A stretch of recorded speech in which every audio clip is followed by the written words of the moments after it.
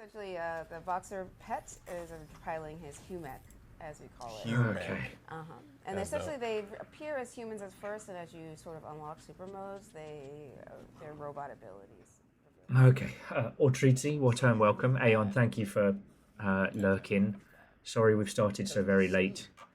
That's notorious. That's when you're like. The game that the Black Voices in Gaming showcase has been running for a little while, and I do apologise I was not here for the jump. The game you're currently looking at is called Pets in Mechs. AI wiped out all the humans, so robots, so pets have built fighting mechs of their owners. Number go up. Number go up. And Dustin, thank you. Fucking 73 months. Don't ask me to work out how many years that is. I don't know. I'll let everybody know that we're up and jumping in just a sec. Silvers, Watto and welcome. Wawa indeed. Today is the first. Okay, Summer Games Fest is squidgier than E3. When you actually count it having started, I don't know. I would call this the first proper day. This is the Black Voices in Gaming Showcase, and there's been a ton of bangers here, including the incredible Diesel Nights, which we haven't had a big featurette on Diesel Nights, so you haven't missed too much. Only that, you know, if EA aren't going to let people make Titanfall 3, then the people will make Titanfall 3. And yes, happy Pride Month, everybody. As a reminder, we fly the rainbow flag in this house all year round. Fearless, Watto and welcome. So yeah, the plan is we've got this showcase, then we've got Sony, and then we're going to have a natter about what we've seen so far whilst we run around in Rainworld later. Oh yeah, no, Wolfcrab, working out the schedule for what this week was going to be has been wild. All systems nominal. I am life, the universe and ever. What do you mean that isn't the actual problem? You've seen some dodgy mice running around. Legend, thank you for the 42. You get your towel.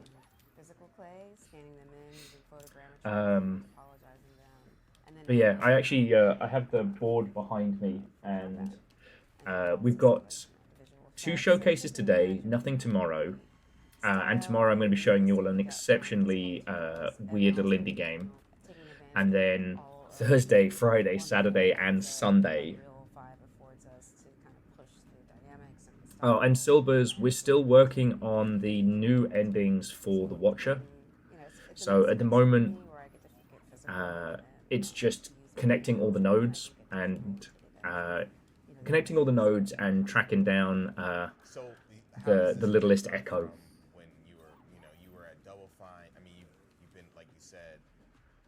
Close to 3 decades. Well, look, Silvers, you've got ages. This showcase, I believe, runs for another half an hour, and then it's the Sony State of Play. How did you develop art? I would, Midnight Sky, I'd love some Bezos bucks. And Jim, alright. I miss seeing everybody at E3. Reactor online, sensors online, weapons online, all systems nominal. Pride sub, best sub. Wait. Scoagius and Launch and everyone, thank you. Yeah, I miss... E3 as a show was a pretty miserable affair of, you know, shifty PR blokes trying to sell you on shit and exhausting... God, yeah. E3 was exhausting. But the homies were great, and the other thing that was great about E3 was it had structure. It was all like a handful of days and then just done. There's no rhyme or reason. So, like, there's showcases today, and then there's showcases on Thursday, but Summer Games Fest official main is Friday, and then Saturday? Yeah, Bratters trying VR porn was one of the funniest things. The for those who know, there was always like a third hall in E3 where all the weird shit was, like the weird peripherals and the like hyper religious Christian gaming groups and things like that. You know, all of them giving kind of like I forget who that like new metal Christian band was. Yeah, That's awesome. I'm just glad Tell me a little bit about E3 died before that's a very the iconic crypto and then cultural AI situation, booms, because that would have been insufferable. What other? But yeah, no. So we're all working late. You know what I mean? Like what other kind of cultural references as far as? So far, the Black Voices in Gaming Showcase has shown us like two incredible bangers. One which I knew about, and one which I didn't. Because this is a long segment on pets in mechs. If you want to check out any of these games, that's the shortcut. But this is the one that I'm sorry I wasn't there to show you live. It's called Black Sailors.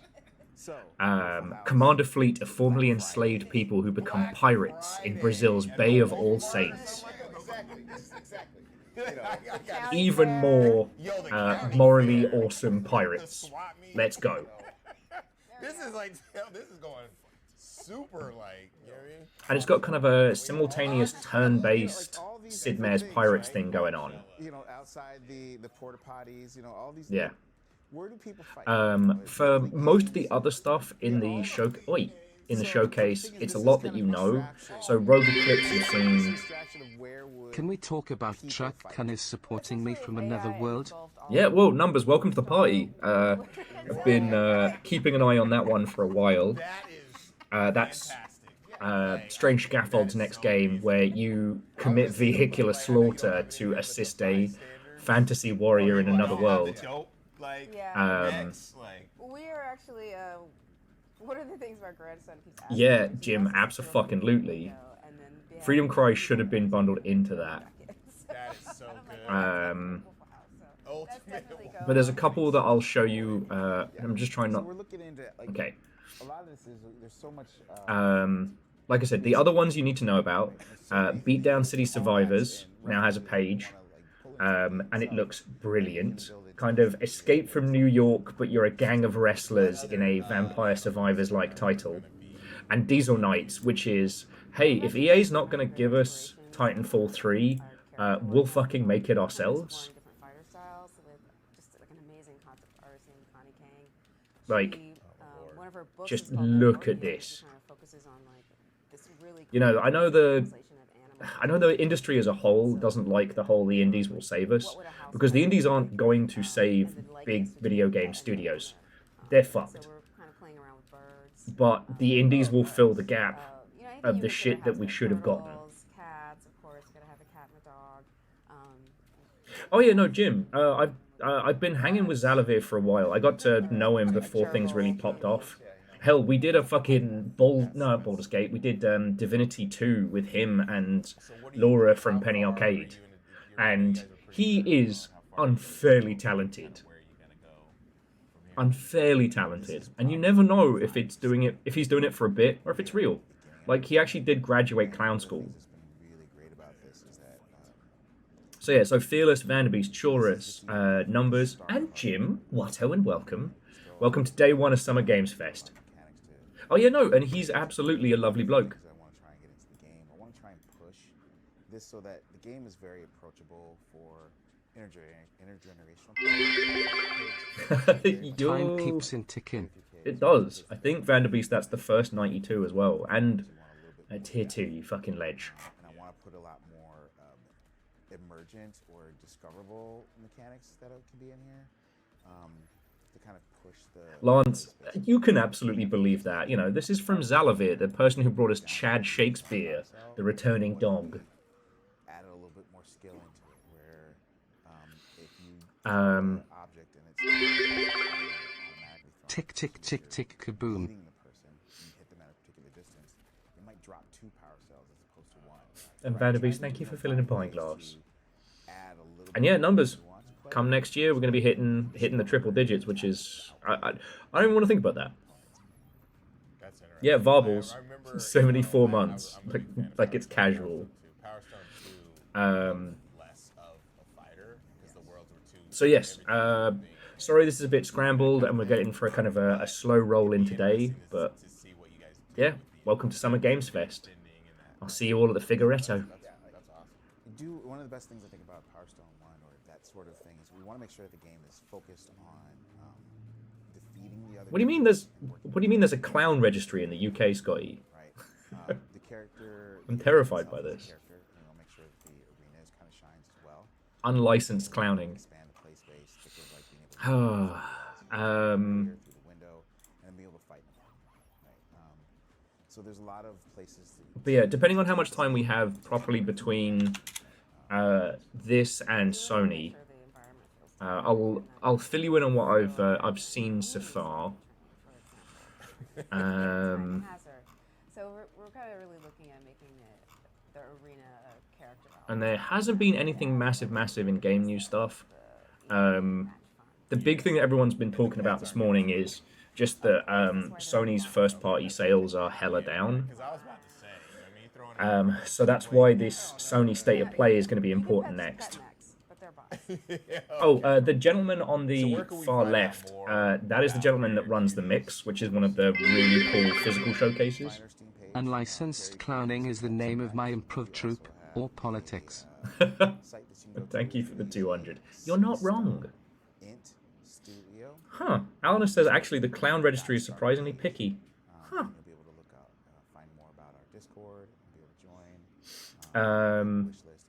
The only thing I know is that to be a certified performance ninja in Japan, you have to be certified. And they're actually suffering from a lack of ninjas after 2020. Seastone Int Studio, and that's on all platforms. Awesome. Thank you guys for coming through and allowing us to play the game. And congrats on everything. I mean,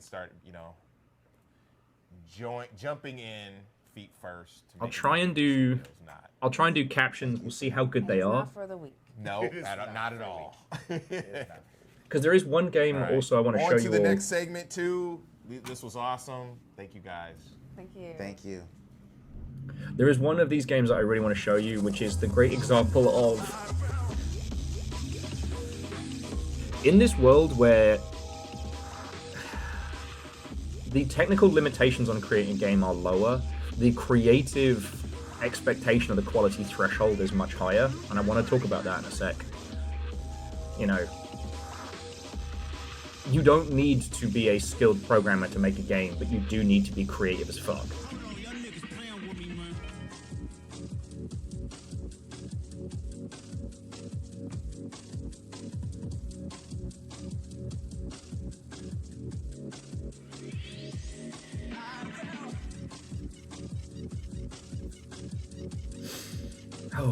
So yeah, sorry for the immediately leap into its start.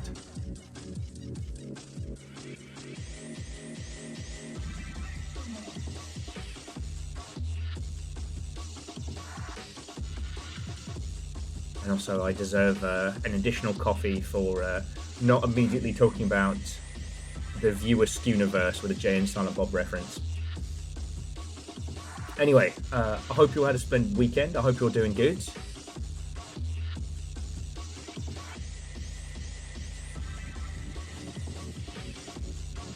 Now, Legend, see, if I've been thinking, what I should have done was made like a big pot of coffee today. But today isn't the most intense of the quote-unquote Summer Games Fest stuff. Reflective, Watan, welcome. Vanderbeest, a schooner is a sailboat. Hi, I'm the one person who unironically enjoyed the movie Mallrats.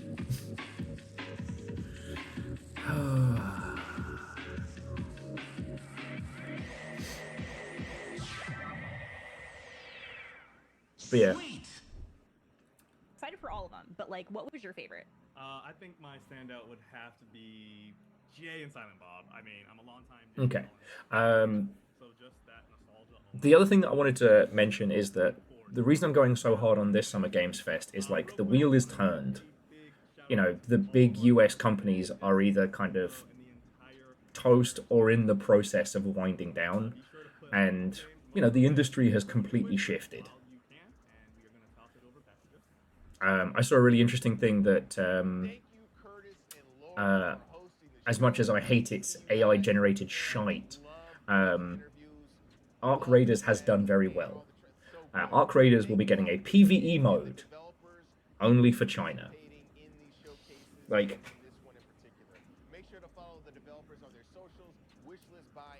I know that doesn't seem like a huge data point, but I think it is. You know, the US is not the main primary market anymore for online games. So now, what does the industry look like in this new changed world? And puns, heckin' thank you. What do you call a large group of coordinated assembly machines that produce a pretty normal and acceptable product? A satisfactory. Nah. I'm scared of that game. And it's strange, like, it's strange little, underground mining clone.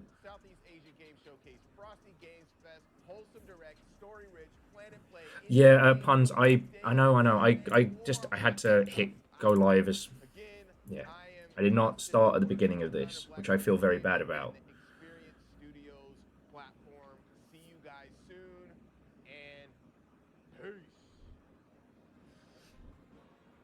So yeah.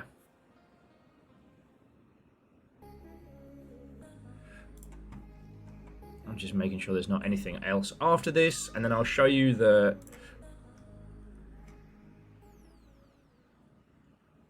Okay. So, now for a proper Watto and welcome. Hello everybody. Let me get some chill vibes going for today. Emotional support, Dreamcast music, go! So yeah. Almost 1 year. Yeah, J-Post, that is almost 1 whole year. So again, I do want to apologise that I was not live for the start of the Black Voices in Gaming Showcase. The games were exceptional, and hopefully to try and make up for that, I'd like to show you some of these titles. We never start at the beginning, only at the now. And Unholy Glee, I want to keep this discussion to games and games industry stuff. The world's fucked, we all know it. All we can try and do is understand the art medium that we love right now, and trying to understand how the wheel has turned will allow us to survive it, allow us to continue in it. Because here's the thing, the Japanese games industry was dominant until it wasn't, but they persevered. You know, we don't talk about what happened to the hundreds of game studios that were banging out like hits during the PS2 era that just died.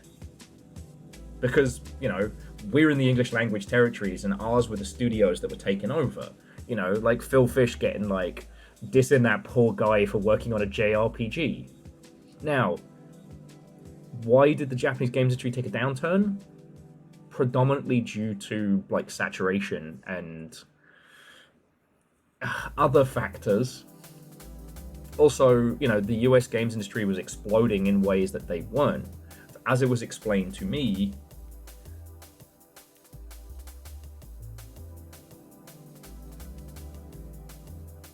Japanese game studios were more stable, but they were much more rigid in the kinds of games they were making and how they were making it. You know, US and European studios were being more wild and wacky. And they weren't all successes, but, you know,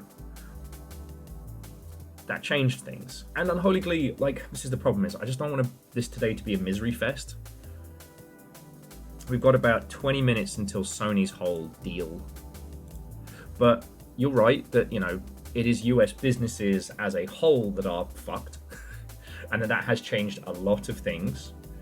And we could spend hours talking about why that is. But I'm not versed in, you know, I'm not versed in politics, global financial fuckery, and the ilk to be able to talk with any authority about it. But I know games, and I can. Now, the thing that is interesting is that when the Japanese games industry took a downturn, people weren't buying JRPGs like they were. Like the dominant... turn-based RPGs based predominantly on Japanese franchises were like a bread and butter main staple. And people stopped buying those. Predominantly because, you know, action RPGs really did take over. Not like Diablo, but like open world shit. Because there are a lot of disambiguations that JRPGs bring into play that when you can actually physically run around and smack somebody in the gob, changes that. Users prefer that over turn-based, at least in terms of sales. Now, what's wild is that games actually haven't stopped selling. People are buying more games than ever. And after the kind of Cambrian explosion, well, I shouldn't say, after the gold rush, okay, 2020 created a lot of money for a lot of people who make games, and they got a lot of projects off the jump. And we're seeing all of those like hit now. And the big winners are winning big. People are still buying games. So like the industry's not dead. I really want to work on this map of like the games industries and how they affect each other. Oh, and Puns, congrats on your kiddie's 13th birthday. I didn't want to think how long that is in cat years. Alright, Puns, done and done. Done and done. Give me a chance to get...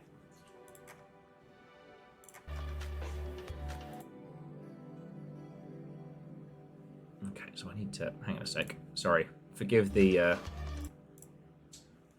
darn it. Okay.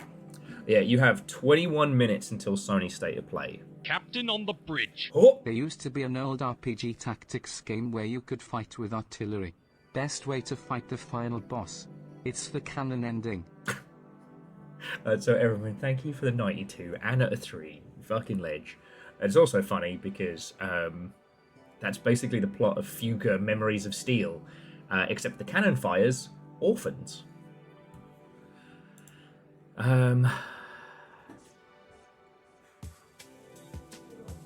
Yeah. Okay, bear with me just a second.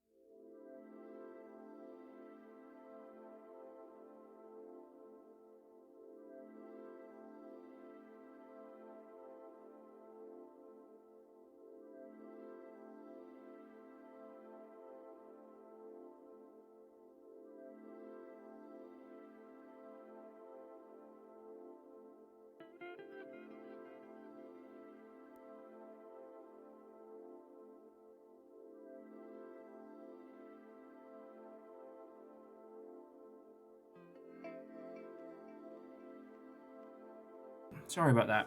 All right, puns. We got 18 minutes. So, all right.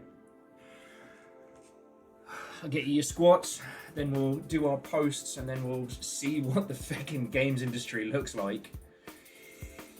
And try and understand it. Okay. 1, 2, 3, 4, and 5. There we go.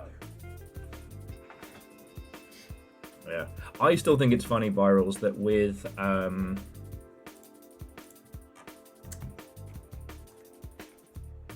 Fuga Memories of Steel, you can buy an Orphan Soul as DLC. Come on, Night Rain 2. Kingsfield 17, I'm calling it now. But yeah, so the reason why I wanted to make sure I was doing today is not just because the Black Voices in gaming was going to have some fucking banging indie games. You know, Diesel Knights is about to flip the bird to EA in a way that's going to be hilarious. But, I know, puns. I understand. So Sony. Sony are an important one to pay attention to now because they are a Japanese-based company. The Japanese industry is poised to command the single-player story game, the AAA blockbuster, because Capcom's just kind of been doing that and winning. However, Sony keep changing strategy before one of their strategies has played out. Like, back in the day, you released a console, and a console always had a strategy around it, and then you would change strategy on the next console. Sony have pulled their support of releasing their games on every format. And what are they going to do instead? Well, betting money is that we're going to see some big first-party announcements that will be exclusively on the PlayStation consoles. Will they announce PlayStation 6? Will they double down on PS5? We'll know. Or maybe this will be a nothing sandwich, and then it's just them being like, remember when we made video games? Unholy Glee, you didn't miss any Diesel Knight news. It was just featured in the Black Voices in Gaming. Okay. So the ones to put on your radar if they're not already. So, Duppy Detective Tasha. God, please forgive me for butchering that one. Now, Saturday Battle Manga is not one for me because my fighting game days are behind me, but this looks really good. And now this one, Plum Road Tea Dream. Now, this isn't going to be everyone's cup of tea, but it's an autobiographical game done predominantly with photogrammetry. And there was one bit during the conference on this that I'm sorry I didn't get to show you all live, but the creator of this was talking about, there's one bit where there's a campfire that's burnt out, and there are like, I think 6 chairs around. And each of those chairs has a name and a date of birth, and they're all individuals that were beaten to death by cops in, I want to say, Belgium? Sorry, I'm butchering this because I'm just... My point being is that while this is not a technically complex title, and using photogrammetry removes the need for like heavy reliance on 3D modeling skills, it means that the focus is on the creativity, the exploration, the poetry of it, and it makes for a great example of, yes, we are in an age now where anyone can make a video game, and hell, you should try it. Try it for the hell of it. Try it for the fun of it. You don't even have to put it anywhere. Make something that you can just have a little run around it and go, I made that. In the world of commercial video games, you can't half-ass it. You've got to put your whole heart into it. You've got to share something that matters, something that means something. You know, I talk about the quality threshold, and it's hard to conceptualize, but it's easy to spot. You've got a whole asset. You cannot leave any butt on the table. What was the other one I saw that I wanted to share with you all? Balthany, Heritage of Blood.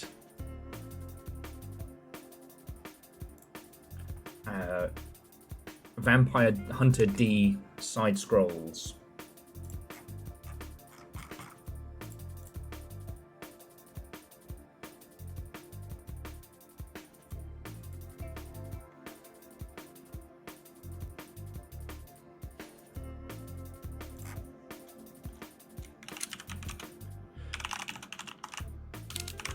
Okay, and I should tell the longship that we're actually going. Sorry.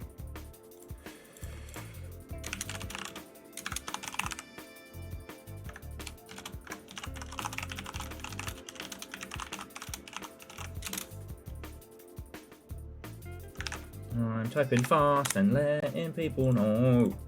Okay. But yeah, you don't. This is not a game that you need explained to you why this is going to be cool.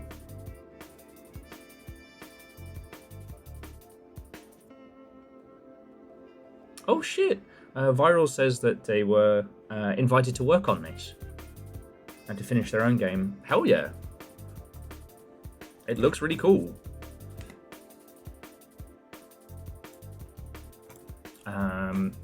So yeah, that's going on a wish list.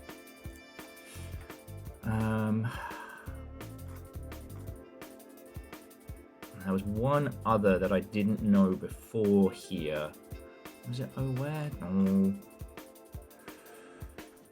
Toss down. Although Toss Down does look very, very good. Rogue Eclipse were new. Darn it. Is there one I'm missing? Because Pets in Mechs is basically Power Stone, but you are a cutie patootie pet inside a fighting suit. Shitaru, Watto, and welcome. But yeah, the standout one that I didn't know before today is Black Sailors. And just to give you the pitch again, if you weren't in the beginning, command a fleet of formerly enslaved people who became pirates in Brazil's Bay of All Saints. Challenge colonial oppression, fight for freedom, and rewrite Atlantic history in turn-based tactical naval battles. It seems to be more like simultaneous turn-based.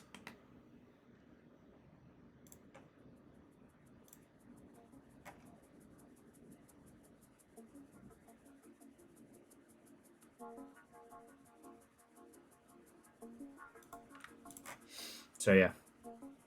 Right. I'm just going to pour that extra coffee.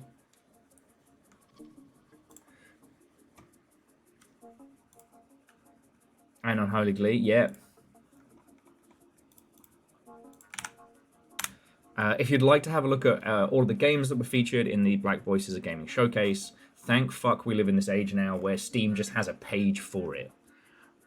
You all have about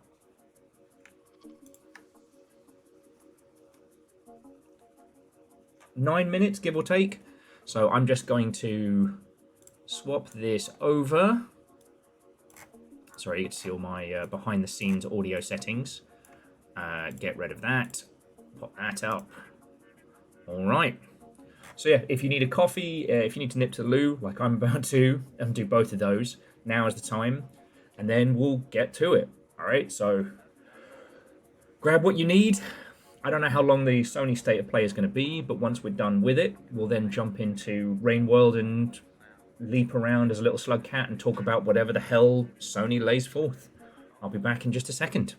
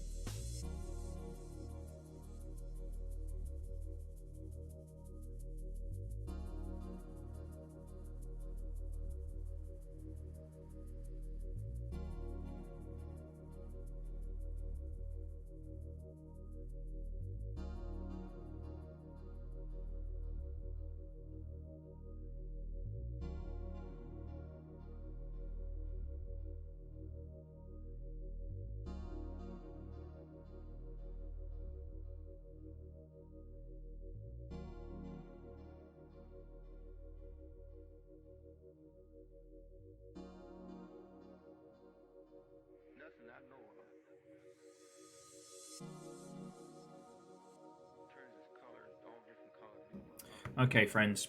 Coffee acquired. PlayStation are loading it up. There is one thing that I dare not say aloud in the next 3 minutes, lest even thinking it might jinx us all. Let's swap over the tunes.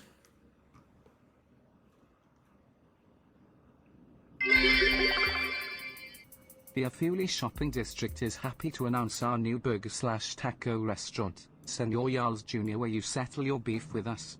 Also hoping I can use Yarl in my game. So, Akari, thank you for 200. You can use the term Yarl, Biakuaz. It's a historical term. It's like, you know, like you can use the term king. Oh, see, I wasn't gonna say it. Little Fire's like, Jinx, what? Like Bloodborne?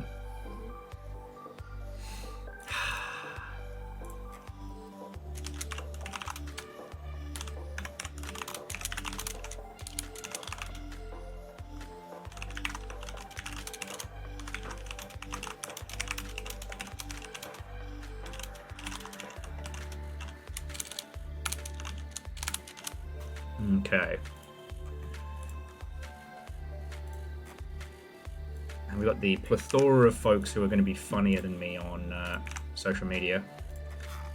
I made one joke about EA looking like the evil empire, and I think that was one of my tweets that did the best. Phone didn't stop going off for like 2 days. Yeah, well hey, look, Simple Chaos, Little Fire, you both saw Diesel Knights is gonna be.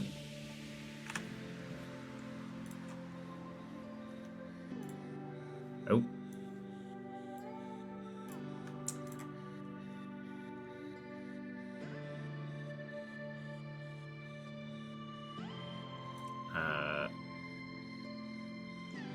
Darn it.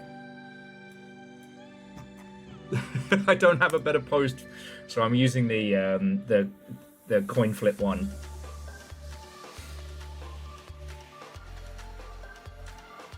But yeah, Diesel Knights is Titanfall 3. You know.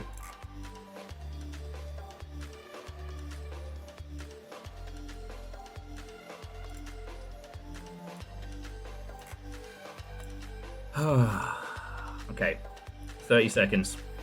And again, let me know how audio stuff is while we're going.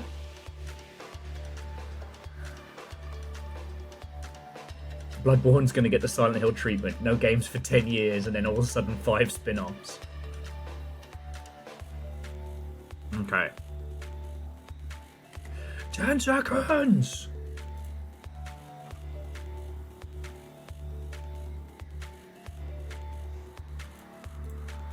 Okay, here we go. This could also just be a wet fart of a press conference.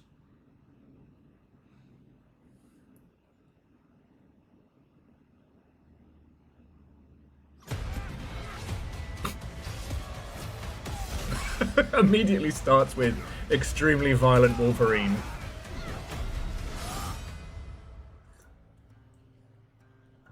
Hi, I'm Marcus Smith, creative director for Marvel's Wolverine.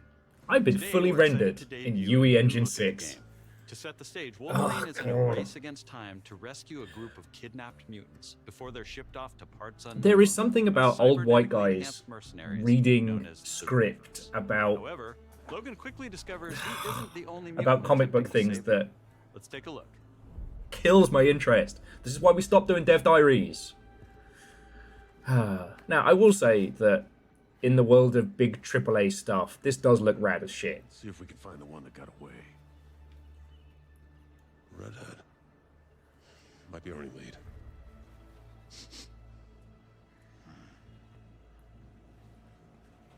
Looks like she took off into the industrial park. Okay, so we're doing the Sony maneuver of it's totally normal gameplay.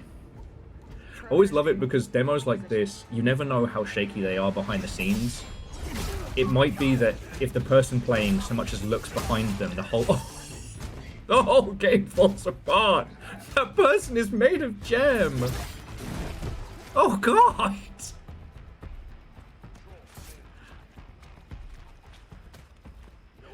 Wolverine, directed by Takeshi Miike. A stealth takedown. Dave, did you hear something that sounded like 15 buckets of paint being poured on the ground?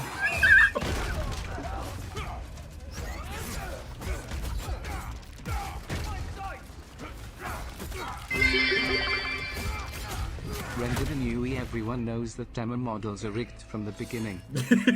Everyone, thank you. Yep. Yeah, whatever insta-cleaning suit he has, that's the real superpower here. Shut it, freak.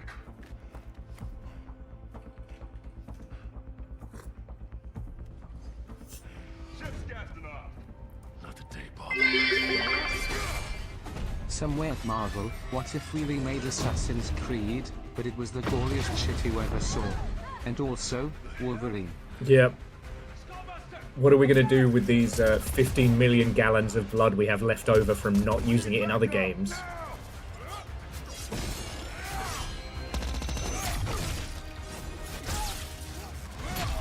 Oh, God.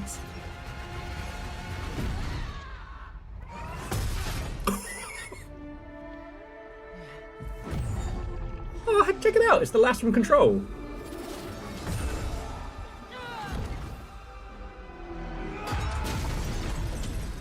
Nice to see she's still getting work. There you are, Red.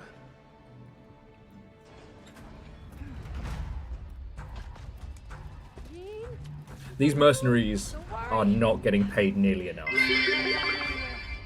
When does Deadpool make his entrance? In seconds.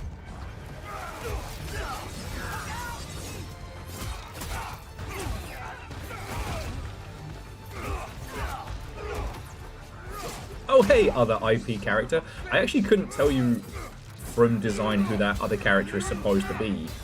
I guess Jean Grey, but... Oh god! Logan, he's already dead! What if we remade Arkham Asylum with a character who isn't a pacifist and has knives for hands? Yeah. Ah, Senor Knives for Hands. I see you have your own game. Also,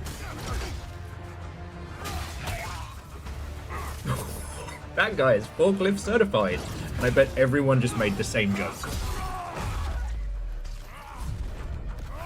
It's the reason I pointed that one. God, I don't even have time to comment. It just.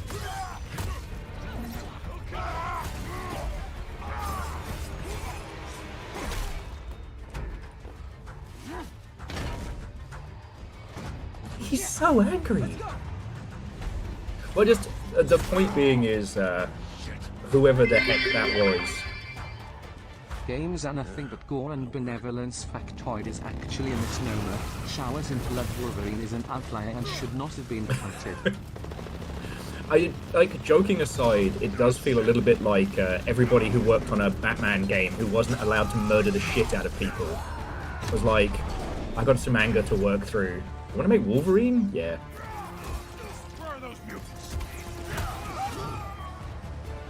What goes through these fucking henchmen's What if minds? the Dynasty Warriors could replace number of people with equal gallons of blood? Plus Wolverine.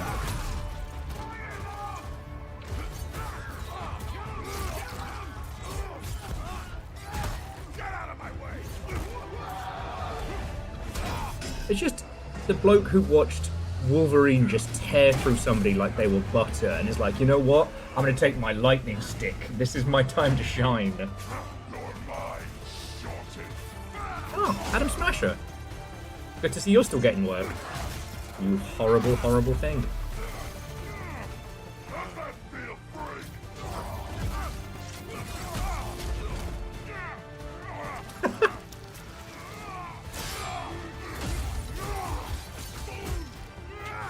Wolverine as a poster child for the Canadian healthcare system.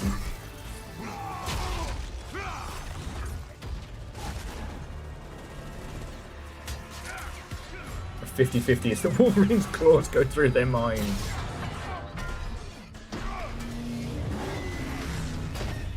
Logan, buddy, that was not your smartest move, but you did just Final Destination those guys. Thank you all for starting a hype train. You'll have to imagine the train there, because, yeah, I guess we're doing...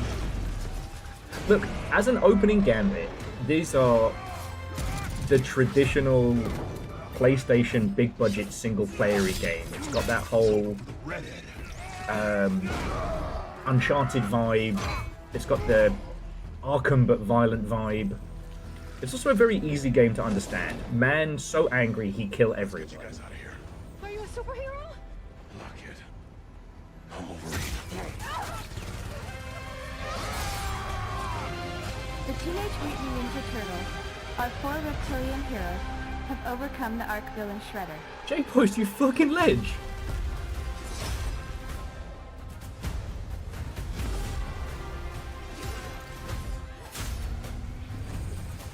Nice to see X-Force is there. Was that baby Deadpool? Some folks can't wait to die.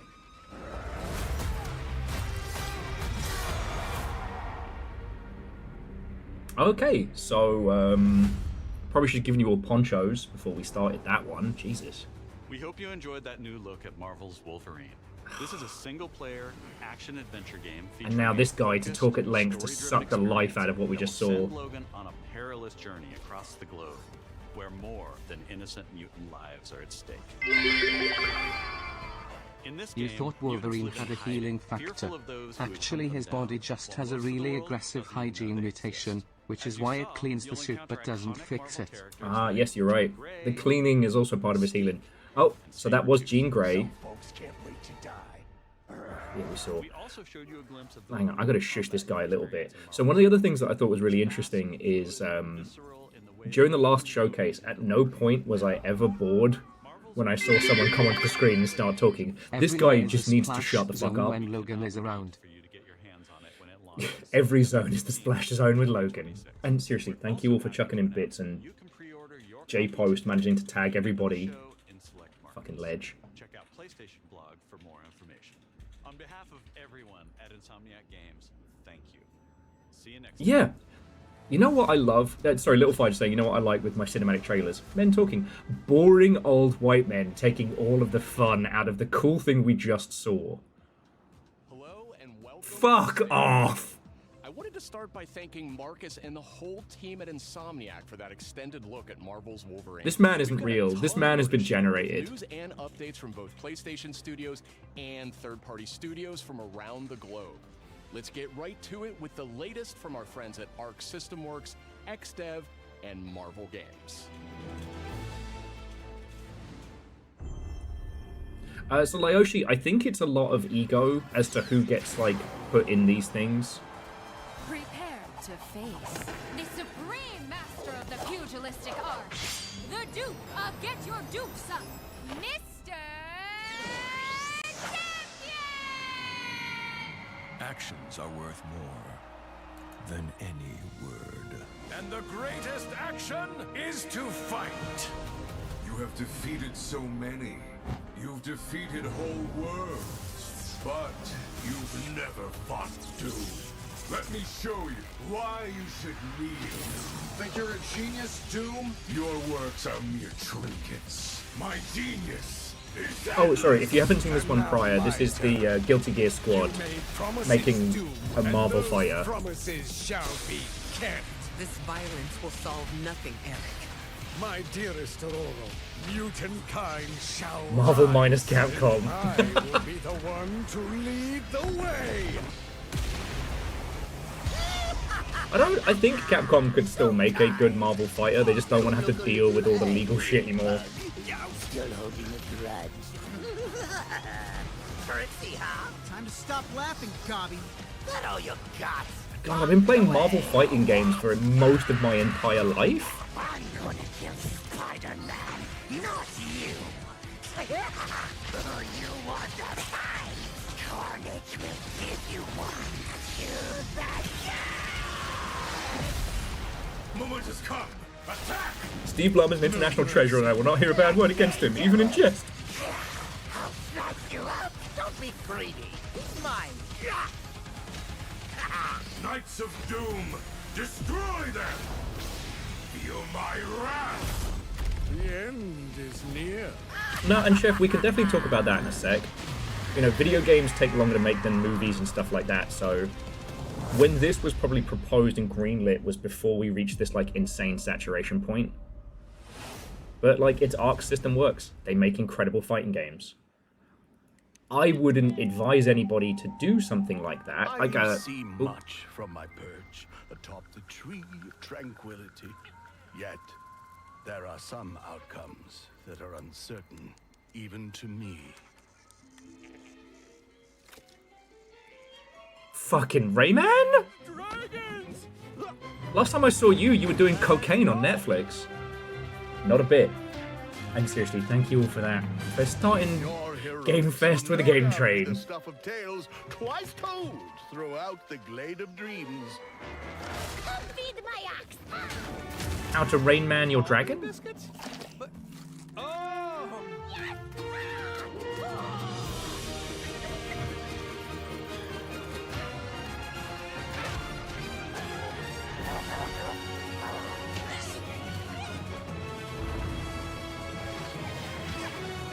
You know what's interesting though is that so far for this Sony PlayStation setup, we have not seen a PlayStation IP.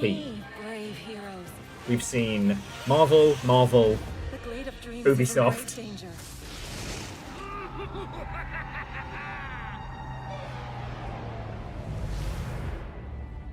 It's time I made my mark. Fearless, I still can't believe that Bucky O'Hare and Jazz Jackrabbit are legally distinct characters. Maybe he stands a little bit of a chance. Globots to the rescue! I am as fast as a falcon! Kick size! For the glade, then! Warsaw Unholy Glee. Rayman was a PlayStation era mascot platformer, but Crash Bandicoot was the one that Sony adopted as their flagship character, back when that was a thing that consoles used to do. Are you ready for our game, Rayman?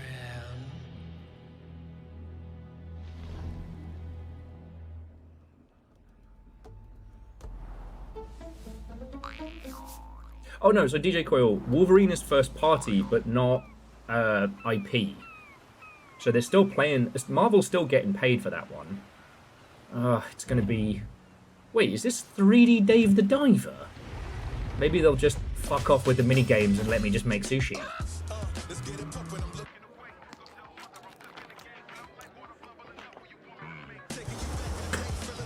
Chimkin.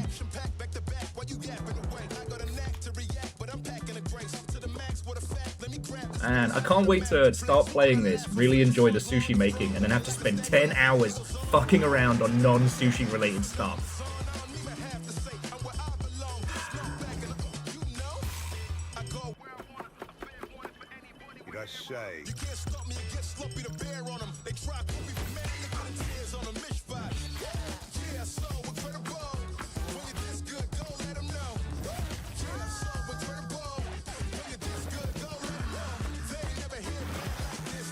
He didn't decore that pepper.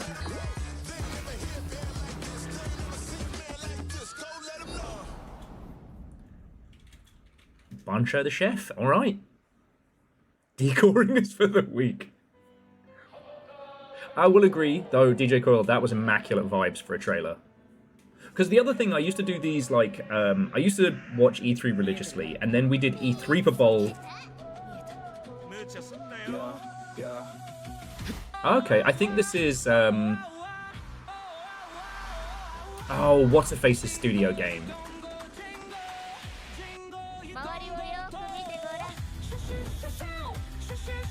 Oh, the artist lass who was on Ghostwire Tokyo.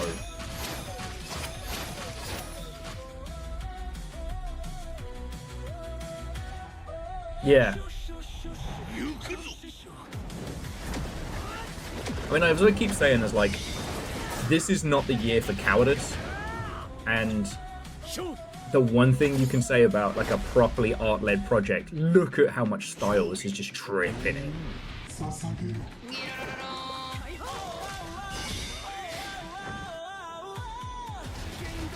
Yes, Almis, that's the lass's name. You and your homies hunting yokai. Let's fucking go. So up to 3-player co-op.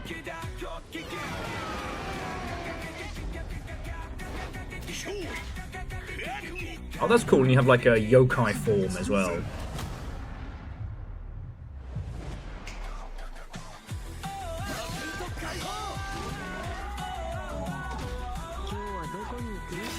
Skip up the side of the building, let's go.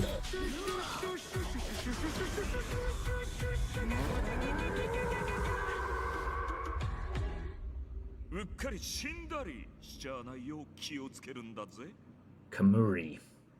Okay. Hi everyone! お久しぶりです。安心の中村いくみです。Did you miss me? I missed you! と言っても多分私のことを知らないし忘れてる人もいるかもしれないんですけど、そうだな。見てね、お姉さんです。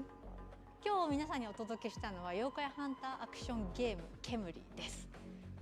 Well, okay, so this is one of the other things as well, is that one, yeah, this isn't a man, but also you can't fake enthusiasm for art, right? Like, one of the reasons why Nakamura here became like notable on the main stage was from doing like I want to say it was like either previous Game Fests and or was it E3s? It might have been Game Awards, it all blends together. But, you know, somebody came out on stage who was genuinely enthusiastic and genuinely happy to be there. And you can't fake that, right? Because the last two blokes we saw in the Sony presentation, one guy was reading off the auto cue so hard, I could not give a shit. He took all the joy out of Wolverine. And the other dude looked like he was a computer-generated smarmy CEO.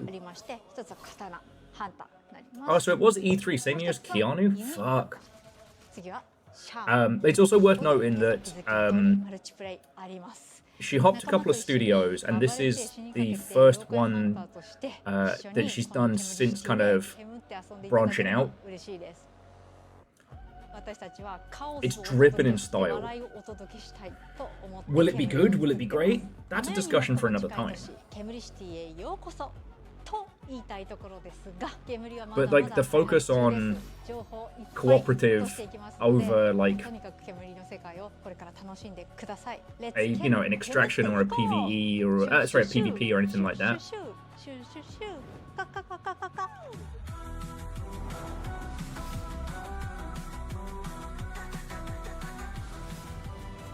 Like, and I can't really give Sony super duper credit for that one because they've had that one in the works for a while, but making it main stage, making it one of their like flagship first parties, not bad. Been halfway across the continent looking for you. Oh, we're back on Tomb Raider. As much as things change. Hard woman to track down.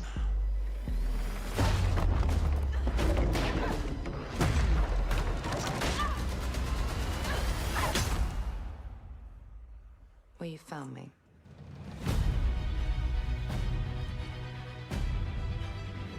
Weird, like, this is iconically a Sony franchise, but it is being made by Amazon, Crystal Dynamics, and other folks. Amazon is so desperate to turn Tomb Raider into like a multimedia franchise. They might succeed. Puzzle, buried in centuries of silence. You don't strike me as someone who walks past a locked door without wondering what's behind it. There's a reason I can only trust you with this.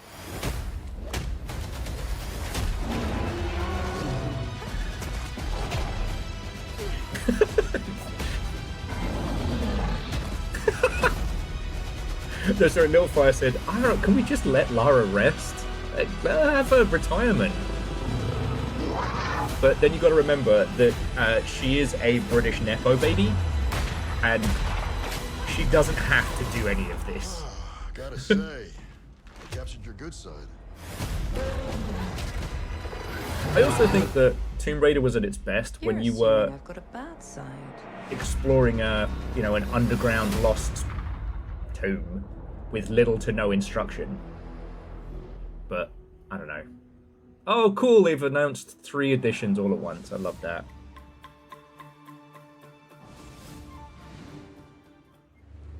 Lara does it for the love of the game, and because she'll never have to work a day in her life. I liked the Anisole. Is that a Dungeon Crawler Carl reference? What did you like about it? He's big and loud.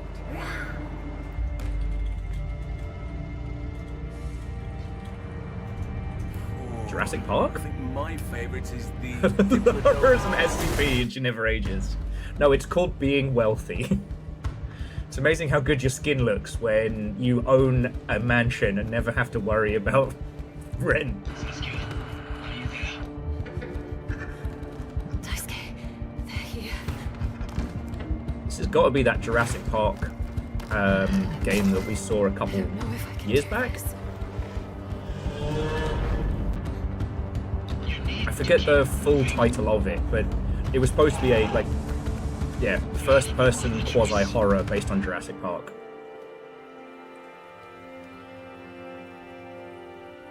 There's always a choice. And Aeon, welcome back.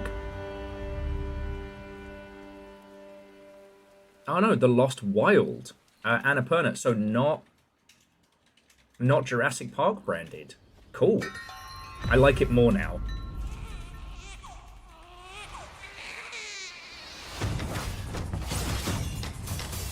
That baby is rendered in Unreal Engine 6. Sorry. I gotta stop dining out on that one game, that one joke. And I'm pretty sure we saw this trailer at the Game Awards.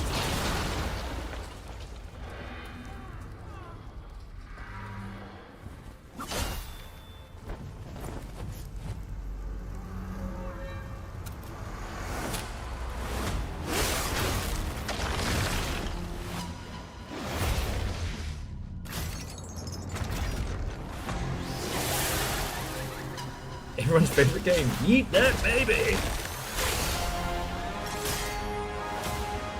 Phantom Blade Zero.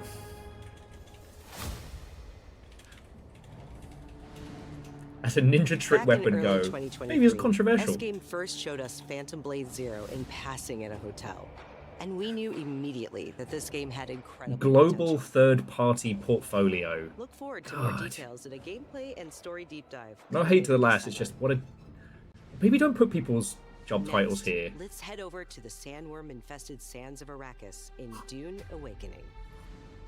In this open-world survival RPG, you can fully immerse yourself in the world of Dune. Unravel a cinematic story filled with mystery and The title is many of the characters from the hella corpo speak, but basically they're in charge of all the people who choose the third-party games that will be considered PlayStation third-party. alone or with friends. Like you will it's explore the it's vast brand management world of corpo o Arrakis corpo. and learn to survive and thrive by unlocking the secrets of the Fremen. Along the way, you'll discover new technologies, craft gadgets and weaponry, and build a base of operations that will grow and expand as you progress towards power and fortune. Pursue the path of the Bene Gesserit, Swordmaster. It's an immersive, cozy, open world, and incremental, all on a now very successful IP. In Dune Awakening, you can Yes, choose to play with your Chonrus, this friends is already or out on play PC. brand Caffeine new put in single a player bunch of mode hours. arriving with the PlayStation release. Okay, don't get me wrong. I like the theme and the ornithopters and the whole shebang. You know.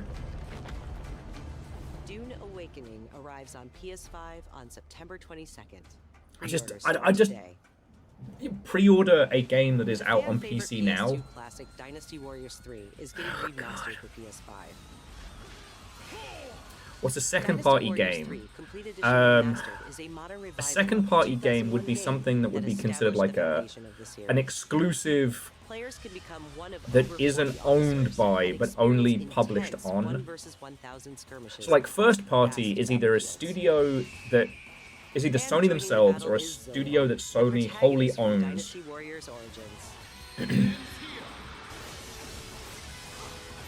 Third party is like if we made a game and it got published on PlayStation, or Sony published it, but it was also in other I need more coffee. Dynasty Warriors 3 Complete Edition Remastered launches later this year. Pre-orders start today.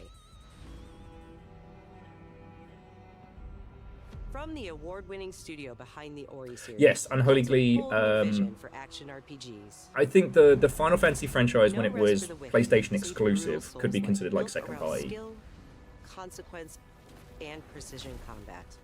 Step into a living hand-painted world you can explore alone, or Second party is when you make the game. Second party games are when the guests are slightly encouraged to go home for the night. The highly anticipated full 1.0 release expands everything. No puns. That's very good. A massive world, a deep class and progression system, and hundreds of hours of content, including endgame, all with full crossplay and cross-save.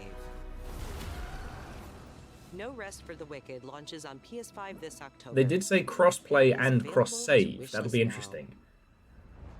Up next, let's check in with Capcom for an update on Onimusha: Way of the Sword. Viral says, I'll stay over here with the 5th party games. You do well to follow his example. I thought you'd see the appeal, Musashi. I'm going to be insufferable with Onimusha. I just need you to know, alright?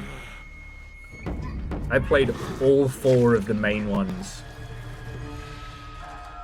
Back when Capcom's in-house animation studio was rivaling Square's. Musashi, I sense Genma. Prepare yourself.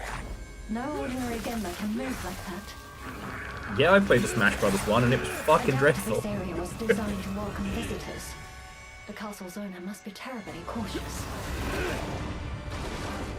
I am Sultan Tochi, Miyamoto Musashi, the fool who seeks strength yet rejects the power of the Oni.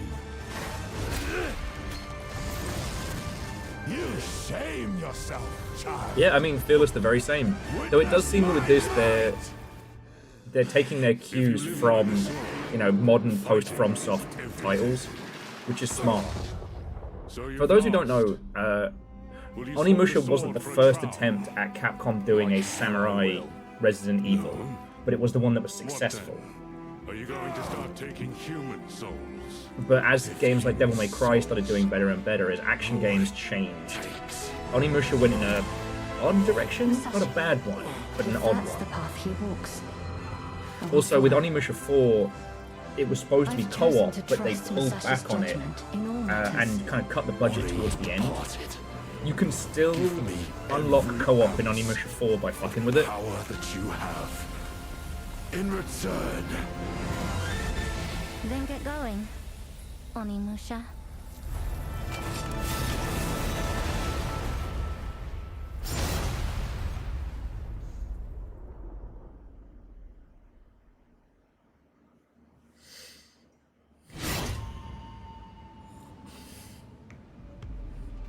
We can't wait to get our hands on Onimusha Way of the Sword this September. But you won't have to wait long to try it yourself. Here's one more update from the Onimusha team. Here at Capcom, we've actually unleashed a Demon Gate across the Western Hemisphere. Enjoy!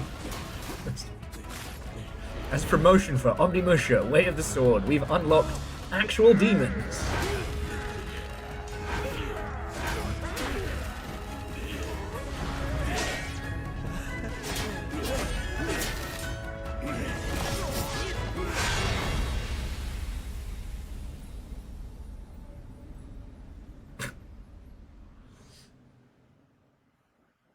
It is very weird how many of the pre-order bonuses and whatnot we're seeing. Alright, what have we got here?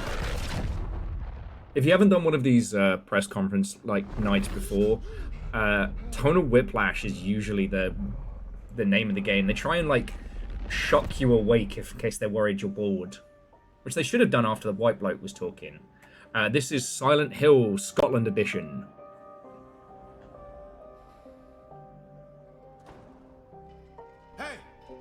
Who's there? Simon. Are you there? So the fun fact is this isn't actually a supernatural game. This is just what it's like for an American visiting a small Scottish town. Please say something. Hey, I see you stopping by, a wee spot. Something doesn't feel right.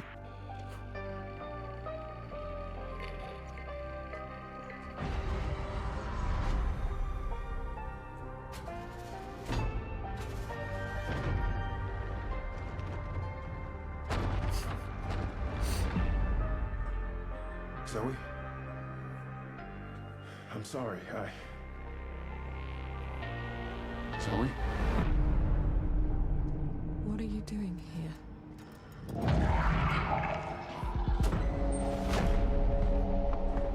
What were you expecting? A bloody Burger King?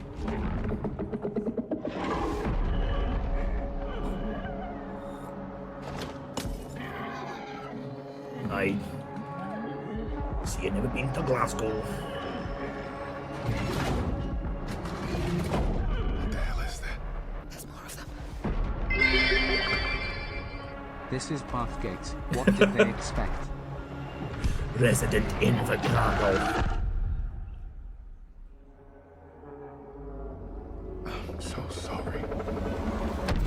Okay, joking aside, this looks fucking cool, and like, for those of you who haven't, you know, been around the UK, there are a lot of towns in like the Midlands and North of Scotland that feel like they haven't been seen in 50 years. Storm from the sea and take the capital back from our enemy. So you're the next one? Oh. The one whose rear we'll have to cover? The people left behind. Time for some fancy jets doing fancy jet things. Some sort of symbol that inspires hope. We will be in visual range of the land battleship soon.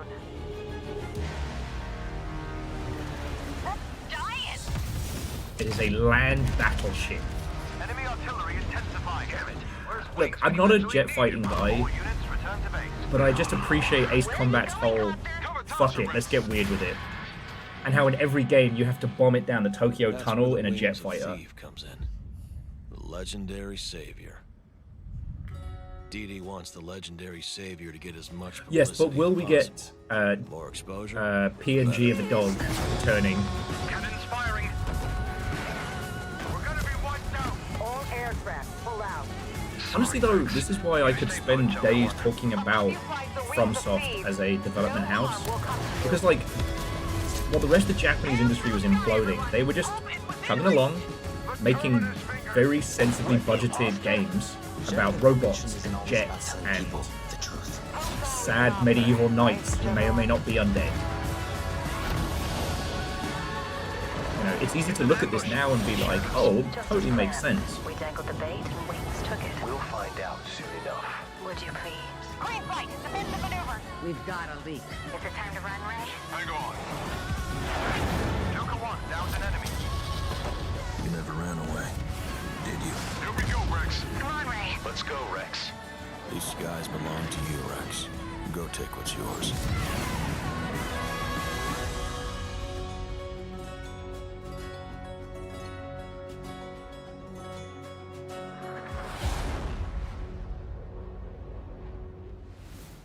Minasan, こんにちは。エースコマットシリーズブランドディレクターの河野です。My apologies. Ace Combat, not FromSoft, Bandai Namco. My apologies. I don't know why I got it in my head that it was FromSoft. アーリーアクセスは9月29日になります。今回の映像では皆さんがエースコンバット8で直面する出来事を一つ一つ向か I って fear the time of the PNG dog is over. I think so. But the thing was, is like, we laugh and we joke about stuff like that, but they've been making this wacky, over-the-top super jet fighter series for years now. And they've just been plugging away at it. もう一つお伝えしたいことがあります。こちらの映像をご覧ください。 Possibly Chonrus? That would make sense. Did you know there are 3 kinds of aces?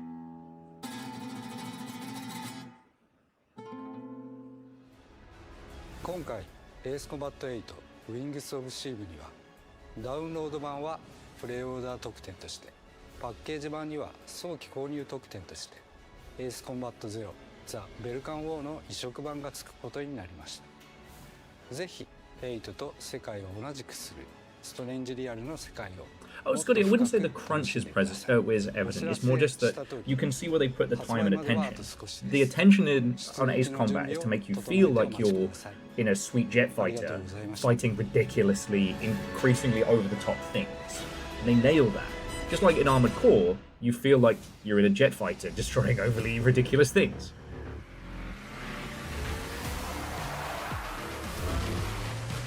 You know, the reason they've been able to maintain that franchise and keep working on it is they keep the budgets low and they put the time where it's needed.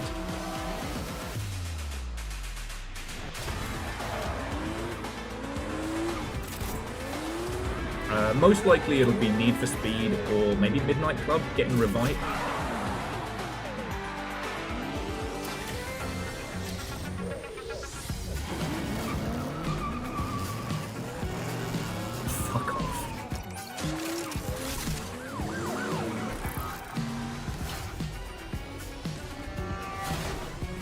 Not to quote every comedy skit since the 80s, but I don't think it's odd that it was called Knight Rider. But that's not the name of the car, that's the name of the guy in the car. So who's riding Michael Knight? Oh, let's farm some nostalgia!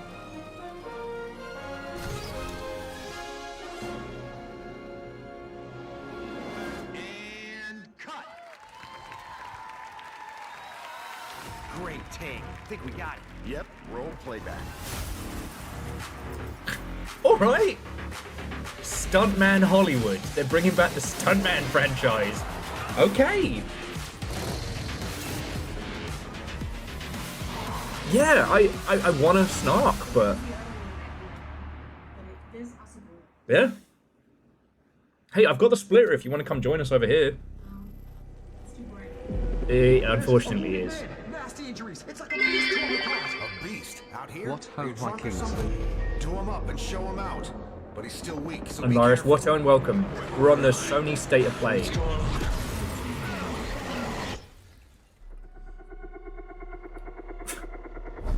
Called their company Teen Clout. Fuck's sake. Oh, Wolverine's been here. Ooh. More like Wetverine. Oh, God! Die, bastard. And you're tough. Surprisingly lively for someone who just came out of a coma. If you want to survive, you gotta hustle. I'm loving this cheesy dub. I'm guessing this is like an Eastern European developer. You fell from the moon.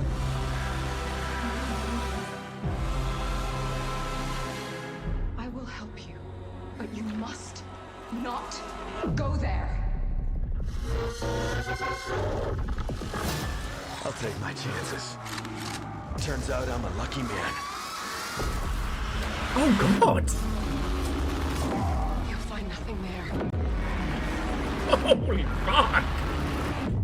Oh, is this the one we thought might be the crossed game, but it thankfully isn't?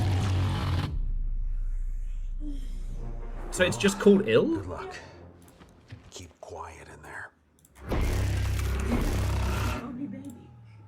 Yeah, and the zombie baby turned into a zombie baby spider and tried to grab his arm. He shot a dude's leg off. Chef says that the animator is incredible. Oh, hey! It's Dylan Faden! Everyone's favorite bald weirdo.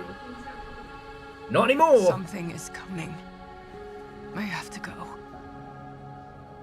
It felt like an earthquake. But it was just a paperclip. Falling off a desk. The tiniest tremor before the main event. Jesse. I know what they put you through. You never had a chance.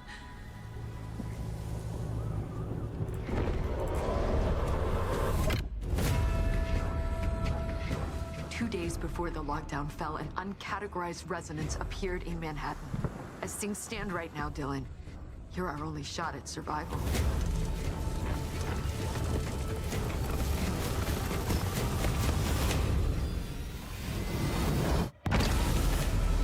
What the fuck?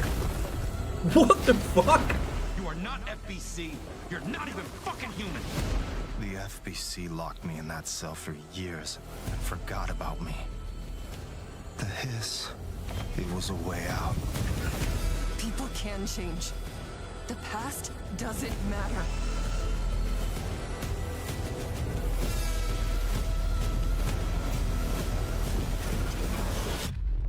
This is gonna slap Who are so you hard. today? September this year.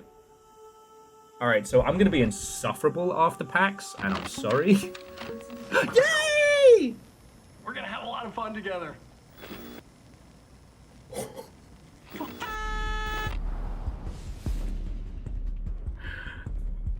It's nice to see he's doing well after his Alan Wake cocaine bender. He saw Wolverine. So those of you who haven't been following, so Marathon's been doing good. Marathon's moving up to its second season, and they are starting to lean in onto a horror aspect of it. So. Darkness. For those without eyes to see. They should have done Threshold Kids instead of Dr. Darling. The fact that we haven't seen the Threshold Kid scares me more than anything.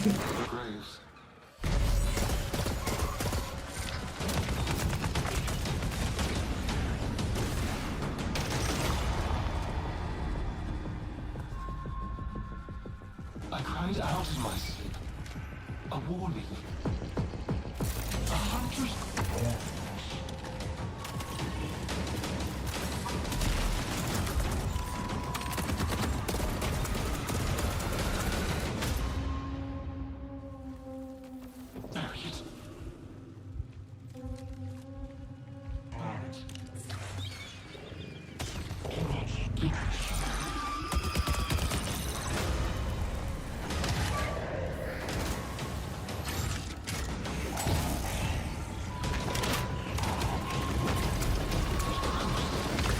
What are you talking about? The Threshold Kids are sitting right next to Bonio over there. Come join the Threshold Kids. Endless life.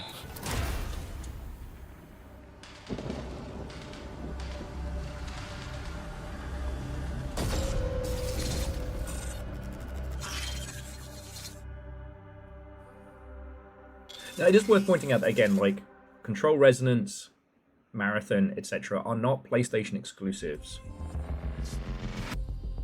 The dangerous and cutthroat world of Marathon expands today with its second season, Nightfall. And if you haven't checked out Marathon yet, Bungie announced an open trial period for the launch of Season 2. You'll also be able to pick up Marathon at a discount. Now, let's take a look at what's coming soon to PlayStation Plus. Up first, a beloved fantasy world is finally coming to PlayStation for the first time. RuneScape Dragon Wilds is an open-world survival game where you rise from survivor to dragon slayer. Huh.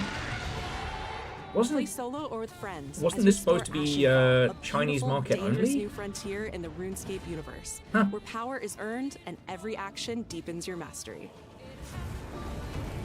With magic at your command, cross deadly terrain, mass forage in seconds, uncover hidden paths, and outmatch brutal monsters.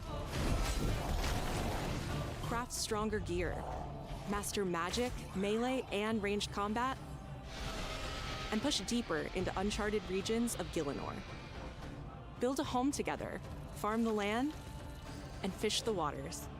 Make it yours. RuneScape Dragon Wilds arrives day one on PlayStation Plus later this year. I must have been getting my RuneScape stuff mixed up. Next up, here's a preview of games coming to the Classics catalog over the next few months.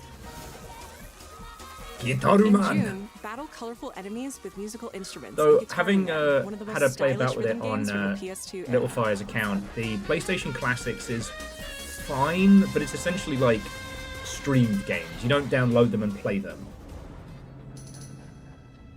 You also In July, can't stream Psyops them. The Mindgate Conspiracy joins the Classics catalog. This PS2 action adventure mixes run-and-gun gameplay with psychic powers. Oh, this was the not good one compared to Psyops, and the other one came out at the same time, and they both ended up suffering. Ah, here it is! And Second finally, Sight, thank you, Phyllis. Onimusha Dawn of Dreams, a Capcom classic from 2006, launches later this year in August. Dawn of Dreams had a great combat system, dogshit story, and you can tell Capcom stopped supporting. Plus, they pulled the budget back drastically towards like the last half. Stop that incessant clicking. And J-Post, I can thank you. You've been a fucking ledge. Psyops was interesting, but like Second Sight was brilliant, and both suffered from being confused with the other. The evil corrupting paradise. This is Dead True International. This version of The Sims looks like it sucks. Come on, let's get a photo together. J-Post, thanks for being a ledge.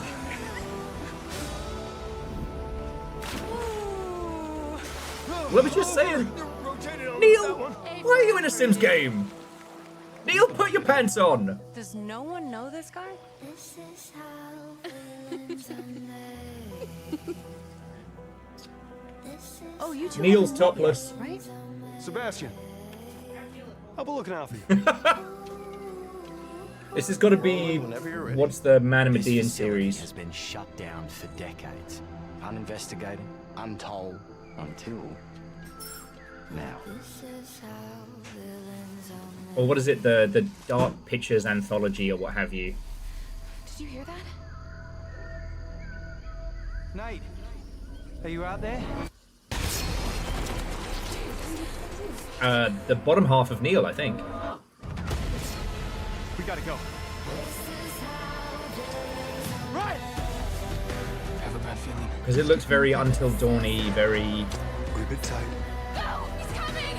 Through there. Take a deep breath. Fuck! Which way? Steady the mind. We're gonna have to jump! There's rocks down there! Push Luke.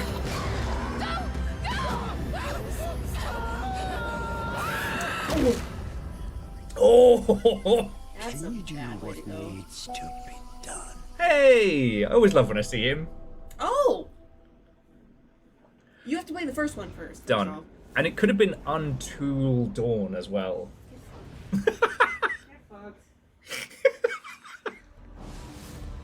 But no, that looks really good. I'm Stu Tilley, Creative Director at Firesprite Games. Ah, fuck and off, I hope you Stu. enjoyed the first look at our brand new installment of Until I love it how when I get In excited Until for Dawn 2, any trailer during this successful presentation, I'm immediately Fate confronted all their with best content a white and man who face-to-face looks like he has with been real poorly hosts for the rendered in very first time. UE6. Whenever you're ready. Having just signed a deal with a major TV network, they visit an abandoned tropical island. Alright, but I Beneath am that gonna... beautiful surface hides dreadful, heartbreaking secrets, centuries old and hungry for vengeance. We're looking forward to sharing more details about this very soon, ahead of release in 2020. I am going to post that. Thank you. Stu has to game-splain it to us. Now we have one more game to show, and it is something special. This is a brand new title debuting with more than 20 minutes of Until uninterrupted Dawn was a gameplay. good push. So turn up the And volume, sit we'll back, review what we've seen and kind of... Though, I've got to be honest, this does feel very paint by numbers. At a time when, you know, you got to shake it to make it.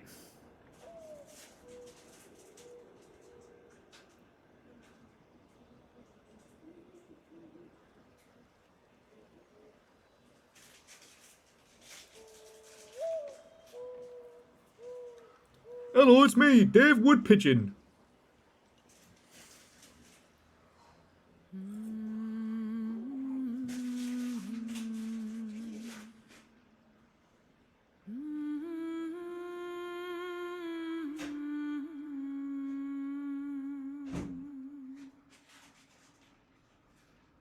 Okay, so Sony Santa Monica, featuring a wood pigeon. We've got Humming, probably a historical game.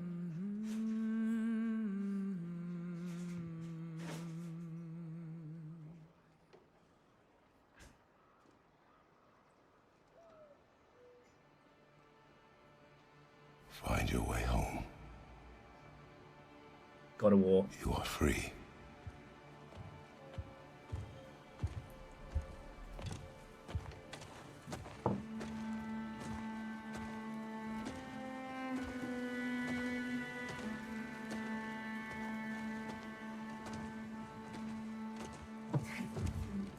The Deadliest Catch, which was actually the subtitle of Octodad.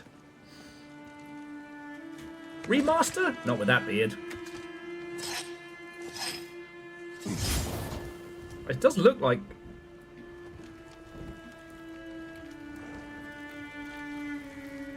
No, it can't be remastering the new ones already. Right?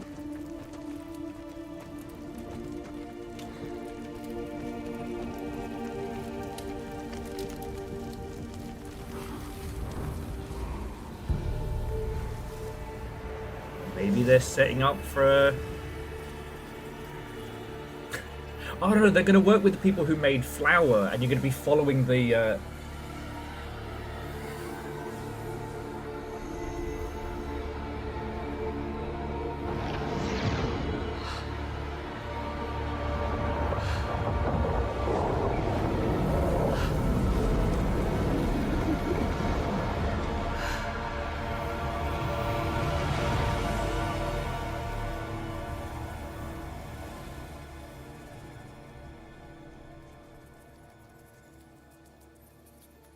In this all-new cozy farming adventure game, you play the wife of Kratos.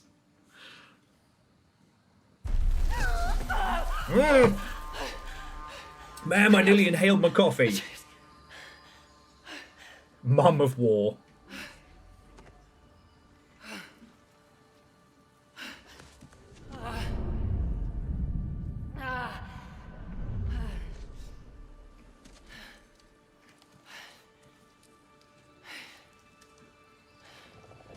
Where am I?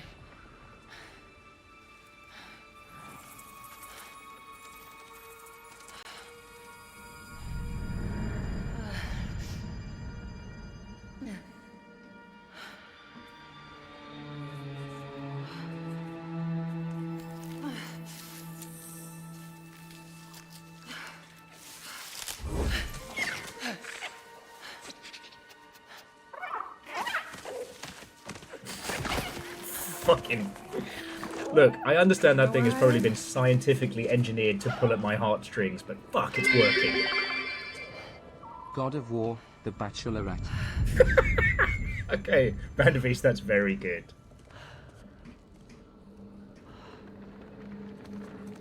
Okay. Burned clothes. The pyre. It happened. They're starting on the path.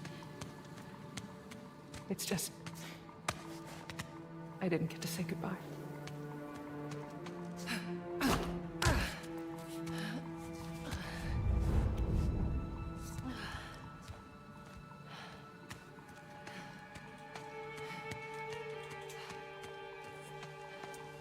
This definitely isn't the light of Alfheim.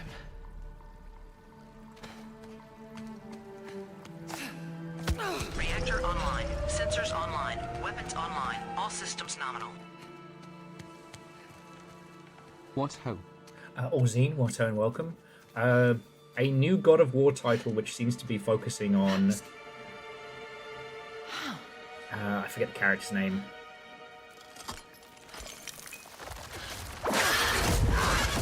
Oh god.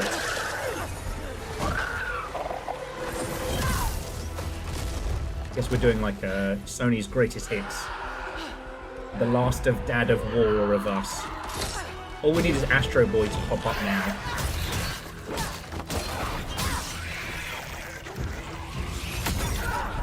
Oh, come on.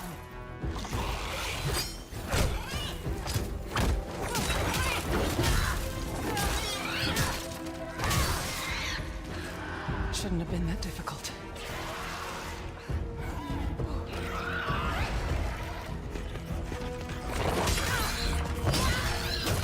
Yeah, apparently no one gets a fucking rest in this game. In this game franchise. Yeah. Armor. Good idea.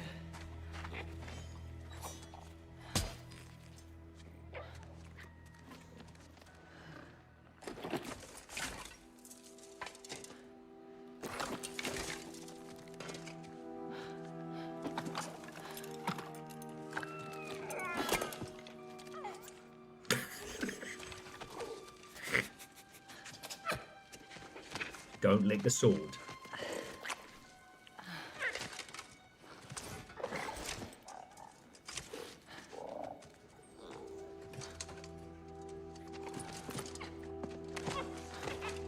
It's a fox. Now, it's a frog fox. How about a way out? What it is a scientifically created sharp bit. My only weakness.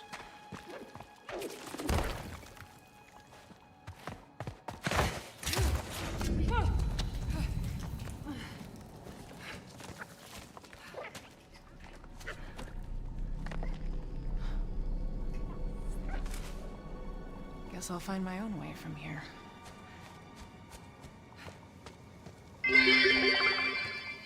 That little frog squirrel has the look of we made the plushie before the 3D model was done rendering. Yeah, it's Simple Chaos and everybody. Like, thank you for the bit. It's that it's like the Porgs in Star Wars are simultaneously a solution to a problem and also a heavily marketable Muppet. You know, that something can simultaneously be crafted in a lab, but also have a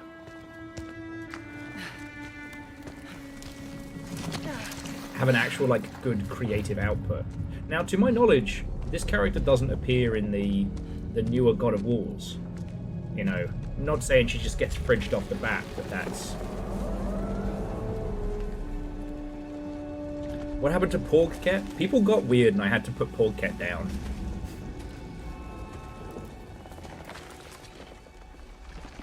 Like, obviously she's, you know, talked about...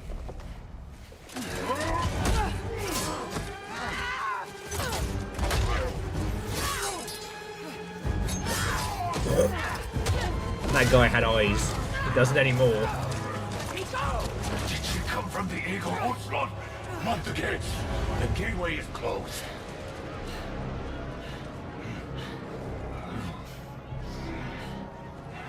As we play, whose Pantheon is it anyway?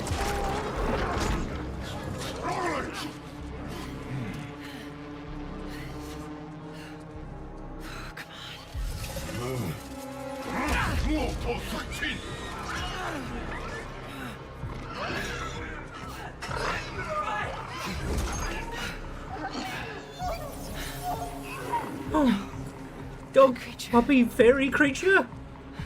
That's not fair. The Muppet's dead already. Let him go!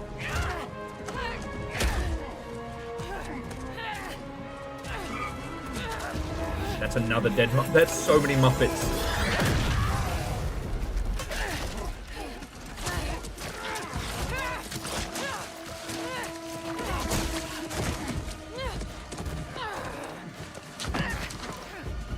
And Varbles, we're getting reveal of new God of War now. We seem to be mixing and matching the Pantheons.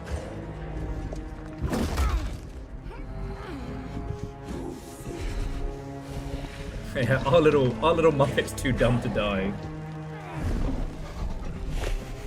The gods are made up and your faith doesn't matter.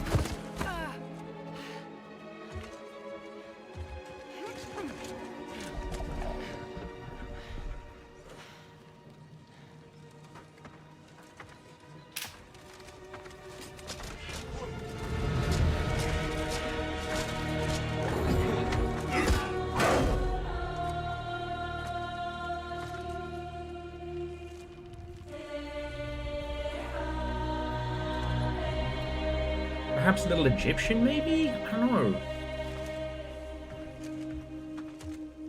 I mean, props to it for giving us a Pantheon that doesn't immediately look like something else.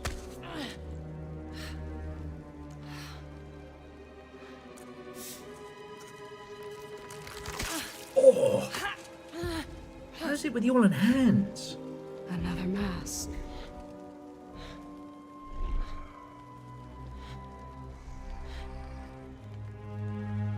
This is important to you. I wonder, do you think this could set you free?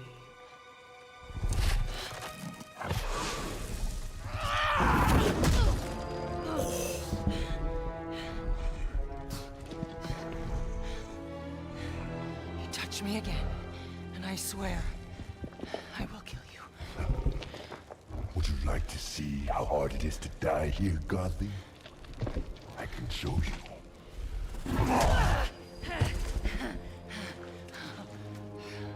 You can't keep me here.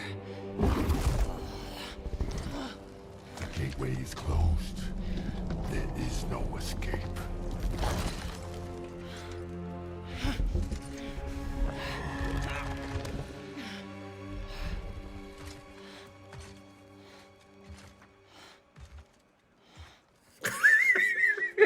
No! Resisting. All of you with her. She's in a better place now, son. The better place.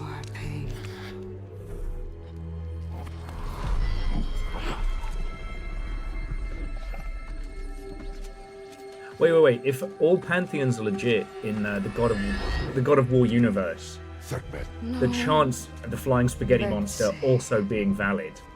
Just say it. Just say it. You deal with our new pet.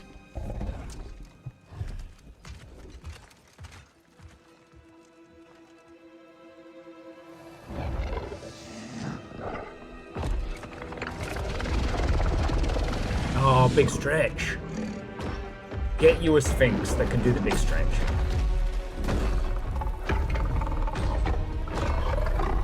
Or cat dinosaur? Flying cat dinosaur, okay.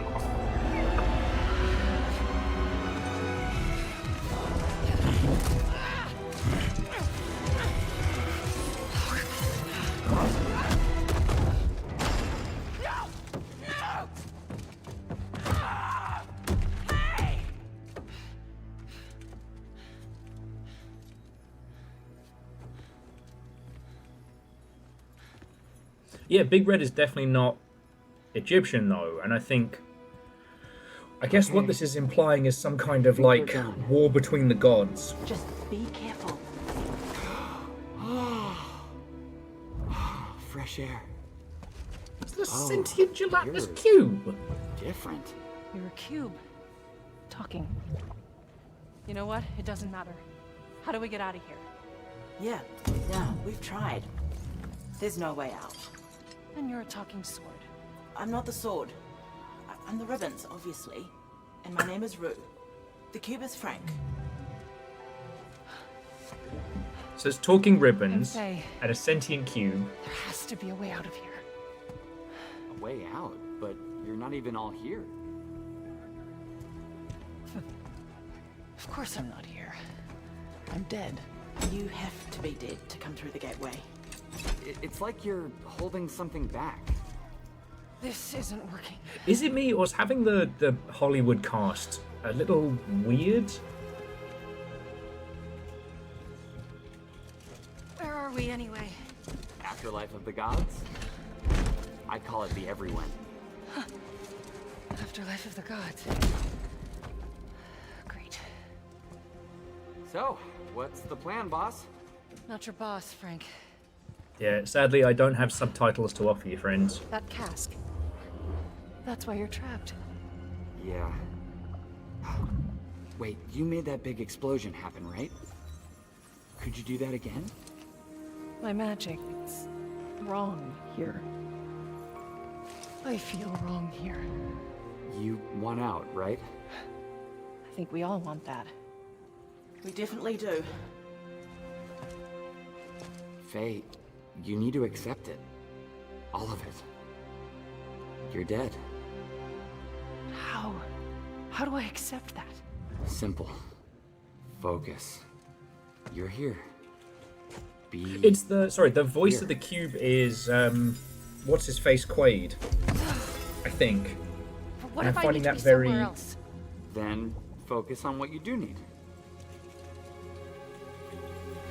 Yeah, Jack Quaid. And I'm finding that very off-putting.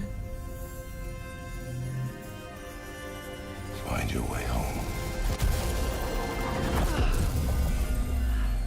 Hey, that's it.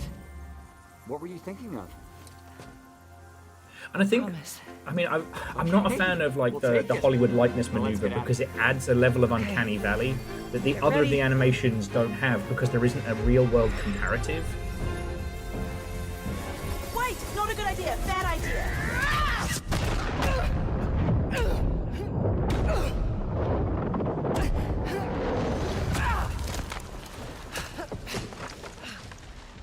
No, Chef. Dead-er. Kratos.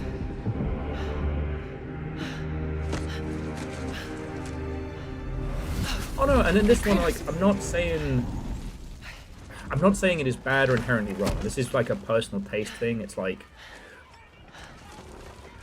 the reason you hire a voice actor is because voice actors have, you know, range and depth and vocal ability and things like that.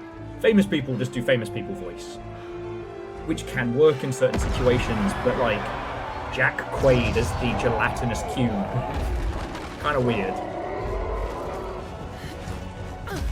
quote, basically, please hire Edwin. Rue? I think you should give her the sword. How do I know I can trust her? I'll give it back. Jack Latnus cube, there we go. And true, you hire famous people for the PR. Take it. But like, wow, does God of War need?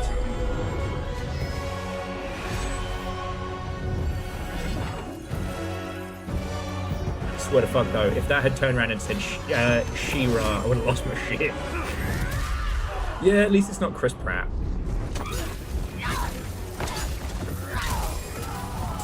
Damn, she punched that guy's soul out of his body.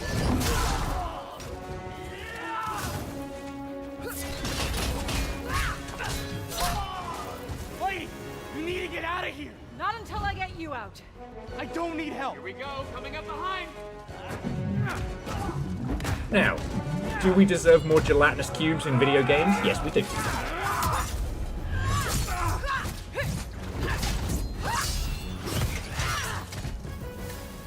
You know what the other thing is why they might be doing mad budget on this one is because this is going to be their next only on PlayStation exclusive. They're going to push this one hard. You know, big Hollywood voice cast, big over-the-top everything. Like, this studio's going to get all the budget. Got an idea on opening that cage. Hey, kids, get ready! Come on! No, I got a promise to keep. Fine, but lady, that sword, it's more than you think it is.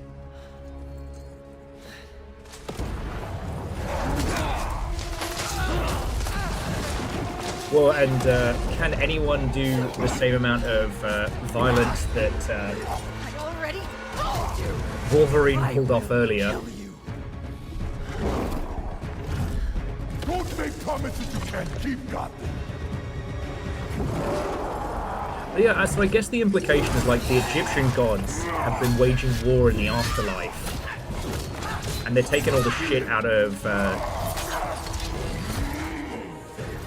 I don't know if she said Valhalla or Valheim. Try again! Faye, focus! Fire! I will wrench you thread by thread! You don't know what you wield. What is it? But just, I mean, my comments on this don't really matter a hill of beans. This is going to sell very good and will be part of their first-party strategy in a big way. You're scared of this sword. Why? I fear nothing!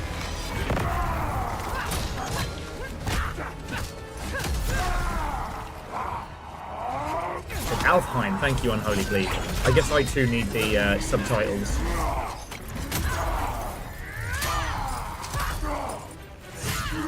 Yeah, and I just wanted to say that, like, my comments on, like, you know, yeah, famous people for VO in certain roles, or for, like, facial capture and things like that, or likeness capture, I should say, in this case. It's a personal preference because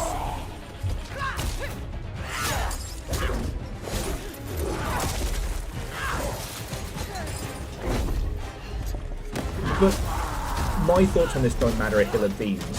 Understanding the business of it, understanding how it's going to do, right?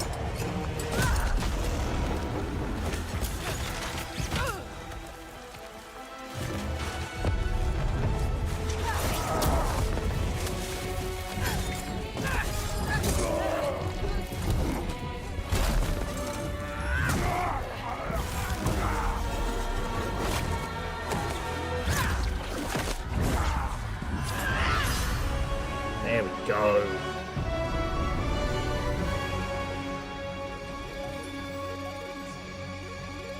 That was a lot.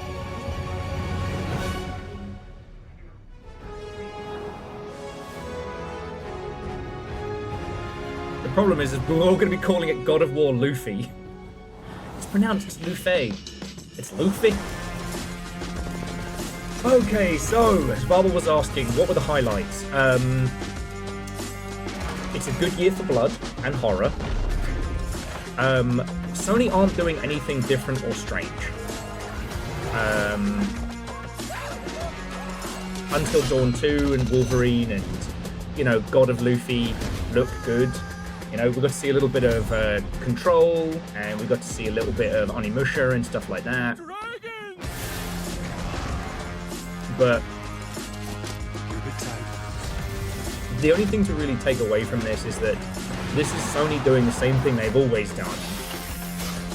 There is nothing here that makes me go, alright, you know what, they're ready. And maybe they're not ready to start doing whatever their next strategy is until they're ready to start pushing the PS6. So it could be that this is kind of like their fallback, not their tip of the spear.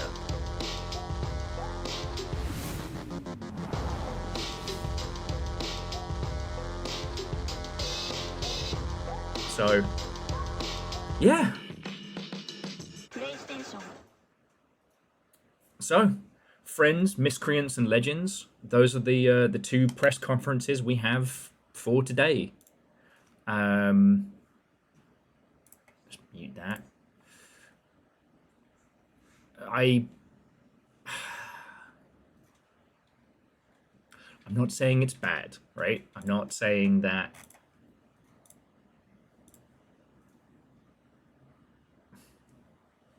You know, we've seen press conferences and things go much, much worse. But, well, I mean, Little Fire, that's the thing, is like, this is not the time to go safe. And you know, we have shit tons of indie games. It seems like they're gonna be using God of War to push PlayStation hardware, and that's gonna be their big, like, hoorah. Yeah. Nothing bad, but nothing fresh. Yeah. And again, I'm not saying these games are bad. It's just that we're at this point now where, you know, the wheel is turning, and Sony's tip of the spear is a big budget, American produced Hollywood talent extravaganza, right? That is how we used to do things.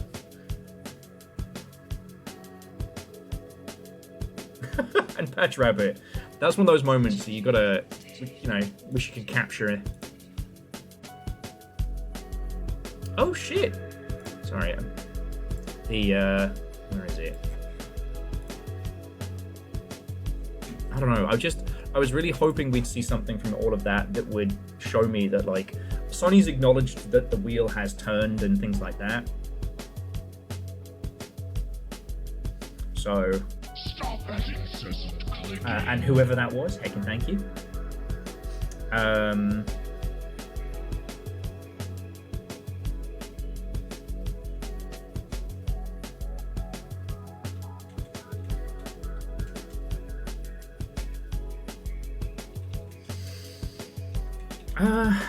Well, okay, so let's talk about it flat. You know, with Assassin's Creed Shadows, there was a large, very vocal squad of people who hated it because there was a black dude in it and a woman in it. Now, it was referenced in Ubisoft's financial calls, but to my understanding, Assassin's Creed Shadows still sold okay. Now, we know that if there was a dip in sales, it's more due to, like, saturation than anything else.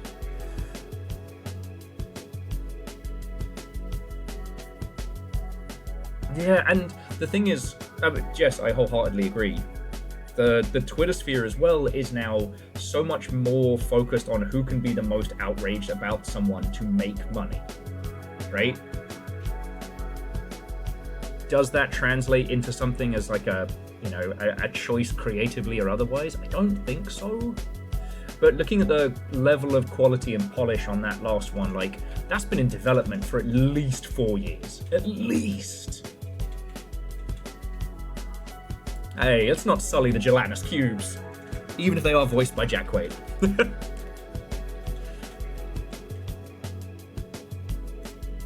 Yes, the fact that people on Twitter get paid more the more vitriolic they are means we can't use it as an actual bastion of, like, you know, what people want. And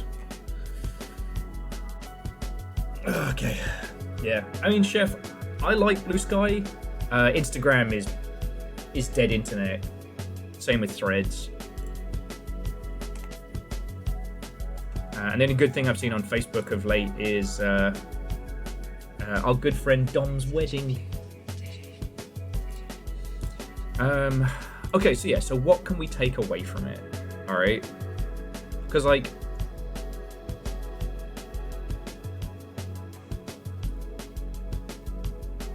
for us, understanding where this is all at, I was very surprised there weren't more Japanese studios kind of like front and center. Like, that did not feel like Sony's like big hoorah. Now, could it be that they're holding back stuff to be part of the main Summer Games Fest? Possibly, you know? And this is where I keep getting this wishy-washy feeling from Sony's communications. It's like they're not prepared to do a full Nintendo, i.e. just do their own thing with their own Nintendo Directs, fuck everybody else. But they're also not fully committed to being part of the ecosystem.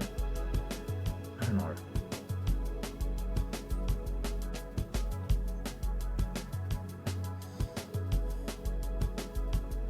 I guess what I'm saying is, like, for the folks who love God of War, they're gonna have a great time. They don't need me or any of us to tell them, like, one way or t'other.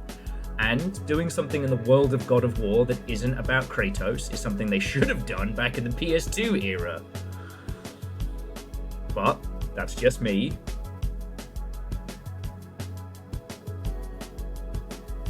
You know.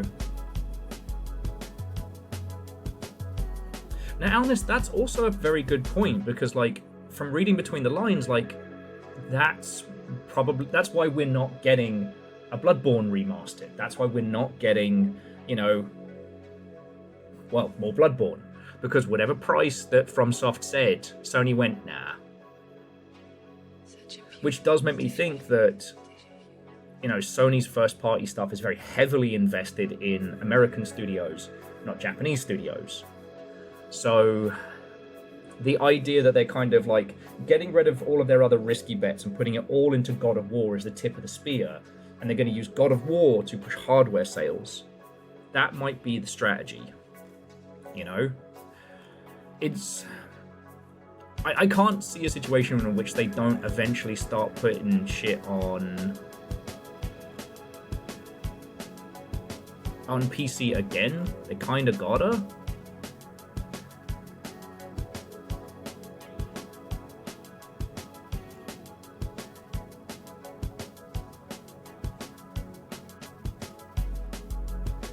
So yeah.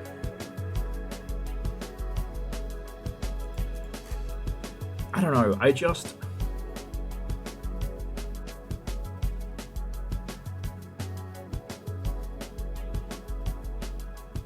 Well, and Chef, that's the question. Is a single super duper whooper title still selling hardware? Is that still the strat?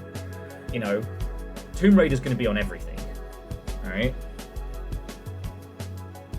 An Avenger, that could be it. Like, they're not... Either they overcommitted back in the day and they're not ready to start their new strategy until the PS6 is ready, but, you know, the world changed. They may not be able to produce and sell the PS6. Like, someone's got to have said that, right? Right?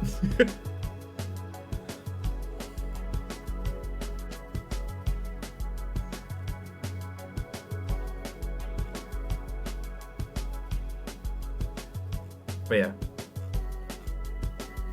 I guess what I'm trying to say is, like, I'm not poo-pooing God of War if you're excited for it. I am very happy that Control is not an exclusive. That Control Resonant is not an exclusive, because the Epic exclusive for Alan Wake on PC nearly fucking killed them.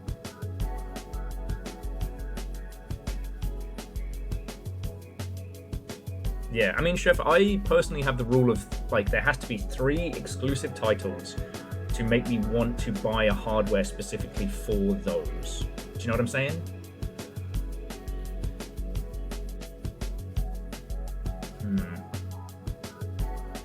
Yeah, sorry, I'm mulling it over at the same time as we all watched it.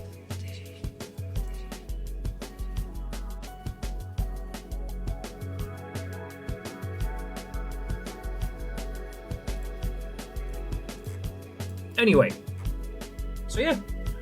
Wolverine looks gory. God of War looks interesting. And Greylark, what and welcome. Happy Tuesday. I think I really appreciate the creative direction of like, nah, we're gonna go full rainbow, you know, Viking mythology. We're not fucking about on this. And we're going to have like our own kind of more interesting take on the Egyptian pantheon. Yeah. And Chef, I do agree. This felt a bit. I can't believe it's 2026 and we're still saying that, like, please don't put your big executives front and center. Hire someone. If you've got money for fucking Quaid the Gelatinous Cube, you've got money to hire someone to do your presentation. I thought last year, what was it? Is it Ben Schwartz voices Sonic and has done a bunch of stuff? Having him do the Xbox presentation for Outer Wilds was so smart. But then they did that thing where they'd have him do the presentation as like this, you know, head of marketing comedy character, but then pivot to, and then Boring Dave makes boring words at me about a game.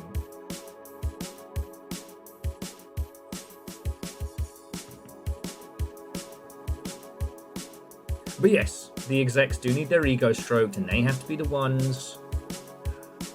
I don't know. There have been a few people around the industry who've had that kind of, that charisma. Not quite full Kevin Butler style, who was one of the best things that Sony did till they fired him because he was seen playing a Wii in a different commercial, the actor playing Kevin Butler.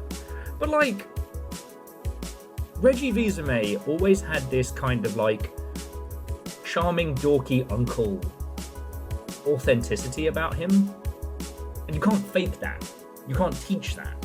If you have somebody on your staff who's got that style, absolutely use it, but don't, you know. Anyway, at this point, we're just kind of critiquing. There was nothing from that I came away with like a, oh my god! Like, Until Dawn 2 should be very, very good. Neil's there, yay! That's going to be great. The new Tomb Raider game will likely be incredibly sanitized. It will be fine. There is no way that, you know, whatever's left of Amazon Game Studios isn't like fucking fingers in pies there. Because there aren't. And hey, look, honest, like, you know, Ikumi's just been, you know, her studio's just been in their lane doing their thing. Right? And, you know, may we all be as successful in our art as to reach the point where we don't kind of have to do everything all the time.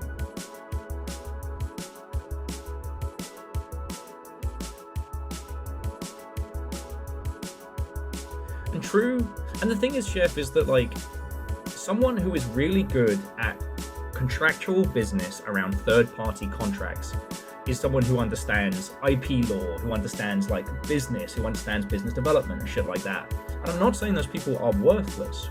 You know, when you're running a juggernaut, you need these people. But that doesn't mean that they're the life and soul of the party and should be presenting wildly creative things. You know, if you cut out all of the people talking segments from that, you would lose nothing. Anyway. I mean, this isn't E3 Bowl, we're not doing the usual, like, breakdowns of everything, but it's interesting, you know? Yeah. And just to recap, like, exclusives can sell hardware, alright?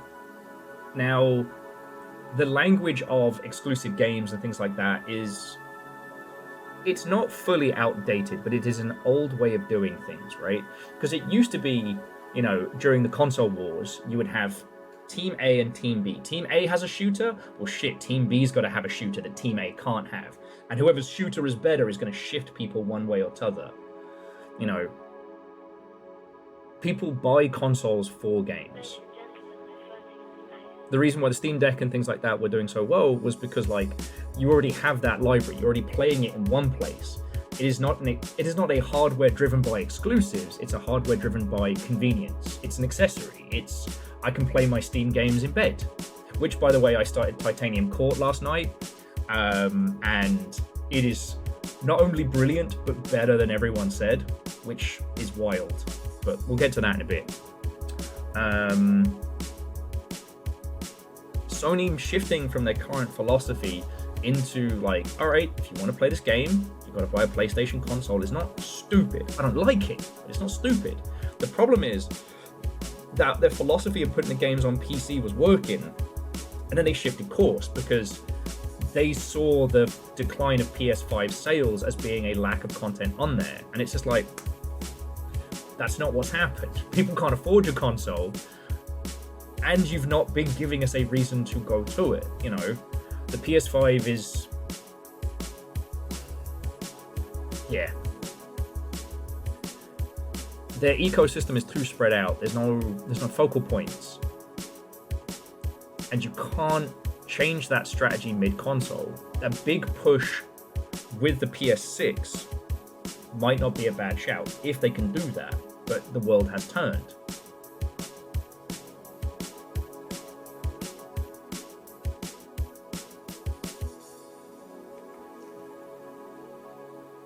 I mean, Chonris, that could have happened. All I can say is that the strategy for putting PlayStation titles on Steam and other places was like brand domination. You know, the whole Game Pass, you know, everything's an Xbox strategy was wildly unpopular, but it was smart. Oh yeah, no, Greylark, they announced Until Dawn 2 today. We watched Neil do a belly flop and one guy do a head dive.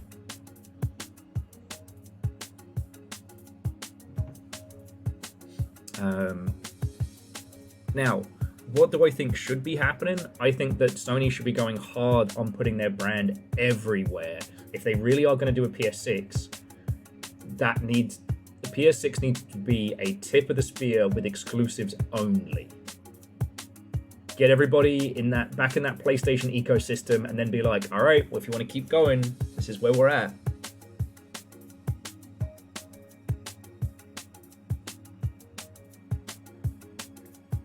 Yeah, Unholy Glee, I probably should mention what that head dive was on too, but, you know, details. To quote Rincewind, I don't have a fear of heights, I have a fear of grounds.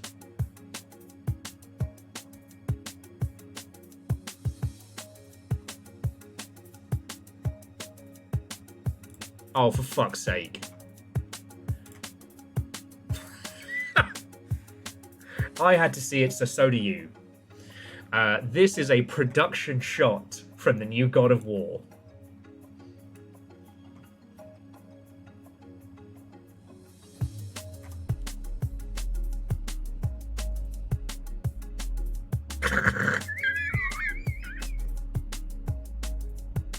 I really want to embody the character of a gelatinous cube. Fucking alright. I'm over here being like, hey, we need to make great creative games with sensible budgets. And over on God of War, they're like, what if he wasn't just voicing the cube? What if he was the gelatinous cube? To play the part of the cube, you must be the cube.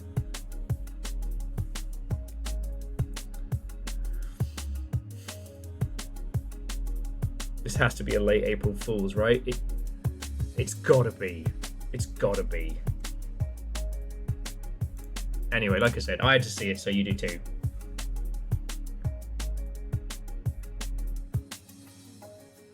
Be the cube you want to see in the world. That cube being the Gabe Cube. Okay. So I guess the thing is like, it's not... Let's see if the hot sheets picked up anything that we didn't. But, like...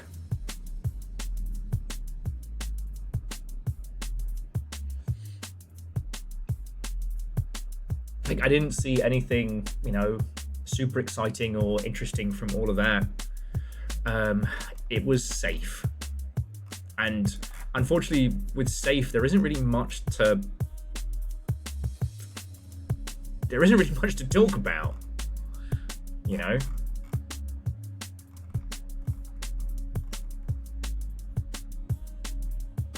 The only thing that we didn't see because we were doing our own little thing here was apparently the varying chats of the on Twitch and PlayStation and stuff like that, on Twitch and YouTube and stuff like that, was people just spamming, "We want Destiny 3."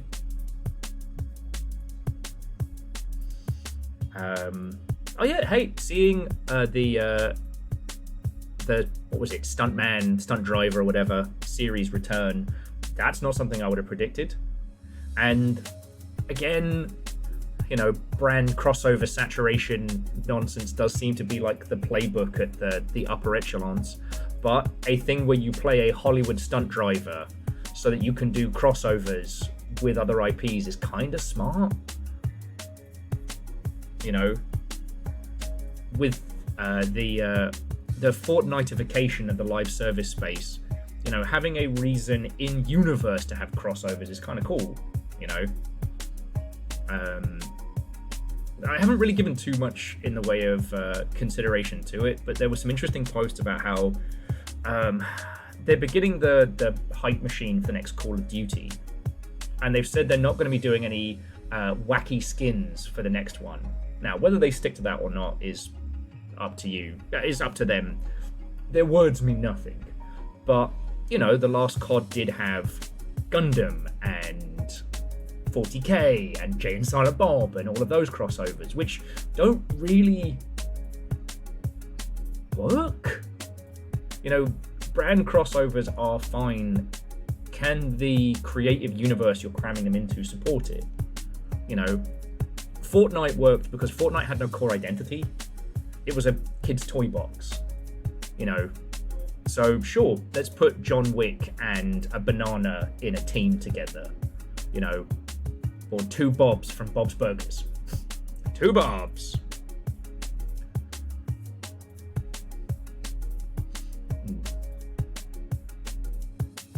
But yeah, so to those of you who joined us earlier, now the interesting shit that we saw earlier that I'd like to remind some of you all was from today's morning showcase, which was the Black Voices in Gaming showcase, which had some fucking bangers.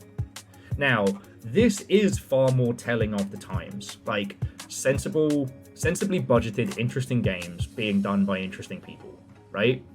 Now, Rogue Eclipse, you know, this is the one being funded by Outer Sloth that looks fucking cool. Well, and actually, some of you hadn't seen it, so I'm going to show you this one. Because assumption is the mother of all fuck-ups, and I assumed you all knew about this one. But this is, well, the official title is Truck-kun is supporting me from another world. And it is a chaotic, crazy taxi-ish game where you bash the shit out of things with a little truck. Because everyone you kill and everything you destroy is isekai'd to another world. And so the hero that you're supporting can farm them for XP. So every person you murder turns into a little slime in another world that your hero then kills to level up. You know, objects and items are turned into... objects turn into items, etc. Yeah. Now, this is a strange scaffold game, so the fact that you are actually fucking murdering people and teleporting them to another world, or that you're the only one that can hear the hero in your head, may end up playing something. I did have the thought that this could be like Life Eater if the main character went fully delusional in a truck.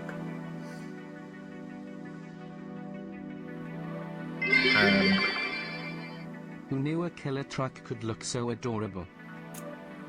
Yeah, or who knew God of War was going to throw adorable Muppets on a fire?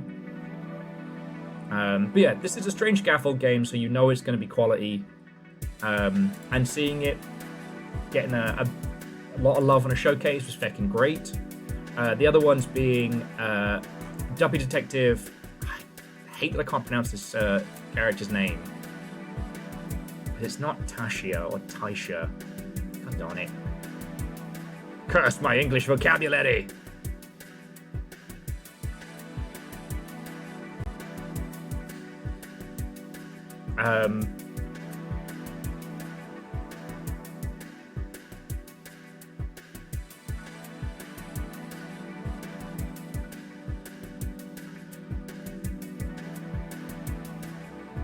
mean, lizard does taste like chicken.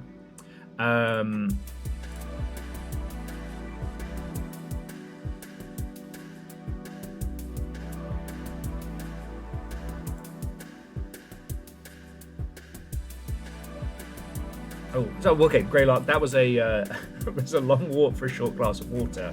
But yeah, no, Dead as Disco did great, but it's worth noting that Dead as Disco is a music-based game that did an incredibly successful TikTok push and went everywhere. Dude made one video where it was like a Baby No Money song, and he reskeeted it or what have you, and then it was everywhere. It was already doing good. Anyway, so here are some of the other bangers. Now, this is the one I've mentioned now 3 or 4 times, called Black Sailors. Command a fleet of formerly enslaved people who become pirates in Brazil's Bay of All Saints. It's a simultaneous turn-based tactics pirate game.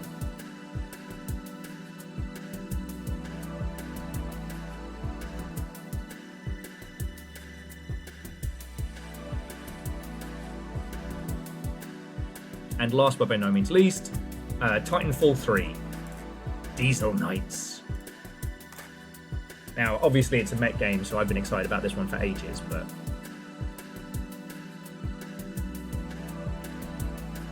you know, I'm not inherently against big AAA titles. I'm not saying that, you know, oh, you like God of War? Ew.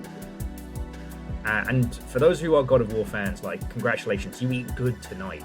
But, like, there wasn't any surprising new shit in that Sony lineup. It was sequels and known entities.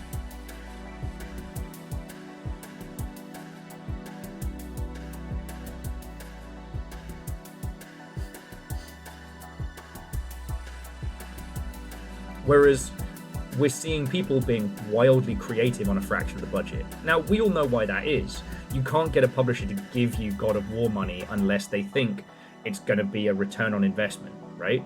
And the only way it can be a return on investment is if it's a known IP. So, you know, the world of games is not one thing or t'other. But it is worth noting that, like, if you want the wildly creative, it's not going to be coming from big, you know, 2,000-3,000 person, like, US productions. Yeah, and Chaunerus, you're right. The only new thing was the Stuntman, but that is that's a revival of an old setup. Arc Raiders took off because it was the most accessible extraction shooter that dropped post Tarkov. And plus, it wasn't directly based on Modern Warfare, which for a lot of people can be a thing that puts them off. You know, gameplay-wise, Arc Raiders is fine. You know, for a lot of people, it's the first time they played one of those games, which is extremely funny, because a lot of people learned very quickly that it turns out you can't trust people in extraction shooters. You should just shoot them. Obviously, I got beef with that studio because they went, boo-hoo, we're so small and indie.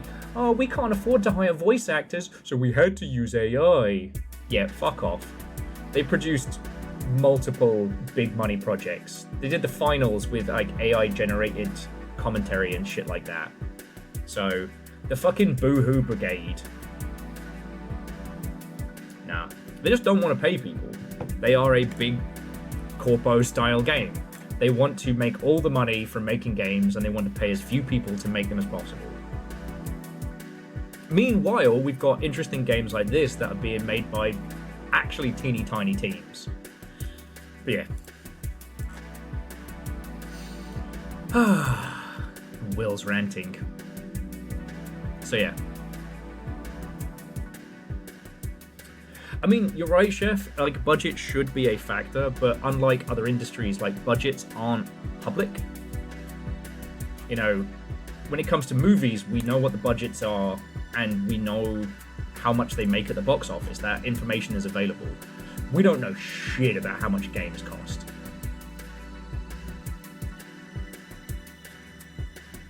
unless we are told. Oh, sorry, this is Beatdown City Survivors. Zombie, Escape from New York, Vampire Survivors, Super Wrestling, but also you're a cat. This is going to slap. I'm just telling you now. Oh, Will, but isn't it just another Survivors game? Just trust me on this one, alright?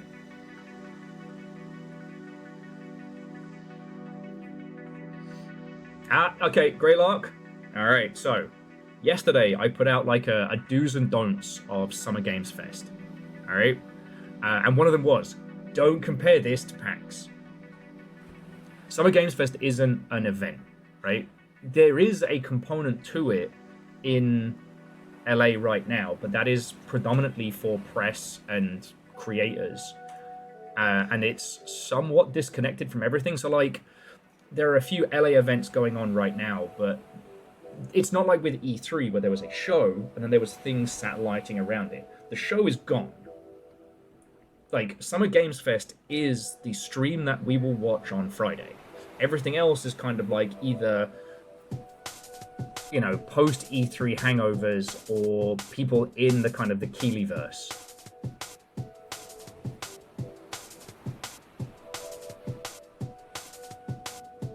You know, one of the reasons why I'm so determined to cover this week as closely as possible is because this is either going to be setting the continued trend moving forward, or if anything strange and weird happens, like, this is the signs of the wheel turning.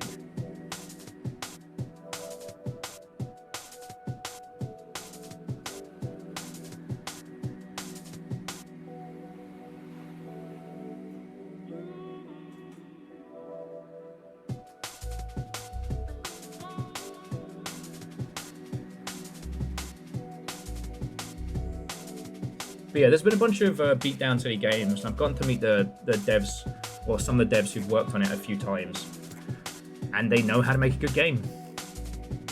You know, Treachery and Beatdown City was 2020, then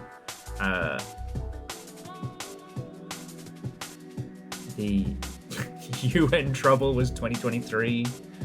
Good times, good times. Yeah, Pigeon Boot. Have you used a Pigeon Boot before? Damn. Okay. So, I don't know,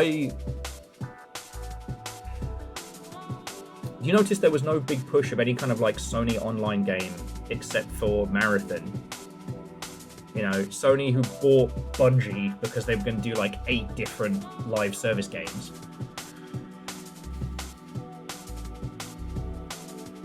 We didn't see a new IP from them. I didn't really see anything. Why am I so focused on this? Why am I kind of like mulling this over repeatedly? Because, you know, Sony is a Japanese company and they are primed to be there for the turning of the wheel.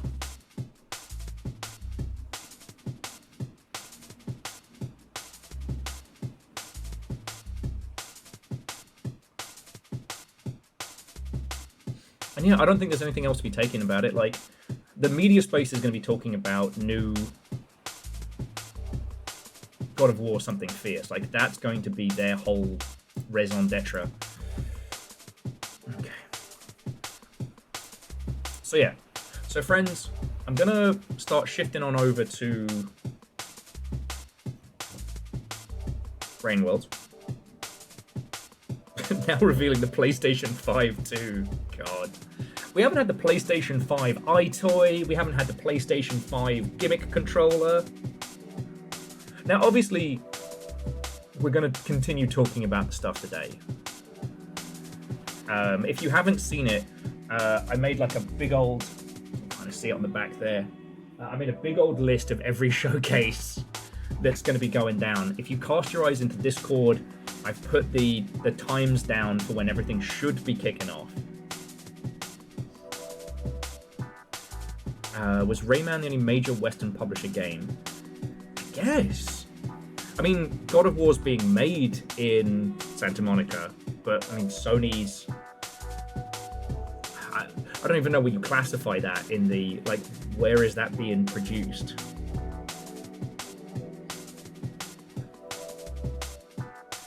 Yeah, DJ Coil, no EA, no sports title. Oh yeah, Insomniac did Wolverine. And we can't really count, again, we can't count Tomb Raider because that's owned by Amazon and it's part of their, because they're going to be doing a Tomb Raider TV show and they're doing the new Tomb Raider game, which Crystal Dynamics are making, but I think Amazon's footing the bill on that one.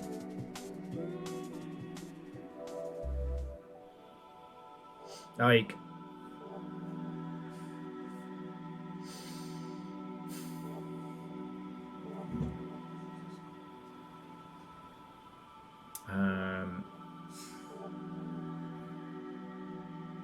so yeah. Okay. So let's get some Rain World going. We'll shift jams and vibes. Probably should have put it to special events today, but obviously we can keep talking about this while we're running about. It's just I didn't get to play Rain World last week, and I missed it. And I would really like to play a lot of Rain World.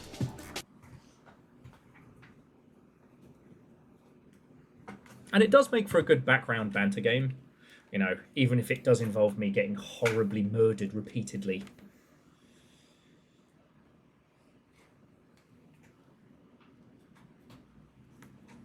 Okay. When warm.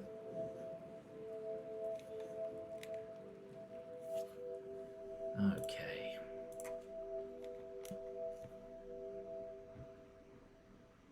And Tesla Coil, look, one, that's fine, and two, like, I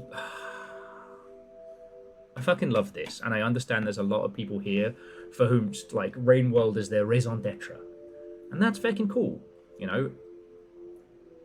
Now that we're doing the Watcher again, and I've got to do the reconnecting of the multiverse or the timeline, and trying to re-find all the echo spots, like, we're at that point in this Rain World run where we're only seeing, like, the little snippets of new.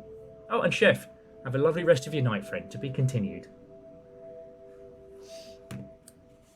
And you are right. It is the hang on, I'm going to turn the counter on. It is what we have the death counter for. Whack.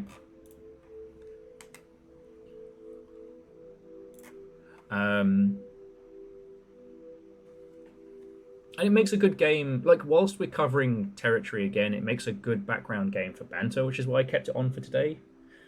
Tomorrow is the only day without an official showcase of some description this week, and the rest of the week is kind of a bit of a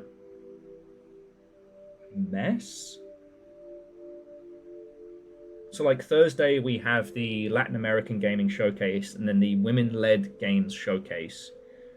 But then, like, from Friday onwards, it's just non-stop. You know, Friday's the big ones, which will be Summer Games Fest, followed by Day of the Devs. Then we've got Saturday. The Southeast Asian Showcase starts at 8 o'clock in the morning. So,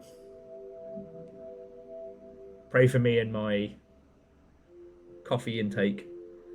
And then Sunday we've got Xbox and then the PC Gaming Showcase, which might be 2 minutes long or it might be 4 hours. At some point, apparently, there's also the Future Games Show, but that does not have a time. So, now the Future Games Show is usually awkward as shit, and is mostly like a recapping of, like, other setups, so I don't think we'll miss much there. But yeah, this week is going to be a lot. So really, it's only, like, today and tomorrow that we've got for, like, traditional gamage. For Thursday, I don't know how late the showcases are going to go.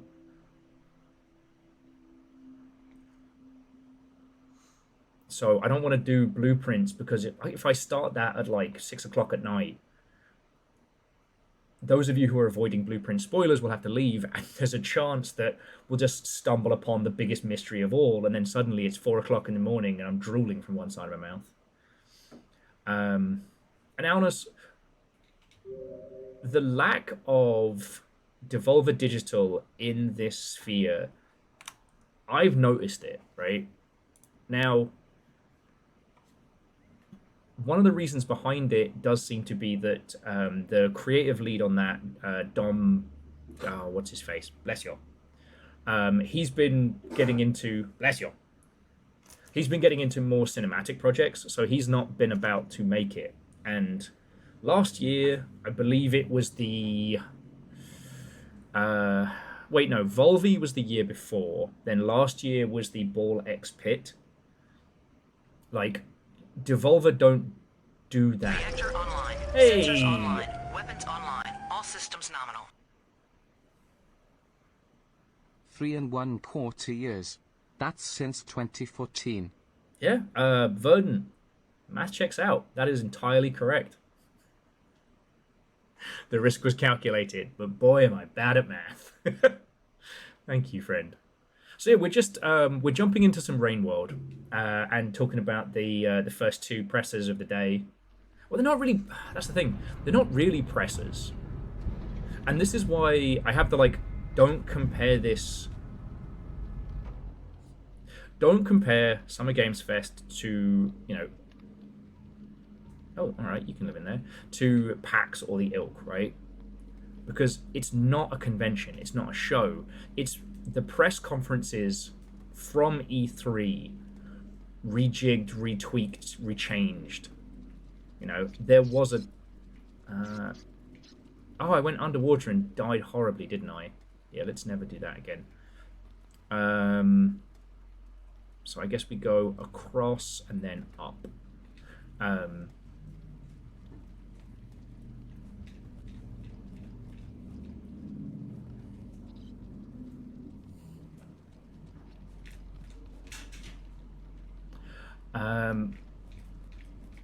There we go. Like, Summer Games Fest is incredibly unique because it's not really like anything else right now. You know? Yeah, it's not a community. It is not showing off anything. Now, there are different community groups that have their own... Oh, shit. Oh, shit.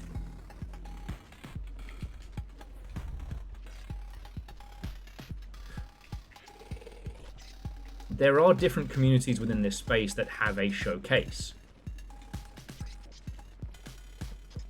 But it's not like they're, you know...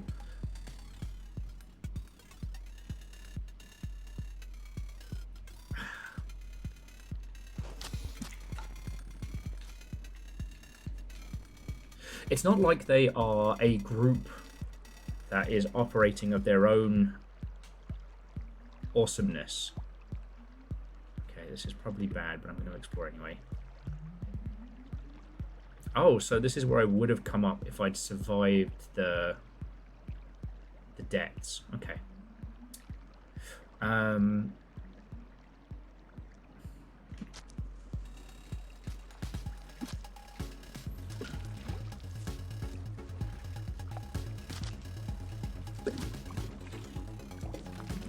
Yeah, it's that.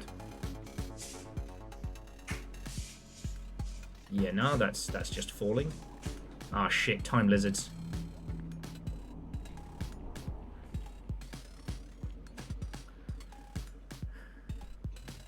And you know what? This isn't anything against your good selves. I just... Somebody posted on Discord a whole thing about, you know, missing E3. And, you know, talking about, like, PAX and how it fits in the ecosystem now that we're here. And it was so inundated with wrong information that it caused me to grind what few gears I have left, you know? But if we're going to talk about the state of the industry and we're going to understand where we're at and what's coming, you know, if we spend the entirety of every day explaining, you know, what E3 was and why we're not there anymore, that's going to eat up a lot of time.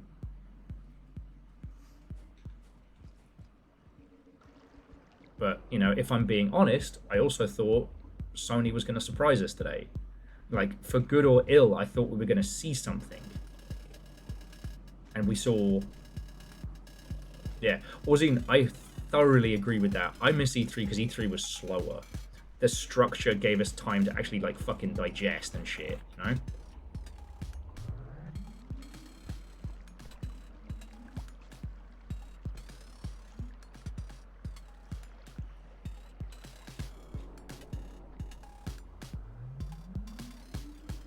Okay, I don't know what that was zooming past me, but it did not sound... did not seem happy.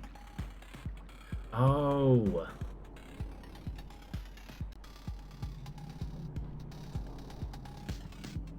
He can't swim very well, so he doesn't want to come down. At least their time distortion field means I can, like, avoid the fuck out of them. Oh, also their skin is poisonous, so the more you touch their skin, the worse it gets for you. Alright. What's up, dude?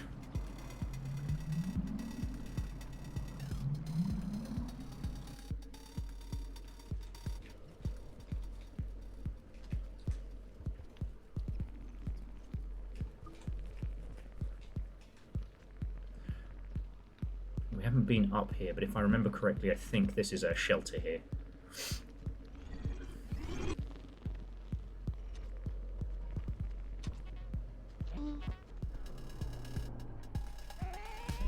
Yeah, fuck him up, Newt Newt.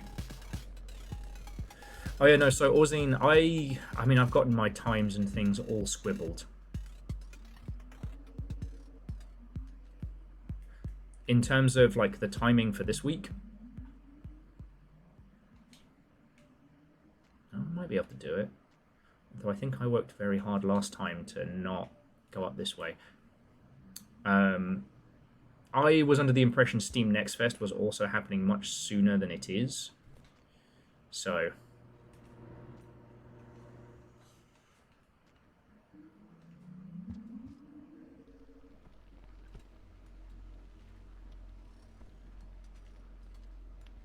You are a problem, lizard.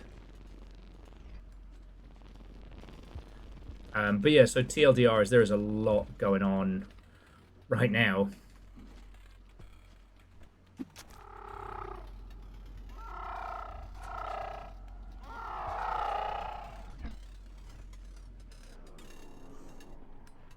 And yeah, Orzine, when I actually sat down to like work out how many press conferences were going down, which ones we needed to pay attention to, you know, trying to understand it all, it's a lot.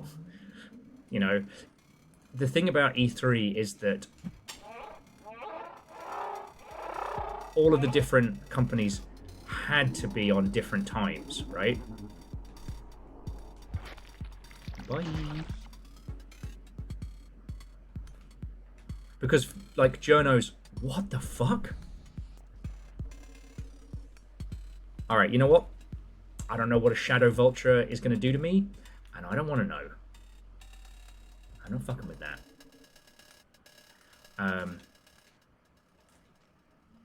Okay, so you know what? I'll probably end up telling these stories multiple times today, and I don't want to reach a situation, though, when we're talking about this and people don't know, you know, E3 and don't want to ask. Because, you know, the whole point of this isn't to just go, we'll know so much. So, E3 was always a physical conference. E3's main focus was twofold. Selling to distributors and pitching to journos. Those were the two setups. Publishing deals, you got those at GDC. Like, distribution deals, you struck those at E3. So you talk to, you know, Best Buy and GameStop before that became fucking crazy pants. We haven't even talked about GameStop's insane shit today yet. Which, I don't think it's going to make you happier, but it's wild. Anyway, so... Oh, shit. Soupy Monster is bad. Soupy Monster is mad at me. To the bug that just went the other way, I'm so sorry.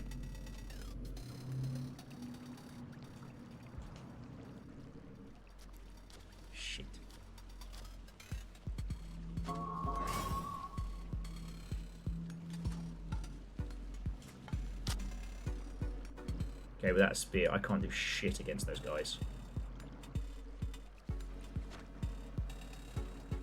Aha! He'll duke him out. Alright, now I have a spear. Let me just... Now I have a grenade. I see no way this ends badly.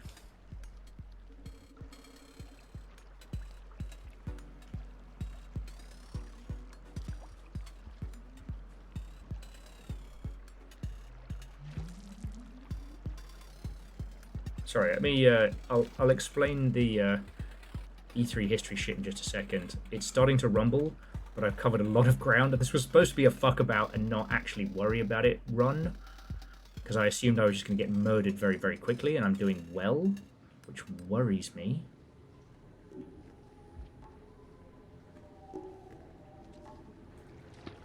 Aha! Oh, no, not aha.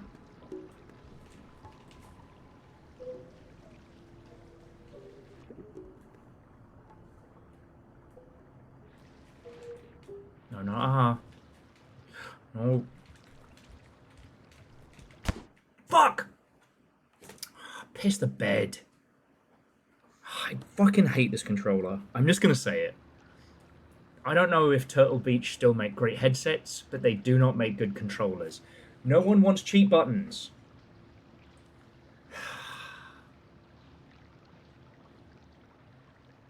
So, this is the... I got this one because it was cheap as chips. And it's got like a cool like Sakura petal design on it. And it has these two things on the back, and they are extremely light. So what happened there is, as I was trying to jump, I bumped my hand onto my leg, hit the button, exploded. Cool. Cool, cool, cool. Alright, so quick TLDR, E3. Yes, it did have loads of big stands. Yes, it looked like a great big cool rigmarole from the outside. It was miserable. It was like a car show or a trade show or any of those events, right? Everyone is tired. Everyone is out for business. Now, were there lots of people who you could enjoy hanging out with at E3? Certainly. You know, all of the business wankers used to do swag hunting back when it was a big deal. But all the stuff that y'all would see was the press conferences. Those were not part of E3. They were like events held usually before in like satellite theaters. And those conferences are where back in the day, the varying publishers and business people would tell you, here's what we're doing. Here's what you should come see on the show floor. You know, if you look at those early press conferences, it's just a big room, like a hotel room, where a business guy would be like, all right, this quarter we're releasing this, we're doing this, and we're doing this. But because that's where the first announcements would be for a game that was then on the show floor, like the following days, as the press conferences were predominantly held before E3 was open. So that's the first time you'd hear about a new game, a new title. And it kind of led to being that cool, like, oh, I was in the room when such and such got announced. As we moved more and more away from print media into, you know, the blogosphere and, you know, digital being the first place you got real information about video games, the videos of those would be uploaded as quick as. Now, here's the bit that you know. E3 never really solidified. It never became a consumer show because it never had a soul. It was always a business show. Unlike PAX. PAX was always a convention, right? Now, has PAX become one of the big US conventions? Yeah, it's really fun. I still love it. But that heart and that soul, like, if all the games companies dropped out of PAX, there'd still be a PAX. If no games companies go to E3, there is no E3. Oh, wait. You know what I mean? Summer Games Fest is those presses, those little mini conferences, those primers, turned digital and smushed together. Like, Jeff Keighley's not a bad guy, you know, Nepo kid, but he was also the first person to understand the value of that, like, that circus around E3. Like, it's wild if you go back and watch, like, G4 coverage of E3. You know, the crowds, that that 90s to 2000s ridiculous hype. Like, it was wild. He was the first one to really understand that that was the value, not the show floor. You know, that didn't matter to consumers anymore. And honestly, like, if you don't have to convince Mr. Best Buy to buy your game and put it on their shelves, then what reason have you got to go to LA and get one of the most expensive booths for one of the most expensive shows? You know, Nintendo and the Nintendo Treehouse and the Nintendo Direct were a direct fuck you to E3. Why go? All our consumers are online. All our fans, they're out there in the digital space. Let's just put together some puppets and tell them. So yeah. Now, the thing that I wanted to go back to was people pointing out that Devolver's no longer involved in all of this. Oh, sorry. Oh, it's being grumpy. Sorry, I was going to just put on some... here we go, yeah, some inoffensive jams by the pool. I've got to readjust the sound so much. It's my little dead bloke sitting here. Because I am going to take a pee break in just a second. But Devolver's absence from the Summer Games Fest is quite telling. I don't know what's going on with them, but they have pulled back significantly. And it's not that they haven't been publishing stuff, and it's not that those things haven't been doing good. You know, Quarantine Zone was a smart buy and a smart publish. But the Devolver Digital Press Conference solidified them as part of the conversation. And now they're not. You'd think that they would be doing something. You know, fucking team up with New Blood.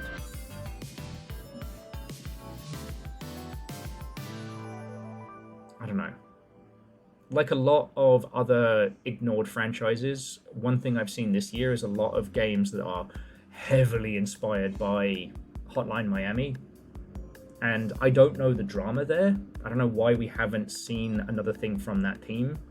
But you know when you can sense it in your bones? You don't have the details, but you can sense it in your bones.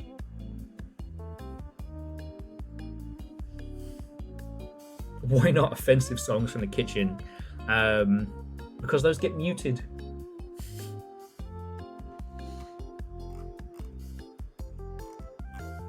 Okay. So look, I'm going to take a little bathroom break. Refresh your teas, your coffees, the blood of those who have wronged you. And let's go from there. We have a little slug cat to try and get across this whole feckin' place. And I can't believe I made it all the way across the fetid glen. And then the fucking bumper buttons exploded me. I guess kiss that Turtle Beach sponsorship goodbye. Alright, I'll be back with you all in just a second.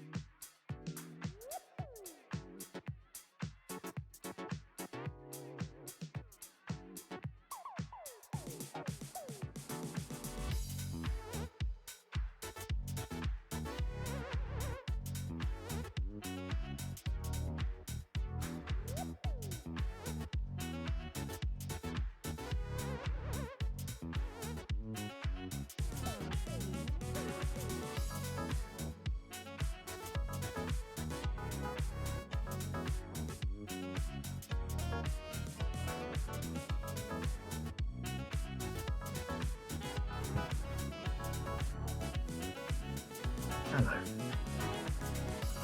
Virus. That is an artfully filled pint glass.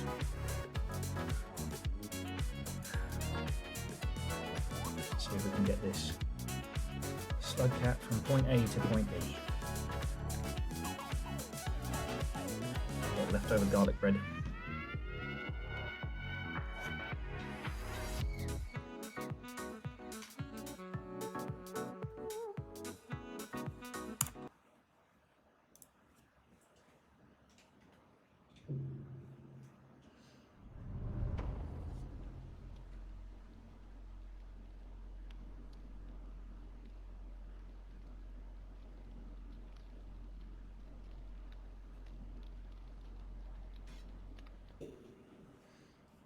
And yet, we are back to Rain World.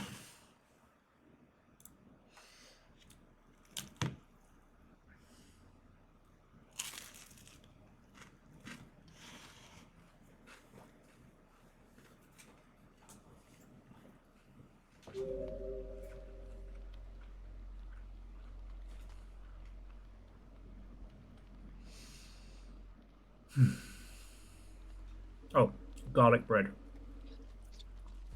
I make my own. Rather proud of it.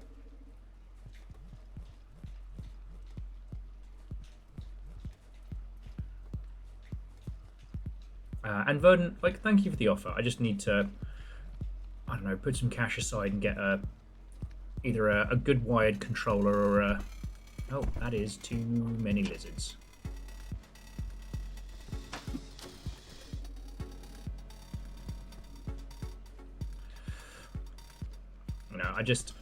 The Powerade controller was fine, it just died way too quickly for...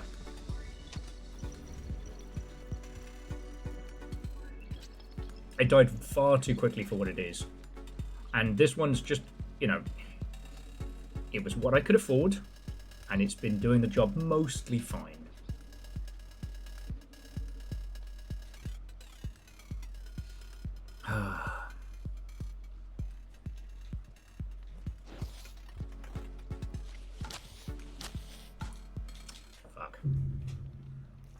No spear.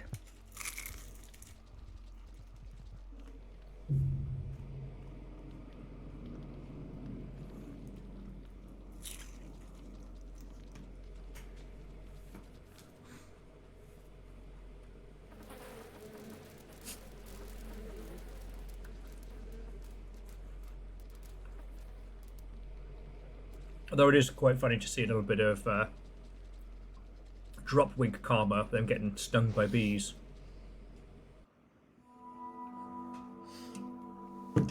And treat myself to a nice little soda. So, cheers all. To those of you who've just joined us, this is our post-Summer Games Fest start. Rain Worldington up. This morning we had two well, I shouldn't call them press conferences. We had two showcases, and the one we just did was the Sony State of Play, which look, I'm just going to say it was extremely weak sauce. But Will, new God of War. I'm like, yeah, and it looks very, very pretty. You know, I was having a ponder on it while I was reheating stuff, and I personally am not a fan of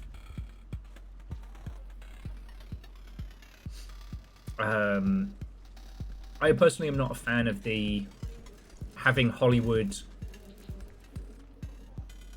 Oh god, this guy's having a mess. I'm not a fan of the likeness capture for like big Hollywood people, and I think it's got a. Oh, then again, I think it's got a lot to do with you know, with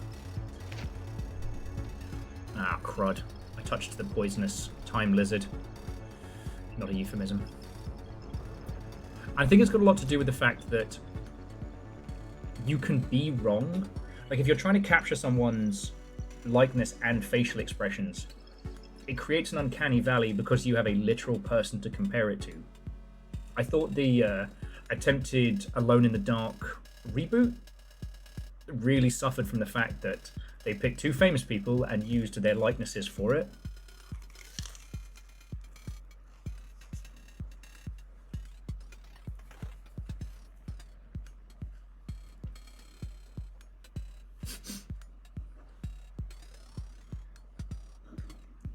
Yeah, him with his bouncy gelatinous cube cage.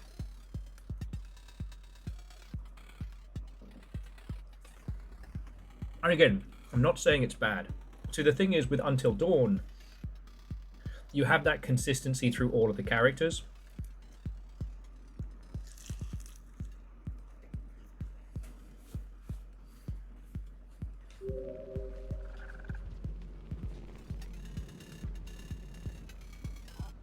But there is the thing when you start to, like, know...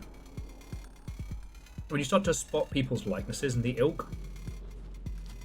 Oh, fucking frog. Yeah, you know what? I'm just gonna... I'm not dealing with a frog and a time lizard. I'll just take the death now.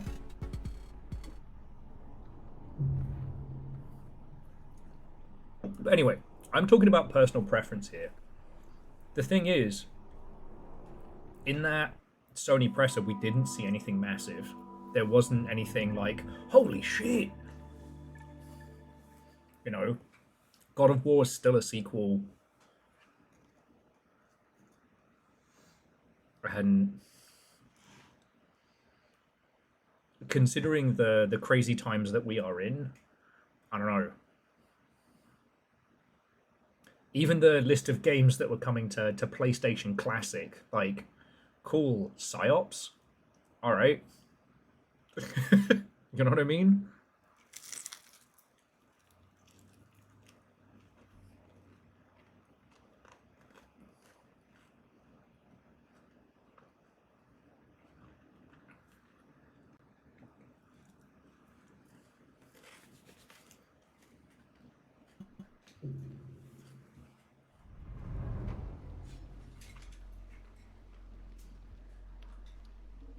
And I don't know, like I said, the state of things now, this isn't the year to go lightly.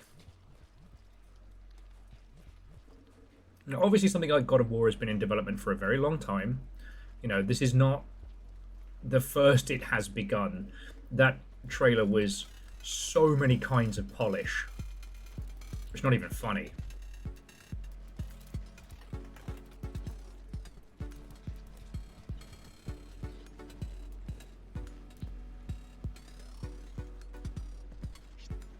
But we didn't see anything new. Oh my god. Okay, so the religious scavs are currently hunting here, and they must have gotten the drop wig. Okay. The family Newt Newt is doing fine. All right.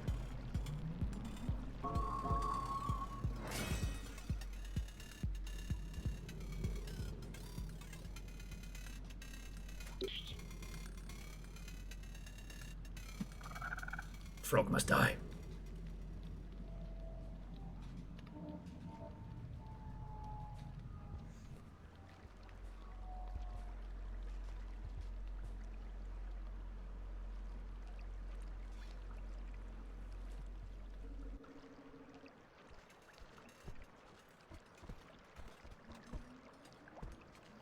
Okay.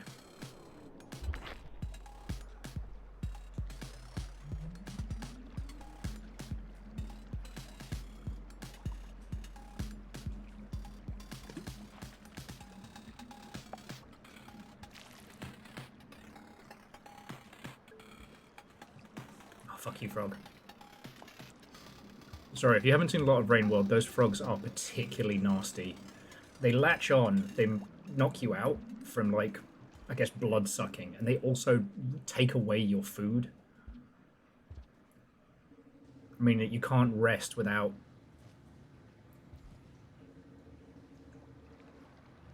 having a bad time.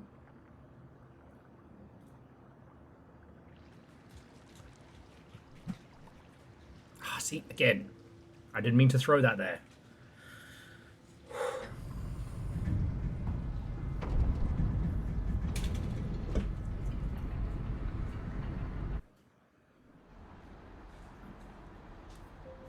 And I guess the case then being is like, if Sony are saving things for a...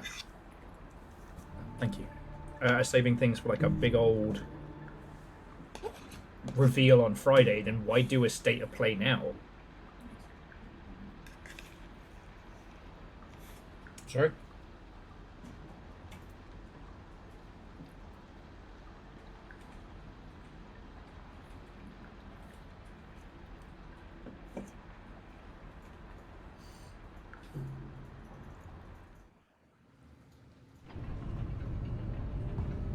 Stop that incessant clicking. J-Post, that's really cool of you, thank you.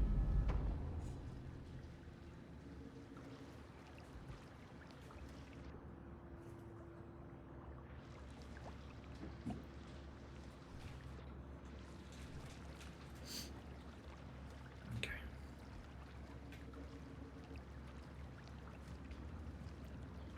I think I remember this area.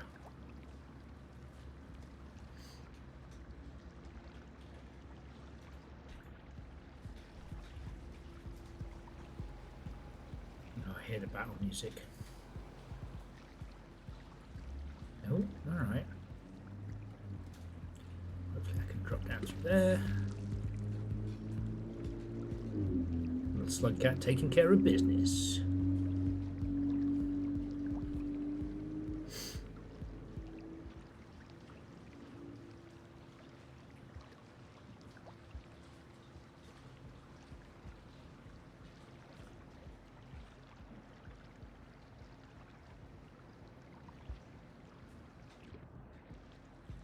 I know. You know what I was expecting for this? I was expecting to see Sony being like, alright, here are a crap load of like Japanese devs making crazy interesting first-person games. You know, prepare for your new favorite single-player game. And we didn't see anything like that. We did see, you know, returns to existing franchises. Fuck. That is too many leeches.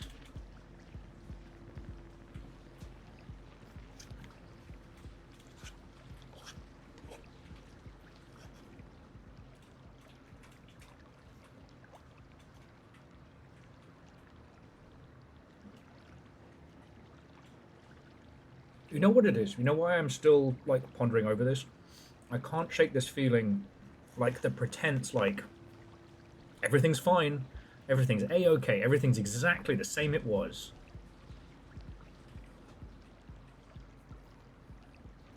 This is fine. You know, the executives talk, and weird executives as well. You know, I get it, like, back in the day you had, you know, these notable faces.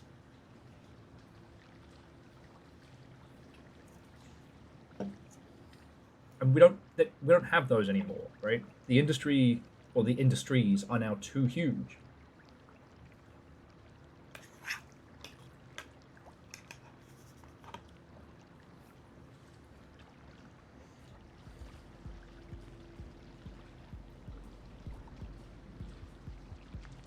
Ooh, that's a lot of... Oh, that's too many. Okay. Shit. Right, welcome to the leech pit. Ugh. Okay, got through it. Got through it. I don't know.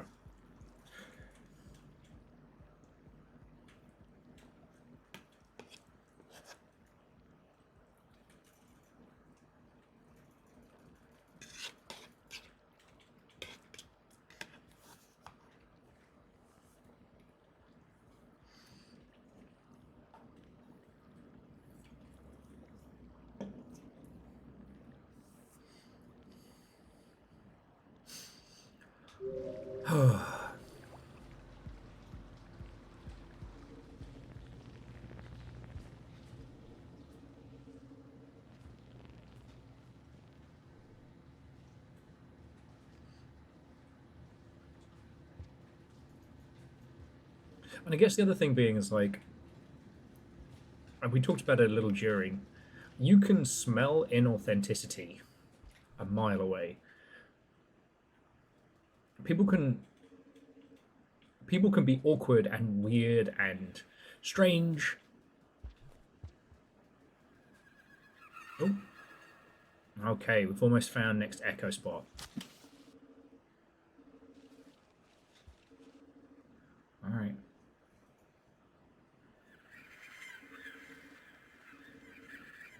I need him to try and take the bait because my spear is on the other side of him. But if I go too far into the pipe, he might try and jump me. Oh, hang on. You can tell I don't play this nearly as much as I should. Oh, you're fucking me. Because I completely forgot that the Watcher can go invisible. I always forget that.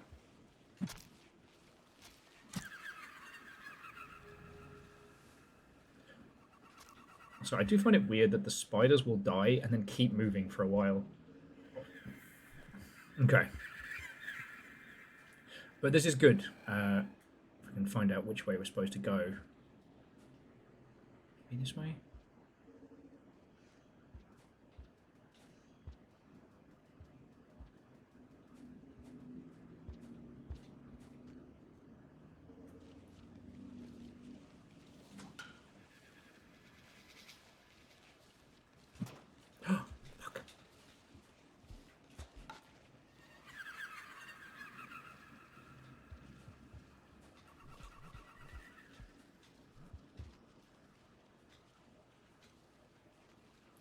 Not there. So we keep going up.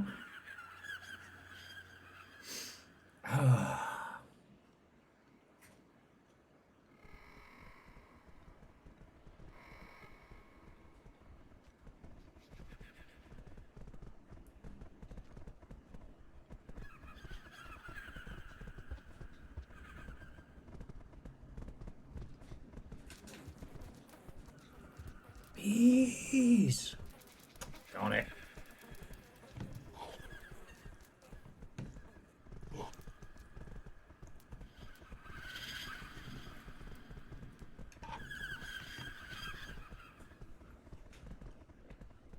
Most wanting thing that someone mentioned about the oh, you fucking bees!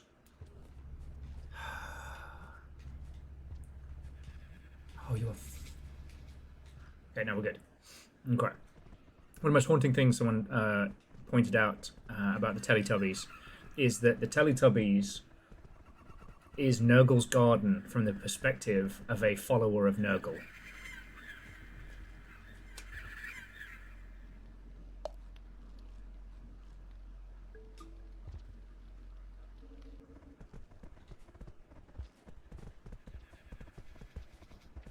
Oh, and given enough time, the bees will eventually detach.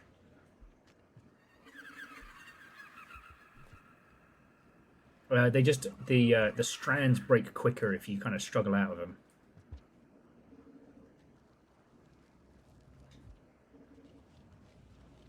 Okay, I feel like I'm going the wrong way now.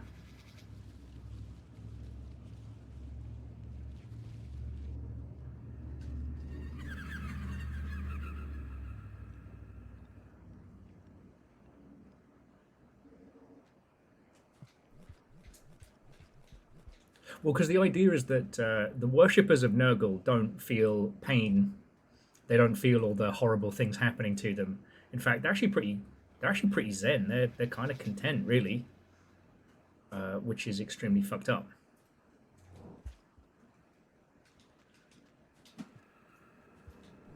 Come on. This game's going to do me damage. I think I've overshot. I think I'm supposed to be lower and down. Because I can hear the echo.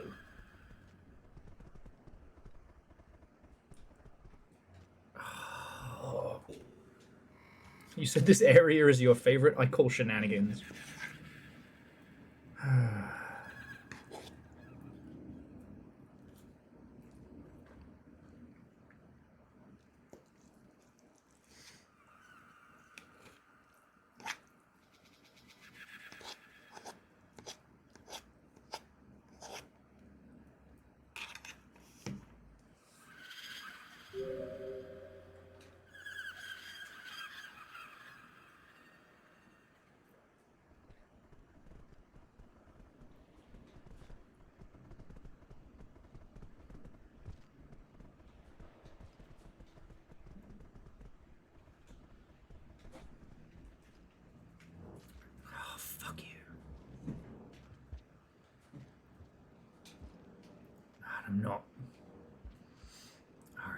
biffed this run.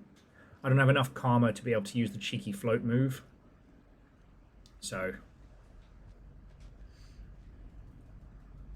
let the rumblings begin. I can't get back the way I came.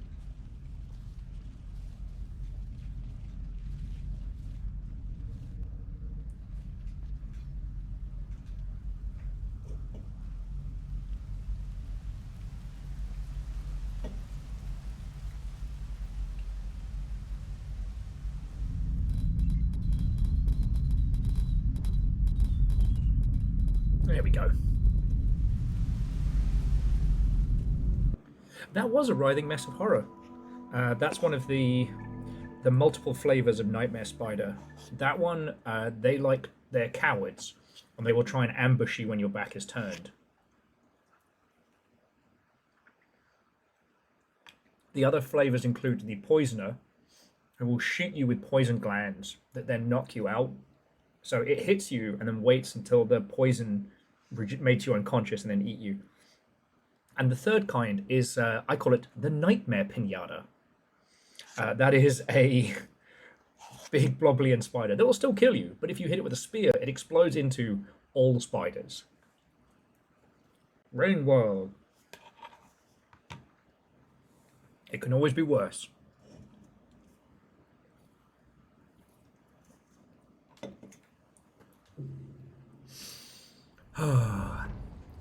But yeah, I guess that the other thing is, like, there isn't that much else to deconstruct about today's presses, right? Like, you know, the Black Voices in Gaming Showcase was just good. You know, some games we knew about, some games we didn't. Now we have more cool indie shit to look forward to. Let's fucking go. You know? The Sony presser. If you really liked God of War, you are eating good today. And that is not bad or wrong. But, you know. Fuck. The time dilation throws my aim off.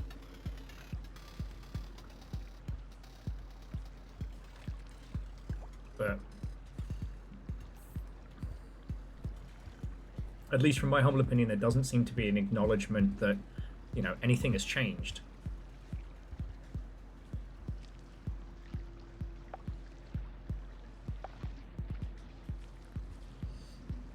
And there isn't really much to talk about. Like, look, I understand. Like, I'm essentially part of the, for lack of a better term, the bread and circus industry, right? Times are bad and tough. My job is, you know, a conversation company and distraction where necessary. Like, I'm not ignorant of that. Oh, he says. Since he's a... No, Pop Bud's lost. Oh, God. Oh, those darts shooting up towards me was from a different flavor of Nightmare Spider. Oh, good. Now we've got one of the ambush spiders waiting right here. Stop that incessant clicking. Oh, and Verdant, that's hecking kind of you, thank you. So, Salafi, you no longer have to worry about ads if you come on back. When you come on back, I should say. Okay, here we go. Stop. Okay. This was the way I was supposed to go. So here we go. But yeah, there isn't really much to, you know, discuss or deconstruct.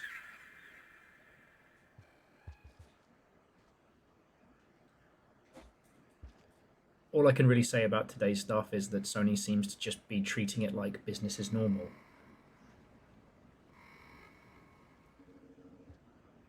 And that's fucking weird. I'm not saying I don't get it, but it's fucking weird. Wolfos, what time welcome? We did.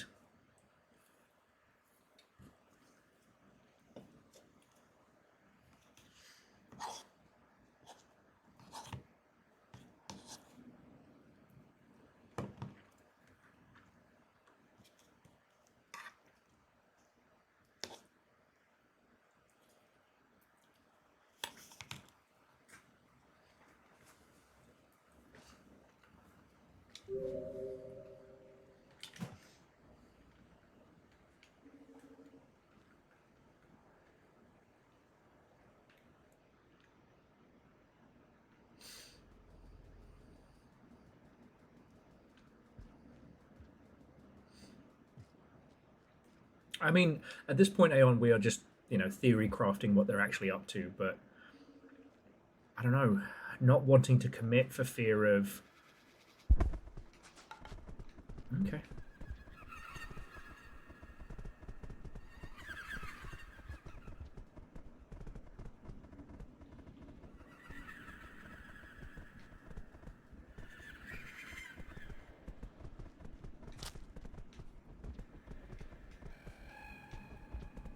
Huh.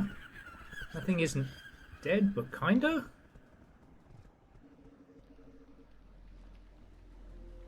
I don't know. When you're dealing with echoes, death doesn't quite have the same... No, it wouldn't let me pull its mask off, but... Oh! ...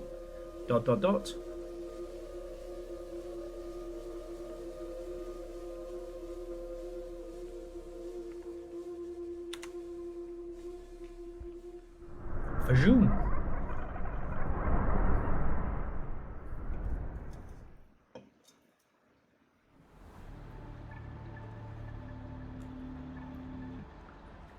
Okay, so we're one away from max karma with the... We're one away from max karma with the Watcher.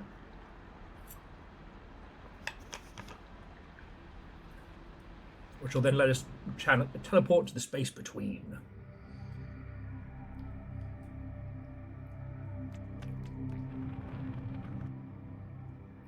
And where the heck are we? Back at the Shattered Terrace. I need a bit of a snack.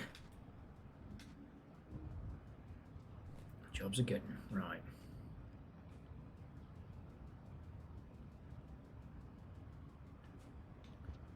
Now, we've been here many, many times, so I don't think we're far off of a sleeping spot. We just need a couple of blips of food, and then we'll sleep right there. And then we'll see where we need to head to on the grand map. Except for, oops, all spiders. If you two could just sort your problems out over there, that would be great.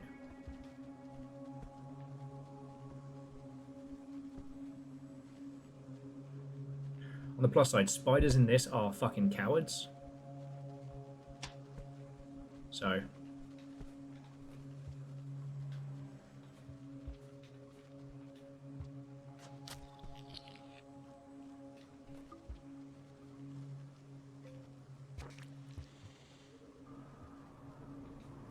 plus side is...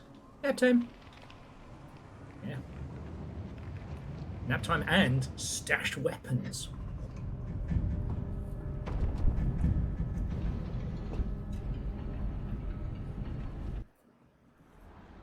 So Aeon, I was trying to think, because Aeon was suggesting that like maybe Sony's maneuver is that they're satisfied to play the faces, you know, repeat content, more money. I don't know. I don't think they know which way they're heading. I think that the marketing department were told, you will be doing a Sony State of Play on this day. And I think that everything else was kind of scrambled together.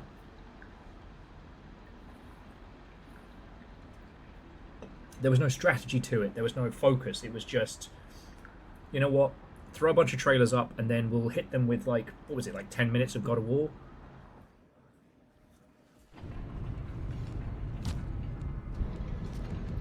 Oh, great. Now I've got to get this bloody spider corpse out of my house. Fucking... Ah, spider. Fuck. Ah, darn it.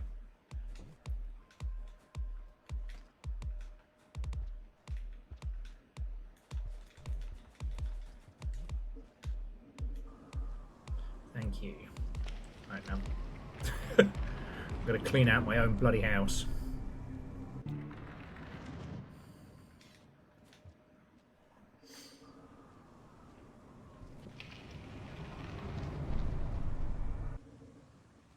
I mean, so the God of War thing is what I would have called like a press demo back in the day. Whether journos got to play it or whether they were just shown it wouldn't really matter. Oh, I forgot to check the bloody map because I was talking about bloody God of bloody War. Let's see if we can find some food. Get another karma rank up.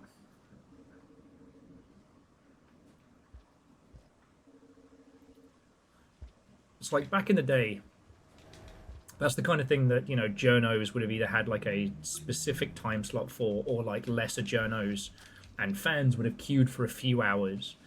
It probably wouldn't have been one that people got to play by the looks of it.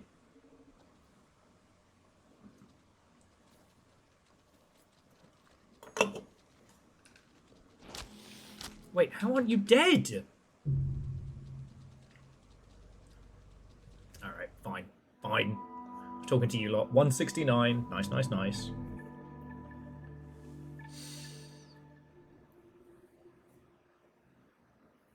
Okay. So we're here at the Shattered Terrace.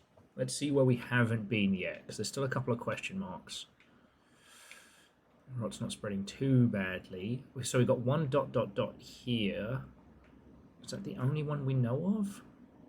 Okay, so question mark, question mark. We need to get to cold storage. So we either need to get to Shrouded Stacks or the migration path. Now where can we get from here? Get to cold storage. Jesus. So we could go... No, Turbulent Pump doesn't connect to...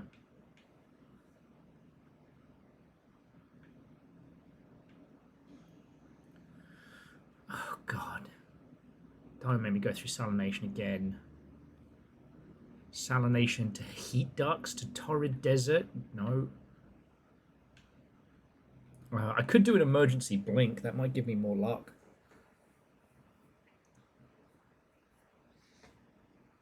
Yeah, what? Okay, Tesla Coil, you saw that. It looked like the Dropwig had been killed and that the blue lizard was taking it down, so that's why I had a little sip of my drink.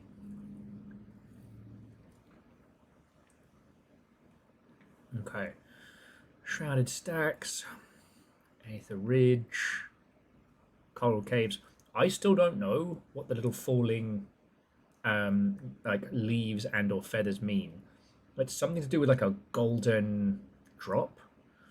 I don't know. So far the rot has only spread from Sunbaked Alley to Rusted Rex. I could do an emergency teleport, see if it gets me anywhere better.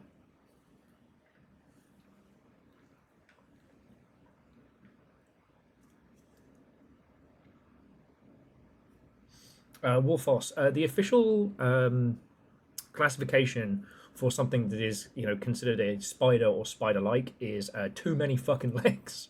Too many.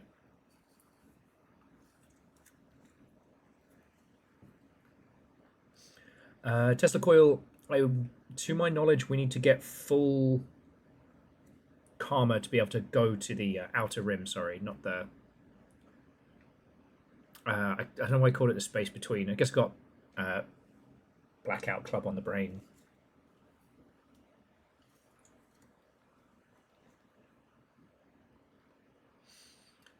Oh, God. It seems like we could not be further from where we need to be right now.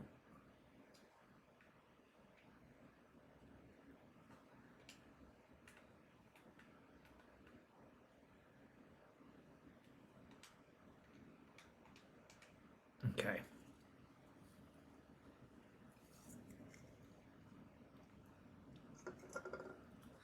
Okay, so the saline pump is the one right next door to us.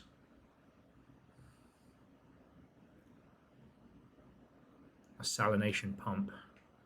And then salination pump gets us to... Jesus. Salination pump gets us to heat ducts. Heat ducts get us to the Torrid Desert. Torrid Desert gets us to...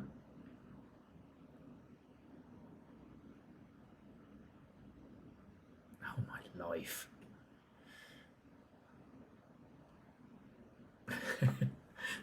Oh!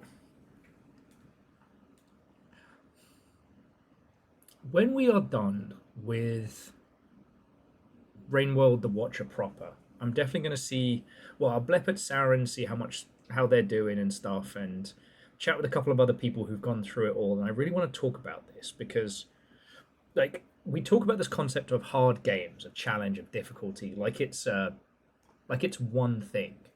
And I've often likened games to cooking, right? There isn't just one kind of spice. Why is Rainworld perceived as more punishing than games that are technically more difficult?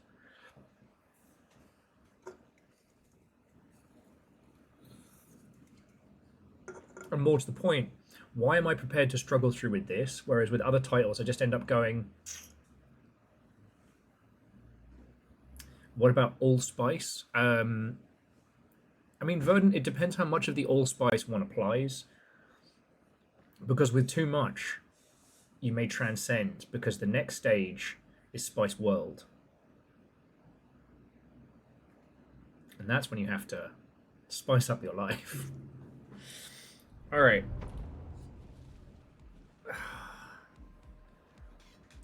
I need you to leave. See you playing dead there.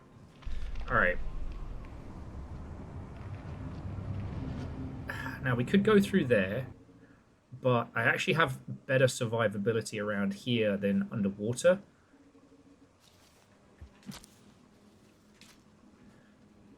As scary as the spiders are in terms of like ambush predator bullshit, they are considerably... Oh, come on, hang on, I've got an idea.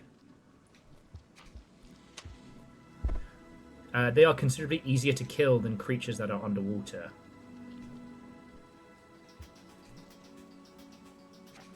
Wait, you don't want to eat it? Fuck. You know what? I don't think I would want to eat giant spider for dinner either, but can't win them all.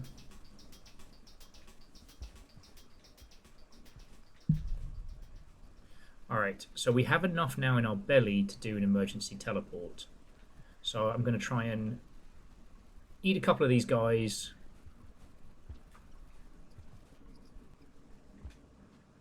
And then go from there.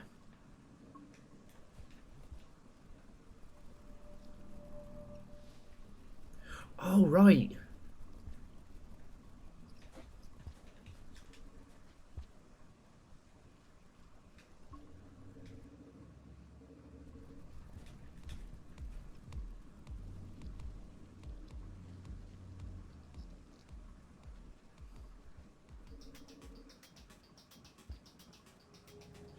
And Aeon, that is an interesting thing. Like, at this point, I'm happy to hear everybody's experiences with Rainworld. What you find easy, what you find difficult.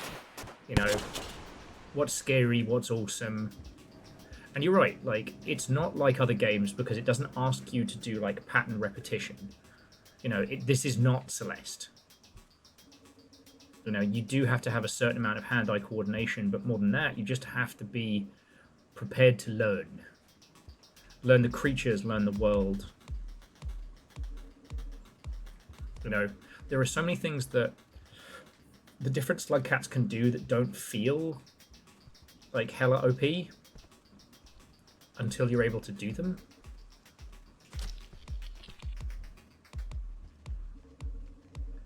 Oh, did I just lead that lizard into a gang of karma-protected scabs? I think I did. Alright. Well, good news, bad news, lads. You're all coming with me.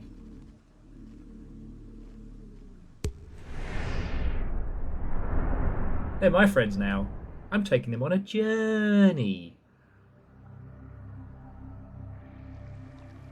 Okay, where are we?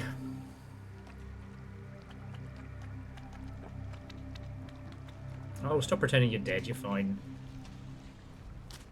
Coral Caves. Okay. Now, Coral Caves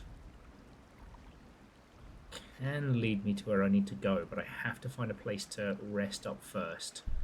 Alright, so we're going to go across and then snooze, because if I remember rightly, Coral Caves can get us there. God, it's easy for me to say.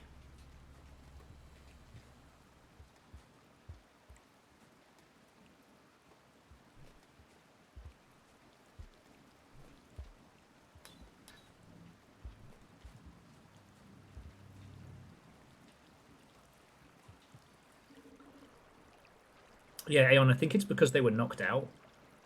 Like, their karma shields have to regenerate. Now, who those guys are and why they're able to generate shields based on karma levels, I think is kind of fascinating. And I don't know if we've gotten any more lore or information on them.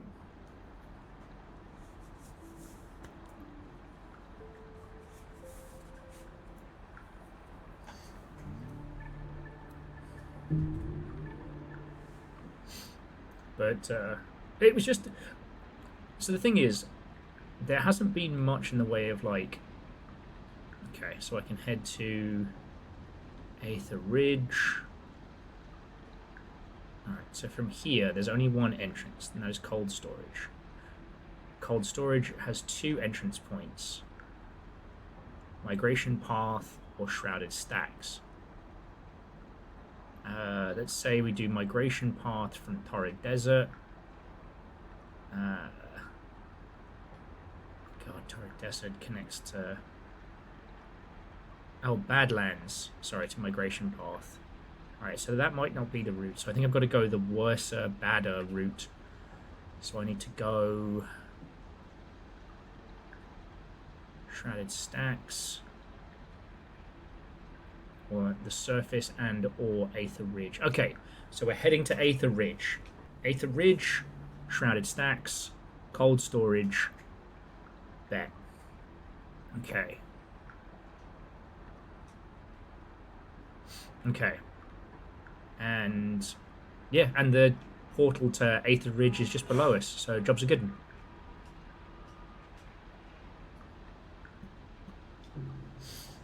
There was a discussion over the weekend, because it's just that time of year.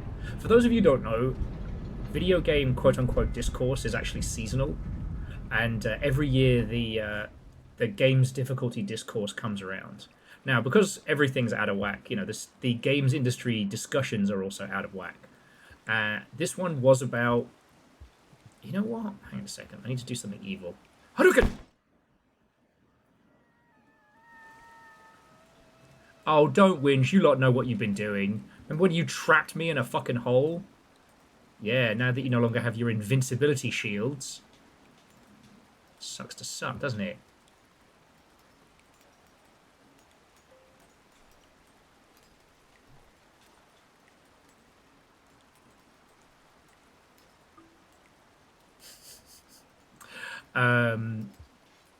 But yeah, so the discourse around difficulty changes what the actual, like, the kickoff point is, but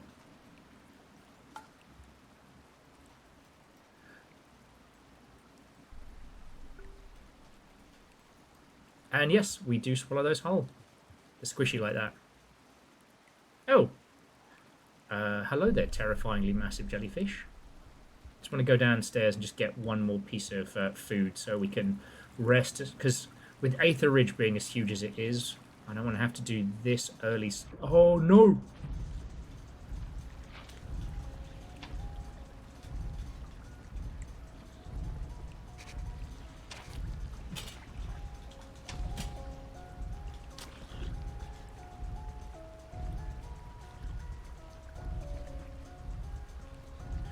Oh, fucking hell.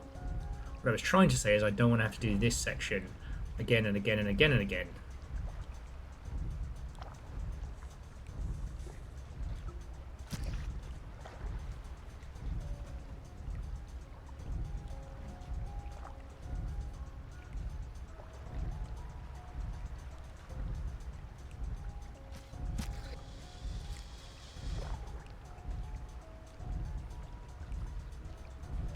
Sorry, Salamander, I can't really risk me biffing that jump and then getting killed by you. Oh, yeah. And thank you, that was a nice escape. But yeah, sorry, the discussion was around, like, whether or not you should be able to use cheats to unlock achievements. And, like, ultimately, with achievements and things like that, like, where should prestige and accessibility kind of meet, right? Now, sometimes it's difficult to be a part of these conversations because people talk about, you know, Xbox achievements as if they're an institution that has existed for 1,000 years. you know, when the Xbox added achievements as a concept, it was very experimental early on, and some of those achievements were, say it with me now, bad. You don't need me to say bad achievement. I'm sure you have one that immediately springs to mind. Okay. Where's the nearest hide?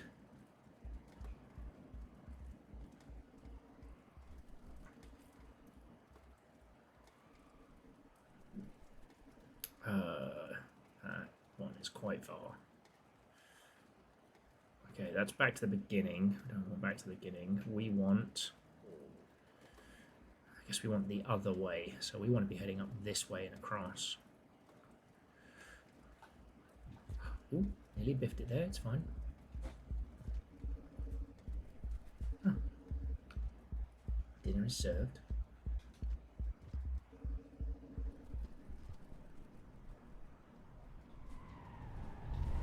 Please don't eat me. Please don't eat me.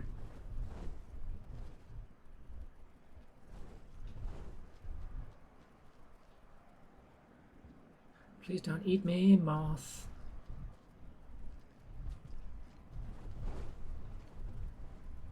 Okay, almost through, almost through. No, no, no.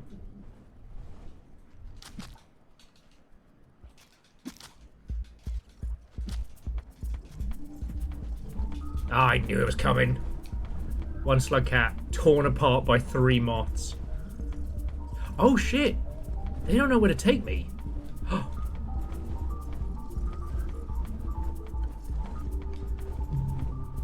They dropped me in the pit. Bastards.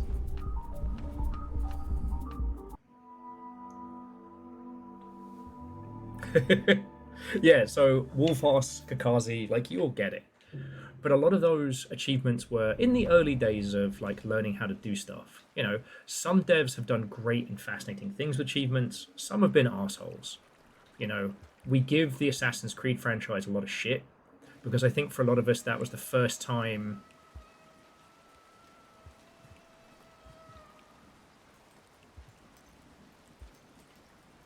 I think that was the first time a lot of us had encountered achievements being used as a way to pad out the title.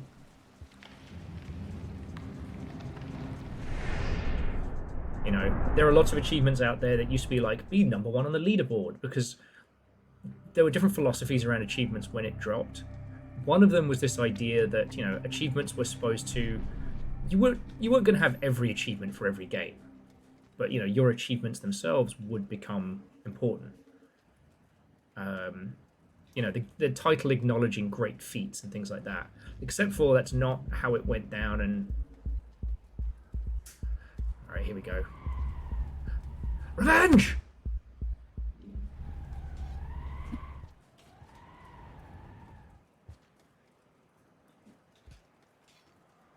I'm not sorry. Okay. Whereas what we've learned is that what people really enjoy in achievements is the idea that you can 100% a game. You know, the concept of the PlayStation Platinum Trophy is very smart and definitely one of the better evolutions on the idea. I still think Steam could do more, but again, with Steam, it is up to each game creator to pick a philosophy. Like, I'm sure you'll know this, but just in case, like, Microsoft are the ones who decide, you know, whether your achievements are okay or not. And if you make achievements that are bad, they won't let you publish your game. Oh, that wind is way too strong. I was about to go and try and get those fruits.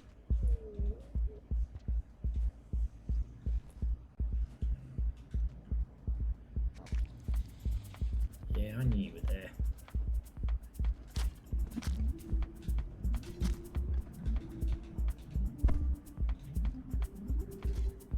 Yeah, rest in peace. Oh, speaking of resting.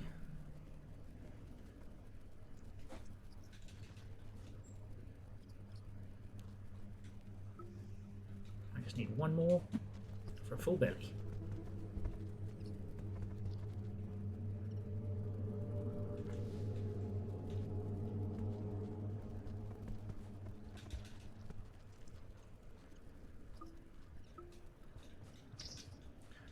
Think about it from these moths' perspective. I'm a nightmare predator.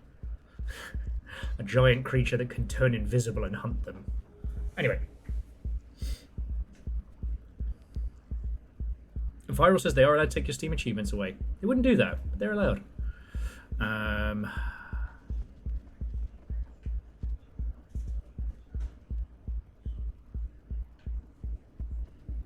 Wait, I feel like that's a way we're supposed to go.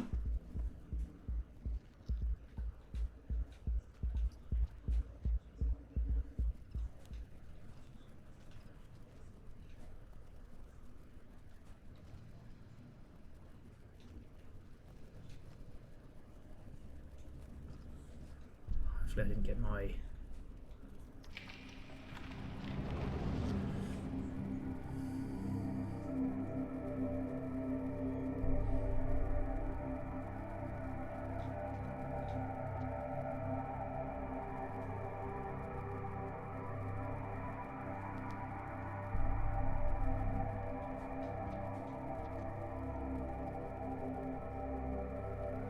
There we go.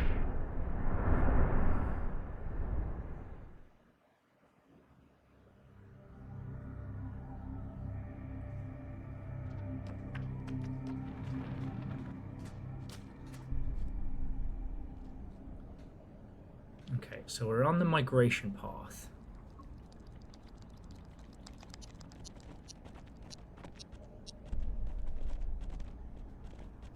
Now, I don't know if we use this particular spot, but migration path leads to... Ooh, no. Migration path leads towards...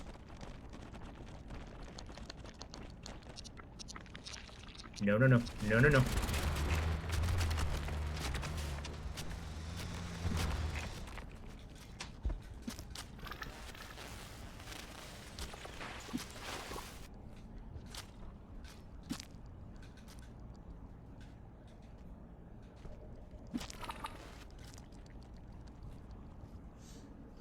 Whew.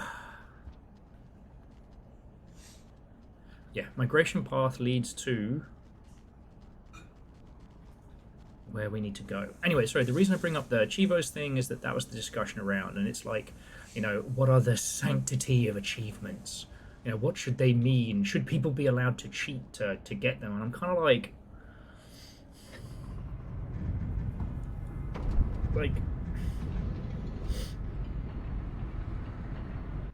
on the one hand, being able to tell your users that you are a special and beautiful and wonderful snowflake because you did everything for this game is a pretty good move. You know, a system that acknowledges how much people care about a game is a good thing. But in the same breath... Ah, there we go. Okay, migration path. Alright. Cold storage. It's out here somewhere, so we don't have to worry about dying. You know, you didn't just cheat the achievements, you cheated yourself. But then it is the system acknowledging the person, right?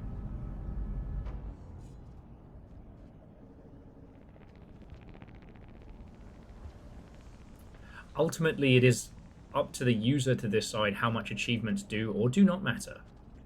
Not anyone else.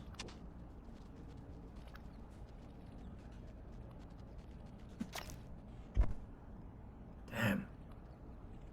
Got that poor guy in the ear. Which begs the question, how do we get over there?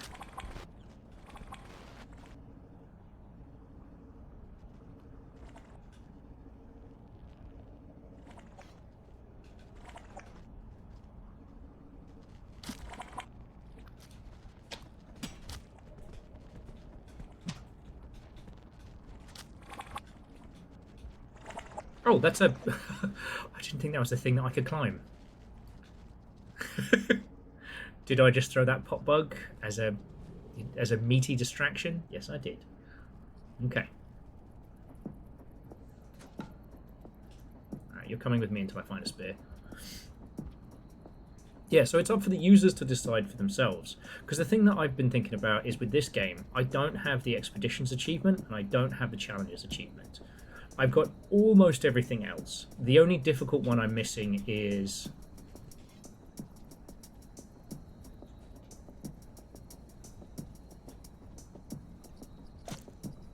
The only difficult achievement I'm missing, I think, is the sleep in 3 different regions, you know, like 3 days in a row. Yeah. Well, and the thing is with the expeditions, the low achievement rate is predominantly... Ah, gotcha. It's predominantly due to the fact that it's a huge undertaking on top of the existing game. You know, and the arenas is... It's a lot. It's a lot of work.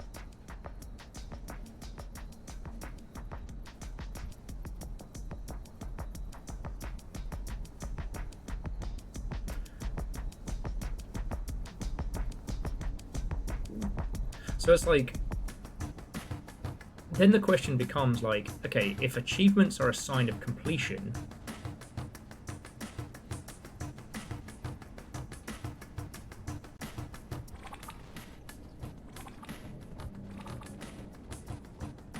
he's so grumpy.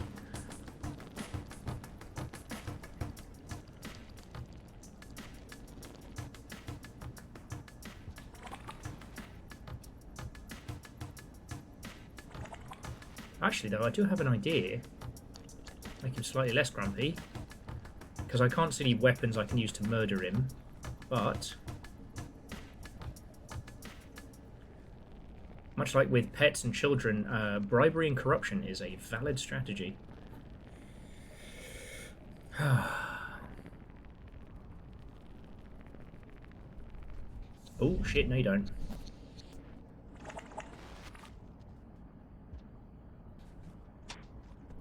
Fucking dropped it.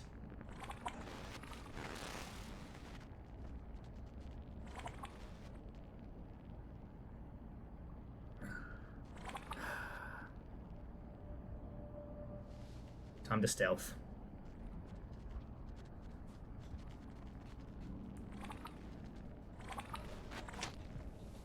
Oh, you fucking asshole.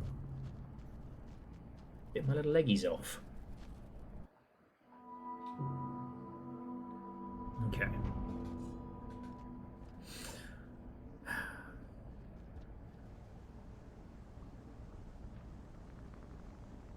Yeah, well, do you mind me? That's not wrong at all. Like, completion rates and things like that in a big game can be a much larger indicator of, you know, how much time the game is going to ask of you and whatnot.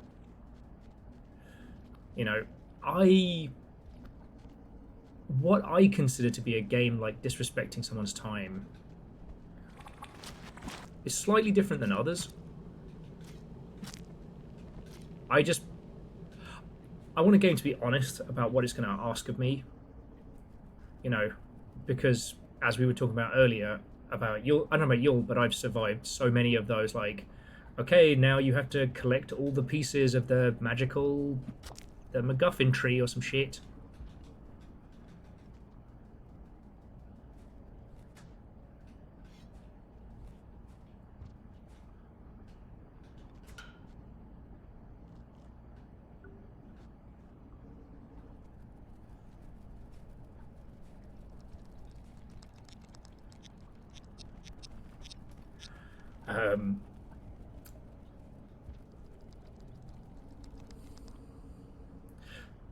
Anyway, sorry, I keep derailing myself.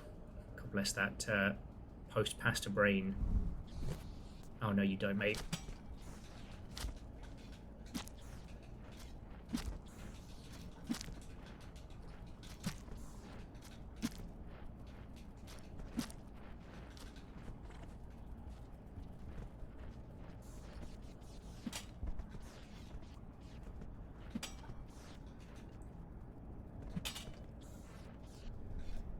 Yeah, you better fucking run. Subcat psychopath mode.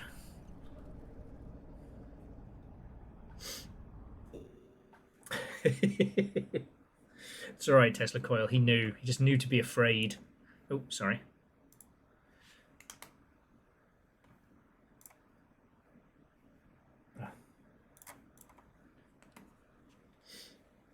Fucking US gamer moment. That's the one good thing is, you know, no one's written an article about me in quite some time. I could get used to that.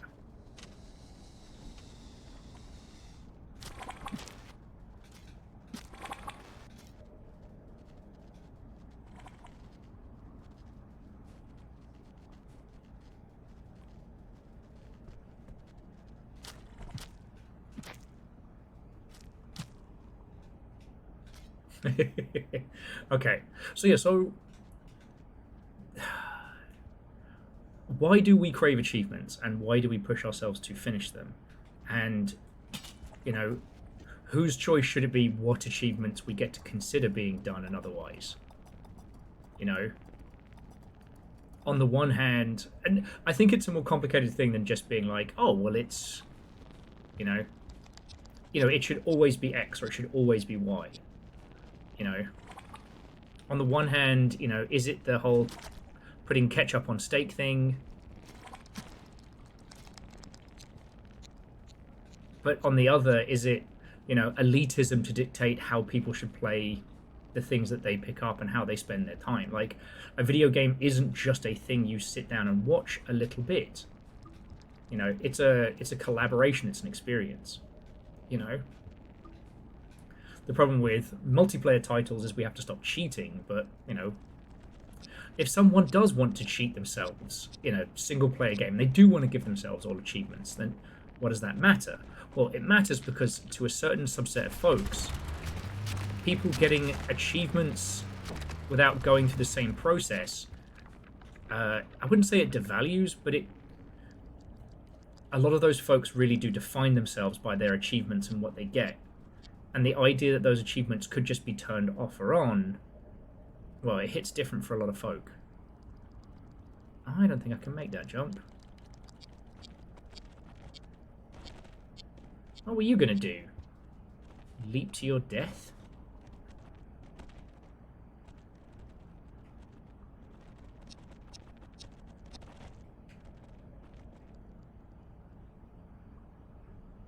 But there's nowhere else to go.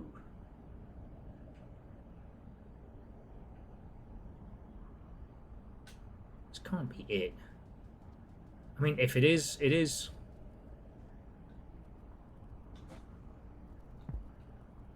Ah, it was not. Back of the net.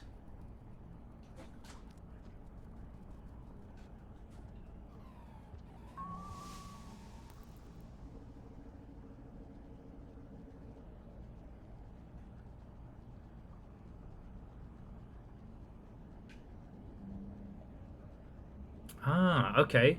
So this is an area I have been to. But I hadn't been up.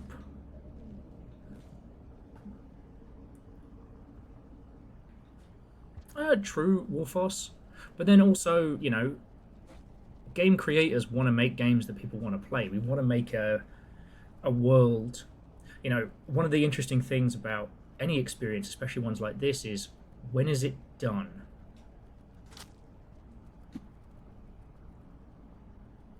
When have you finished a game? And the only person who can tell you that is you. There is no other metric for that matters.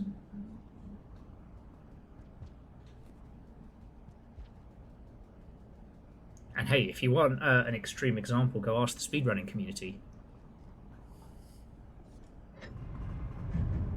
I know it's a pretty basic example, but there is a whole community that have made their own game out of games. I think that's really cool.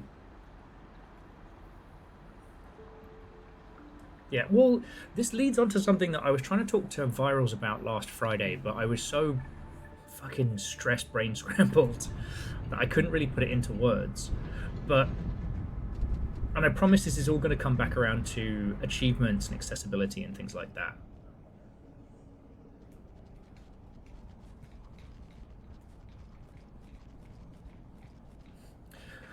I was trying to talk to Virals about, well, I know this will be extremely annoying for some of you, but essentially, oh shit, bed. That's death. Arena Breakout.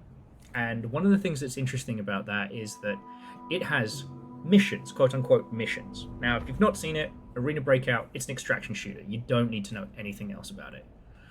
Realistic shooty guns, PvP with the lightest of PvE elements, you know? Easy to understand.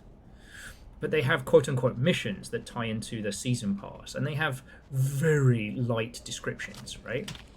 Oh, how? Okay. Chew on my face once, shame on you. Chew on my face twice, the exact same time. Maybe I should pay more attention. But yeah, so the achievements within that game, the missions within that game are very simple. It is go to this place, stand there for a few seconds. Go to this place, kill 3 dudes, kill 4 players. You know, a map and a very basic thing. And it's got this very basic grid layout where, you know, you have to do one mission to unlock the next. But I found it very compelling and very focusing. Like, why am I not just playing the maps I love and running around and just going like a lunatic? What is it within the title that's giving me that structure and that focus? And it's an external acknowledgement, right? I think a big part of video games is that the thing that you are playing acknowledges that you exist. And when you combine that with a focusing agent, i.e. a mission system or what have you, or an achievement system, well, you got yourself a banger there. You're an asshole!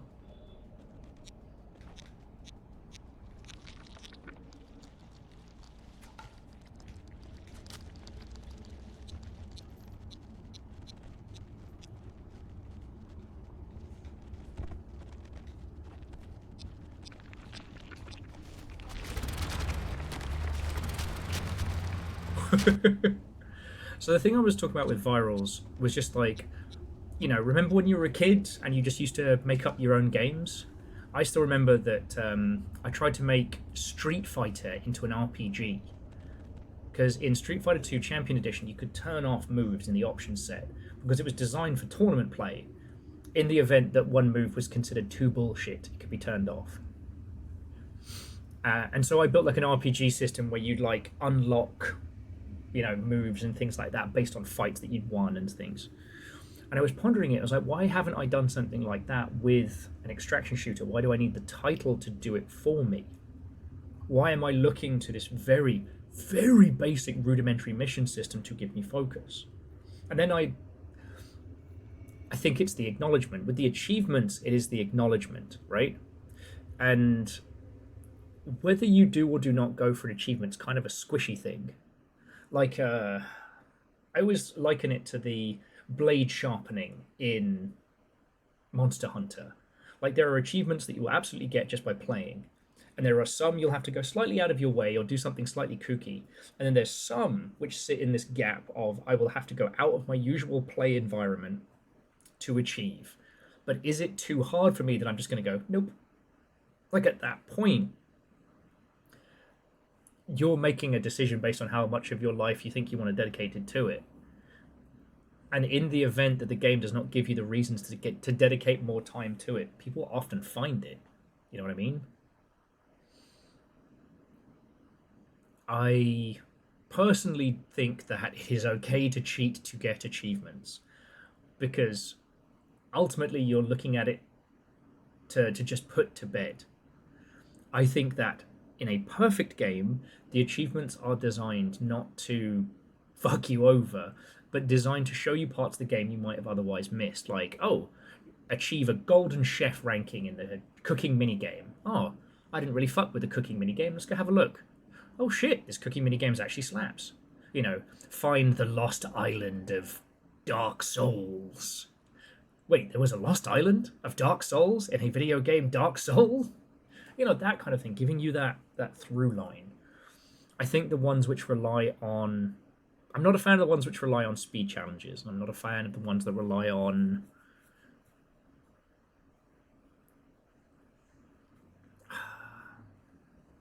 like, the impossible multiplayer ladder to climb. I'm actually still kind of pissed at Sea of Thieves that the super secret hidden bar was behind the ship PvP system. That when you achieve the rank of Pirate Legend, you get into a bar, but there's a secret VIP area. Well, it's not really secret, you can see it. There's a VIP area that you can then only get into if you play the ship v ship PvP mode. And here's the thing is, like, I was never sweaty enough to be good at that. So all I used to do was just load up a match, drive into the other person, let them sink me, and get a little bit of points, rather than, you know, like, camp out the PvP systems. Why? But I get it, like, reward your users, give them something to work towards, blah, blah, blah. But does that thing that we're working towards, does it have to be such a fucking hard, does it have to be such fucking hard work?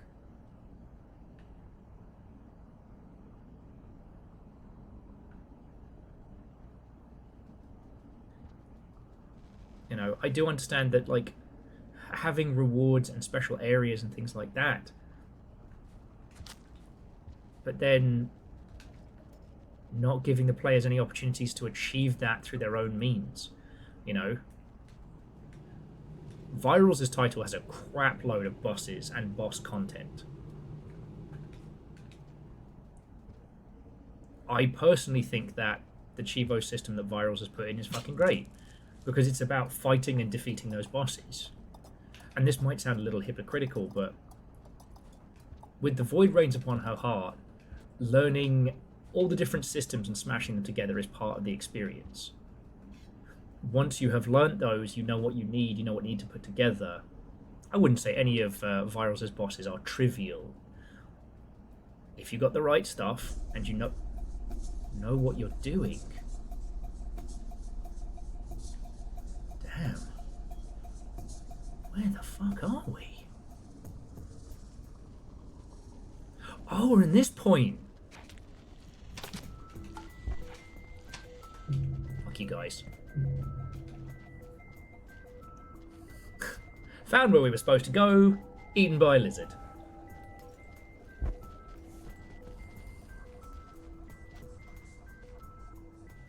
Aeon, I would say that the threshold of complete definitely plays a big factor. In the Sony ecosystem, platinuming a game is considered a huge deal.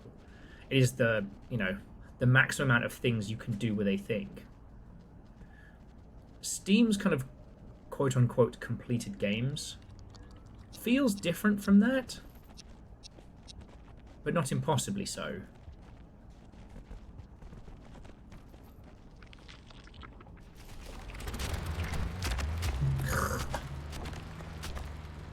Does Rainworld have a get eaten by everything achievement? No, it doesn't, but it does have an achievement for doing the Gourmand's secret menu.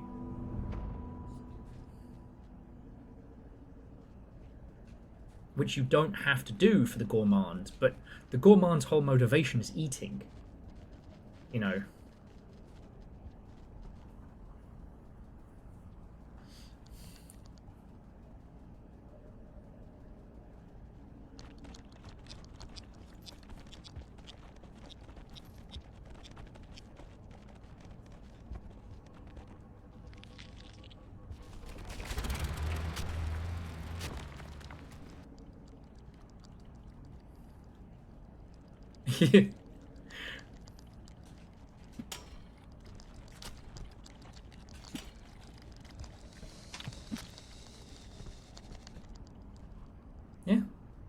Yeah, it's not nice having a spear in the side of you, is it?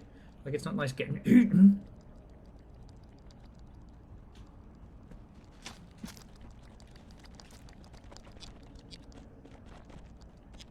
And yes, Nova, I have eaten. Last night I made a huge chicken Alfredo feast, which I'm very proud of, because black garlic's back in stock. Though I did have a brief moment where I thought I had burnt the sauce last night until I forgot I put crap load of black garlic in for flavour.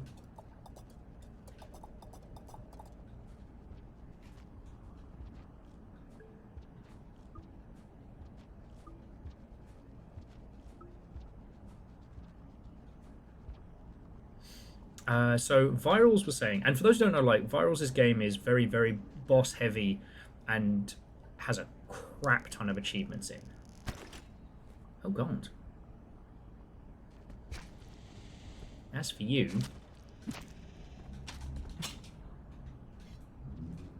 yeah, rest in peace.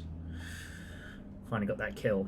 Viral's saying that there's no consensus between all developers or anything enforced by Steam, as opposed to Microsoft, which does enforce certain rules on achievements. So you're never going to be defined complete on Steam, other than the only logical one being 100%. Yeah, and not all games are the kind of thing that can be 100%ed.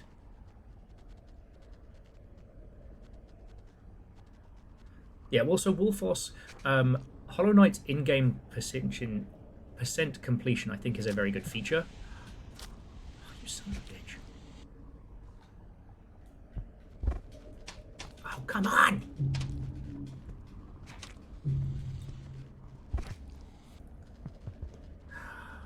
Welcome to the death tunnel. Because what that does, it tells us as the user how much we have to do.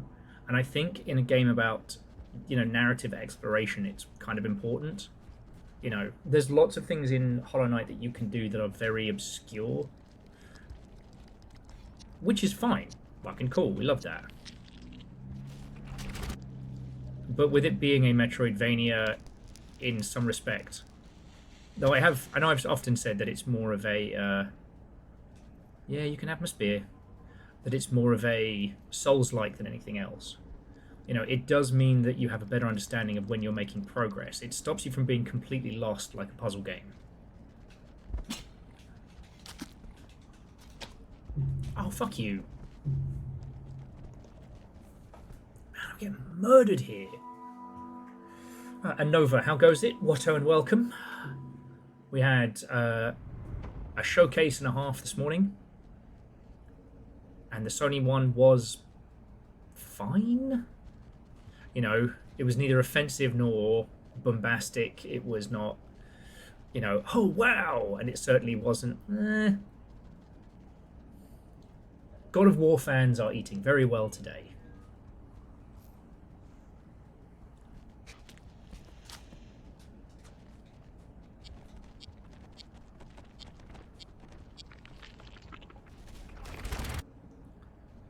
But yeah, and I do want to say, a lot of my friends dislike achievements.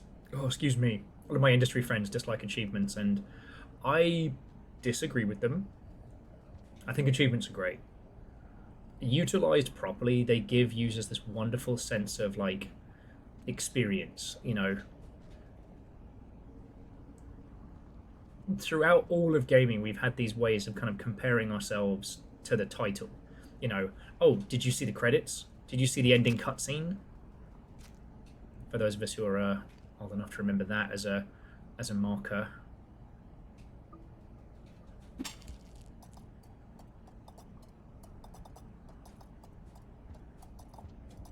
You know, when you're talking about video games and you say, well, you know, oh, I really love this game. Oh, I love this game. Oh, well, I got all the achievements. Depending on the title, that's a huge mark of, oh shit, you really went in on this. Like, a lot of us have played Hollow Knight and a lot of us have played Silksong, you know. When Dan Olsen was like, yeah, no, I've 100%ed that. Every Chivo.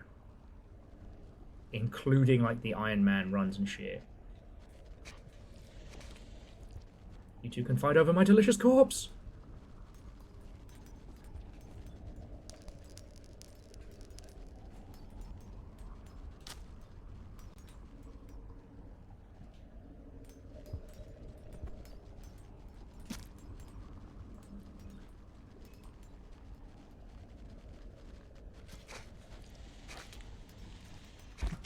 Oh, there's so many of them. Jesus bloody hell.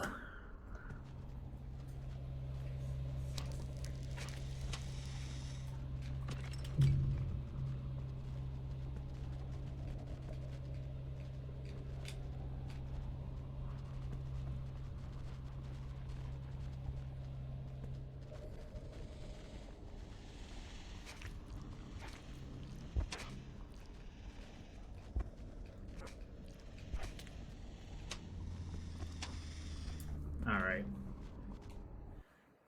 Okay. And breathe.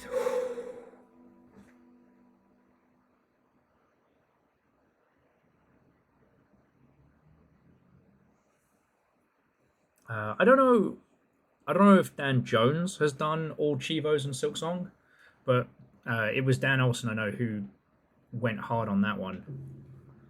And I think it's that case of, you know, a game, especially one that hits real well, you have that interest to continue.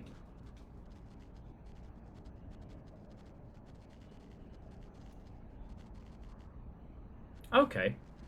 And virals, that's heckin' cool.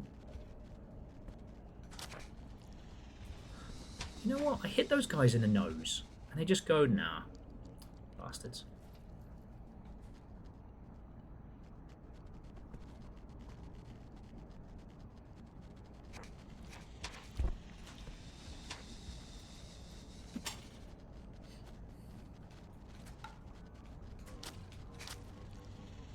Oh, because they got their fucking hammerheads. So booping them in the nose doesn't affect them. Alright. Okay. But yeah, no, so virals, like, that's cool. You know. But also, 100%ing a game.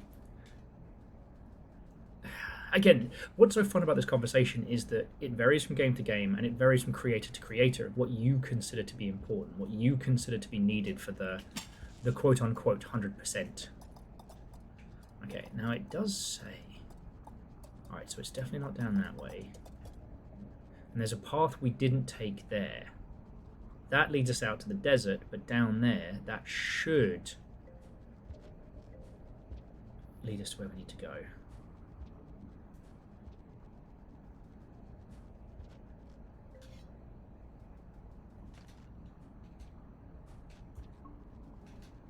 Well, actually, no, but one of the things I find really interesting is that Elden Ring isn't hard to 100%. There's no PvP achievements, or like you have to beat certain things at certain speed achievements. I'm going to go invisible. Like, the only reason I haven't 100%ed Elden Ring is because it's going to take a lot of... You know, if I do it the proper way, it'll take 2 more playthroughs. Okay, yeah, we can go this way.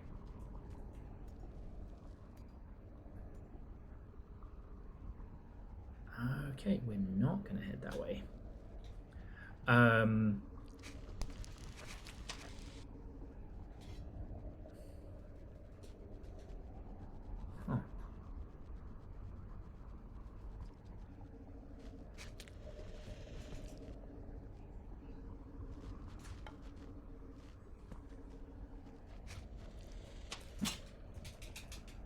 Ah, God darn it. Sorry, I keep forgetting I can't stun them on the nose.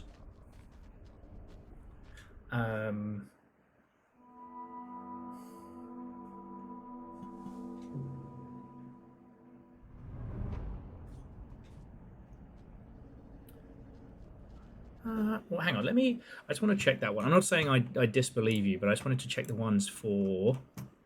What is that? Oh, shit! Lance, are you still lurking and irking? Thank you for sending a copy of Mina the Hollower. I just saw that.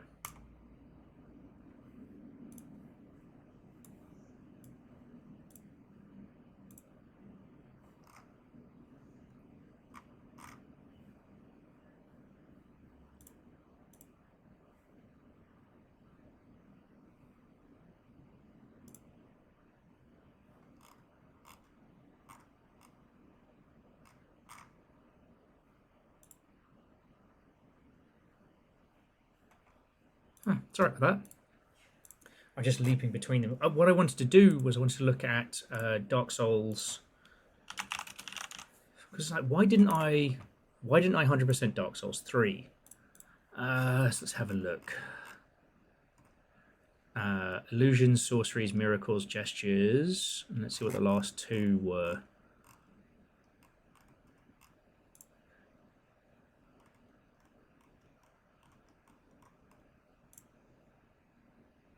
Oh, apparently I didn't officially defeat the old Demon King.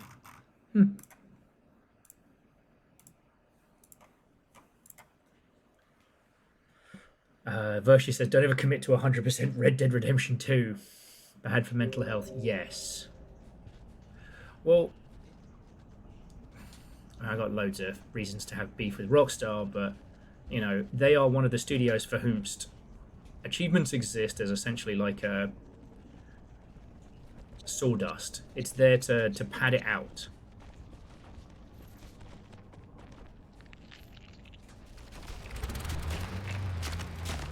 How did I not die there?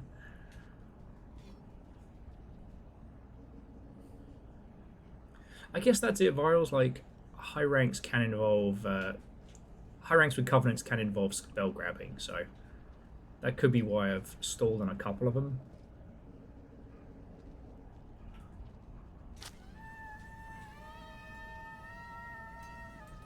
Oh, shish.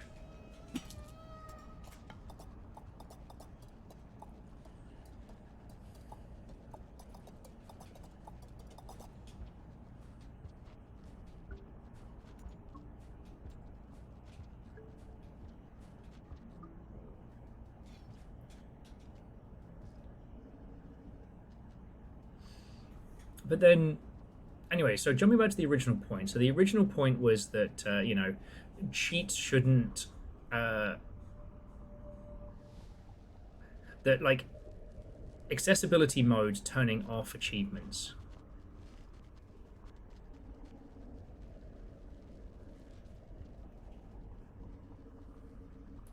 Of which I'm firmly in the camp not giving a hot shit, you know. One of the things I think about is when we did Control and we just turned off damage. And it's a significantly better game if you do that.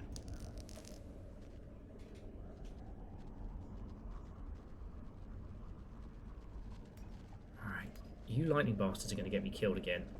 It seems if you get zapped by them, you lose your invisibility.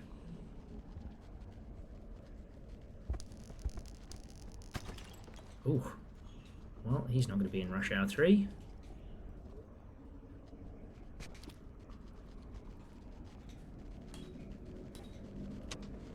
Protect me, Pop Snails.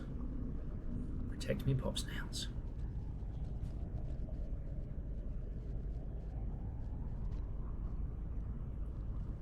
Hang on, I thought this region was supposed to lead us to cold storage.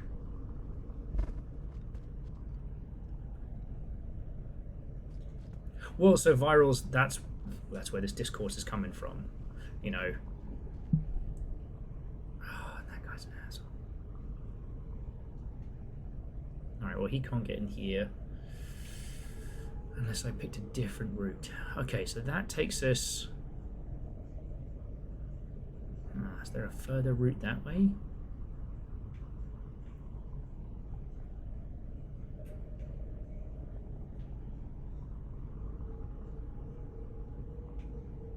Yeah, so we need to go up and up again.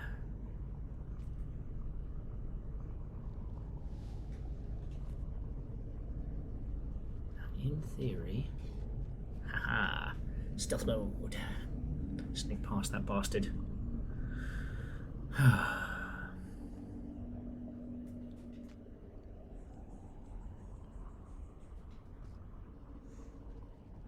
don't know, just this idea that achievements must be held at a level of, you know, sanctity.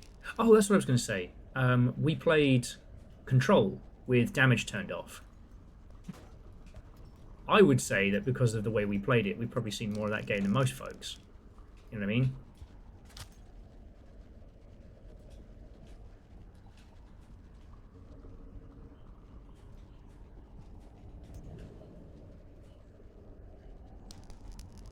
Do you guys mind? Hang on, let me get a snooze in so we can check ourselves on the time map and all of that. Alright, this is a cute little base as well. Verdon says, I heard Gabe was going to buy Yacht Club games until they realised they weren't nautical. We all forgotten about the fact that they bought Campo Santo. That's another story. That's another story. Okay, so we're here. It says that we should be able to get to cold storage from here.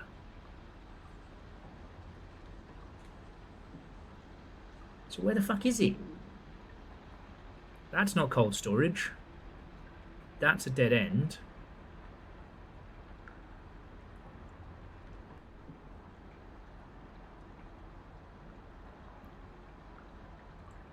What, are you fucking kidding me? This way?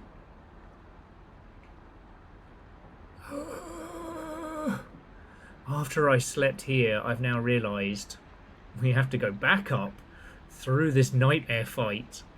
Back up through here. Then we have to go left. Because I was looking at the map like this. I didn't scroll over to see that little connective tissue right here. Oh, good. Oh, good.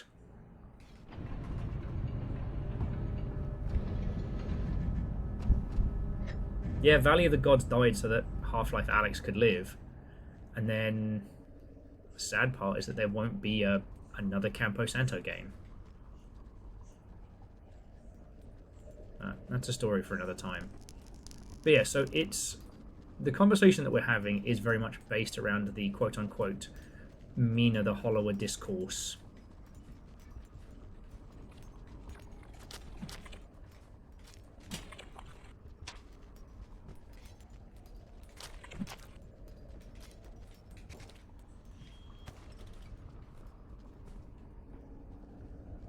Okay. Oh, piss off.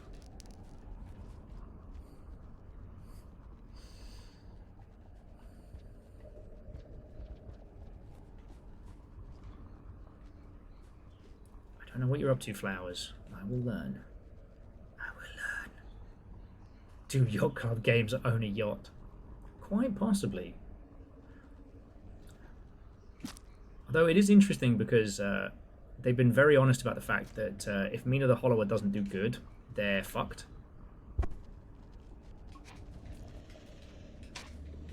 So it turns out all those Netflix deals were not a good idea.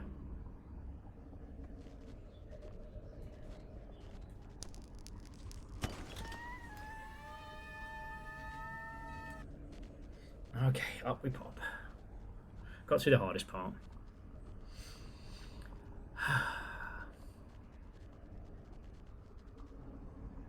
But yeah, I mean, sometimes the annoying thing when talking about games is that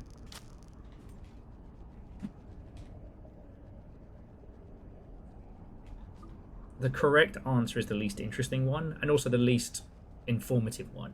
What's the correct way to do achievements? Whatever suits the game best. I think that with Mina the Hollower, because it's been so long since Shovel Knight, if you're going to add those accessibility options, like most people are going to put them on to have them, and it shouldn't really matter if people use them.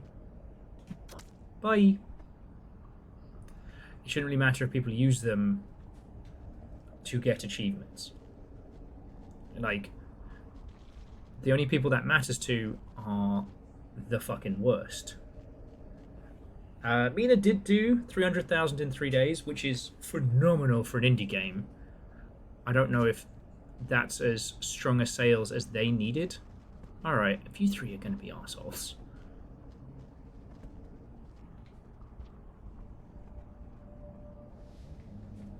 Then I'm just going to sneak past you, because I'm cool like that.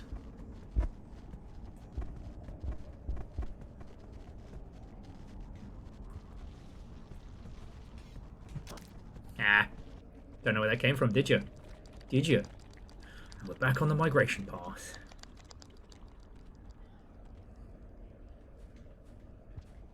Yes, and Vershi, I wholeheartedly agree. If it's supposed to be called an accessibility mode, to allow people to play the game in its entirety,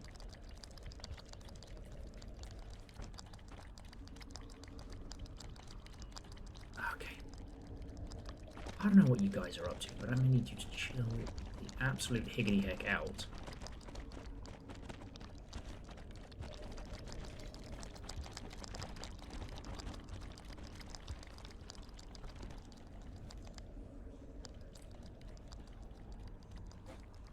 Okay, nap time. Because I'm not doing that spider nightmare again. Oi!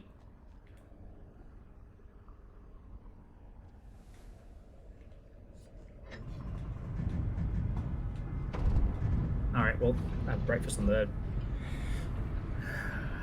morning. But yeah, jumping back, like, Vershi, I do not disagree. if you're going to create accessibility options, or if you're going to give people the ability to add mods and things like that, then give them the bloody Chivos. Now, one point that someone did make was, you know, Xbox wanted to give out things like, you know, rewards and the ilk based on like achievement scores and stuff like that, and I don't know if they still do.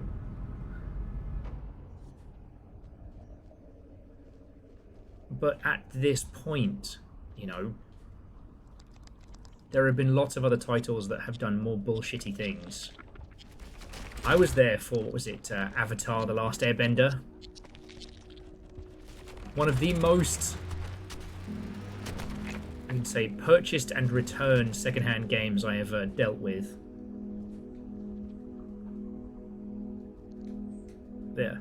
Well, and Wolfos, this is why, like, I can't believe that as we have Celeste, like, people are still having this conversation. Like, Celeste's accessibility mode is there so you can kind of create and challenge yourself as you feel. There is no live-action movie. Wait, which one did I mention? Are you...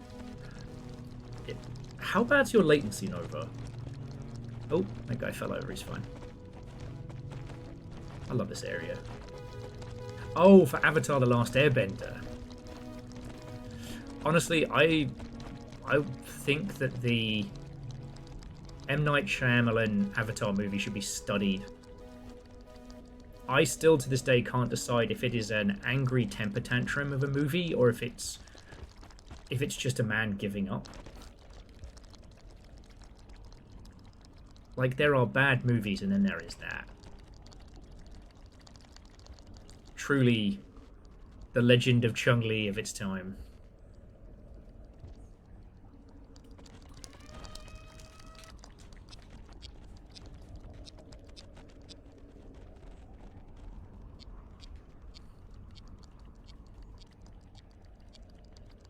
Viral says, my Xbox tag definitely has rented 1,000 gamer score.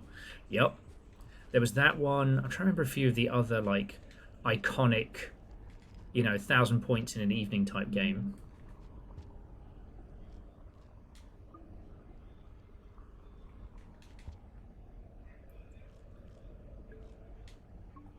But here's the thing that I would do is, like, if that were the system, you know, I would just...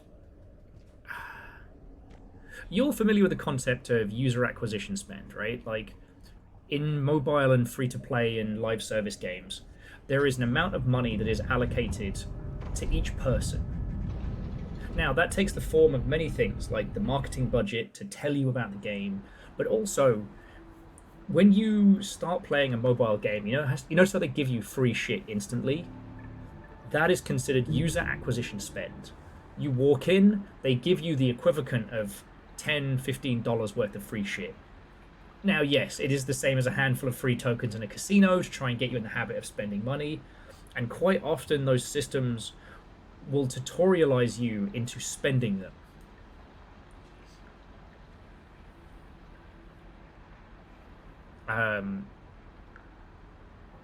I think that if achievements and gamer score and things like that are part of a reward system, then accessibility in games allowing people to 1,000 point them with accessibility options on should be considered part of user spend, because you're getting more users to play more game.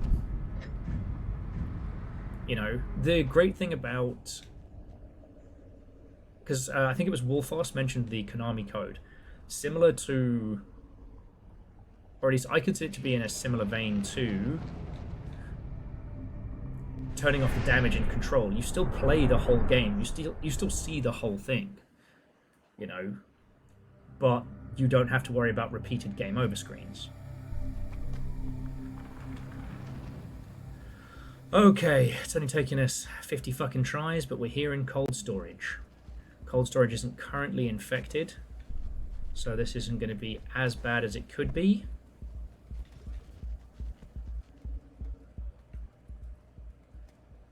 But cold storage is a bit of a maze, and I need to find us a place to rest first.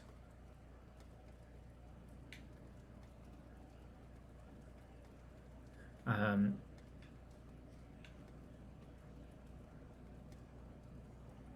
shit, I have to actually go up.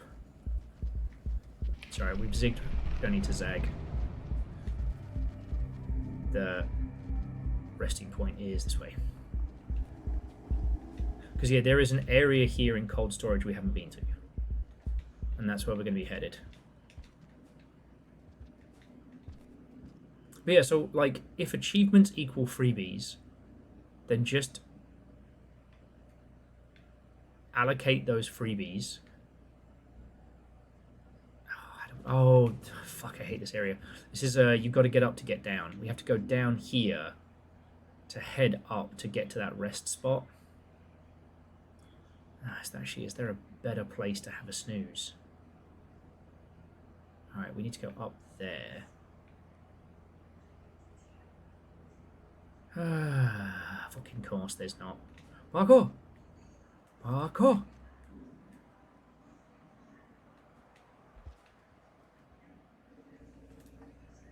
Now, I will say, with things like EDF, Earth Defense Force, for the uncultured, having only like a handful of achievements that are not easy, but simple, I will always love games like that. Oh, what's that? You're just gonna...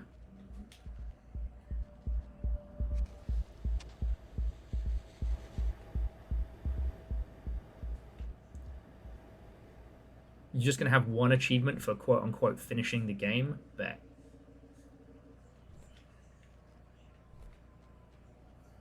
You know, actually one of the things that got me super into Noita when it first dropped was that Noita has one achievement, and that is finish the game.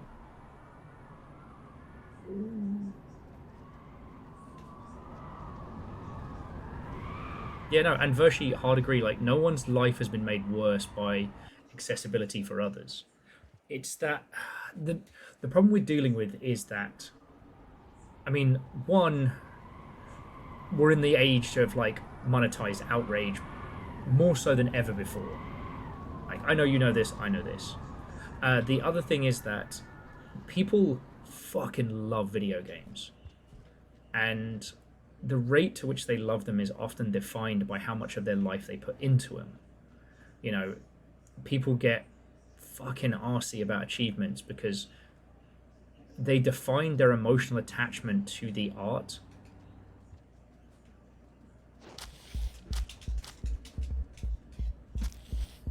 God damn it, Dropwig, that was my dinner.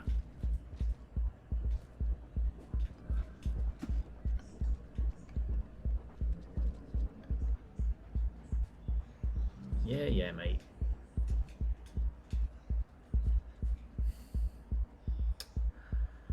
Stupid dinner. Stupid dinner running stupid away. It's that Dropwig. How are you not dead? Can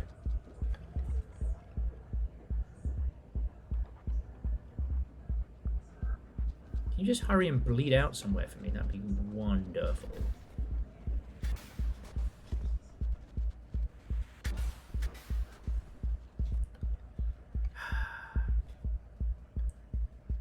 Not a DoorDash in this region.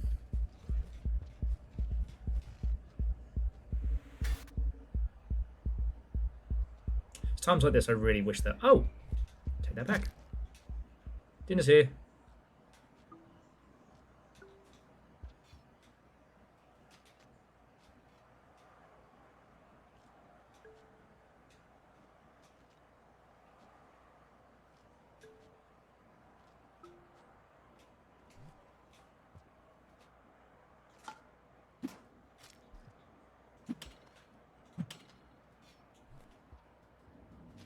Got an idea though. There we go. You are coming with me. Let's see if we can go make a friend. Oh, of course, now another one to come hang out with me. Typical. But yeah, sorry, so what it is that, like, there are so many folks for whom like video games are such a huge part of their, not just their hobby or their pastime, but their personal identity. And so for them, an achievement being more accessible detracts from the amount of life and effort that they put into it. You know, I don't know if you all noticed that in the early days of kind of like audiobook prevalence online, there was a certain amount of snobbery. You know, oh, you didn't read that book, you listened to the audiobook of it. And I always noticed that came from people when they were talking about books that they were infatuated with. As if someone accessing the same media in a different way, even a slightly different way somehow, yeah.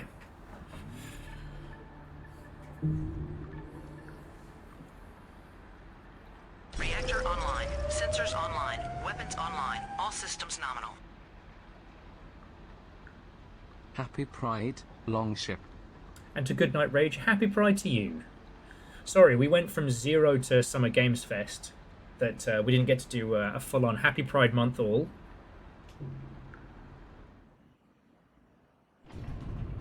You know, I hope you're having a... Oh!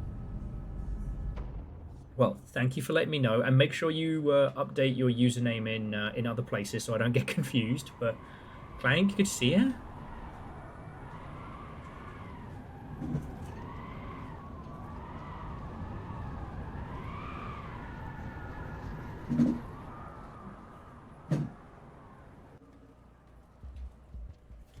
But yeah, media snobbery is not new by any means.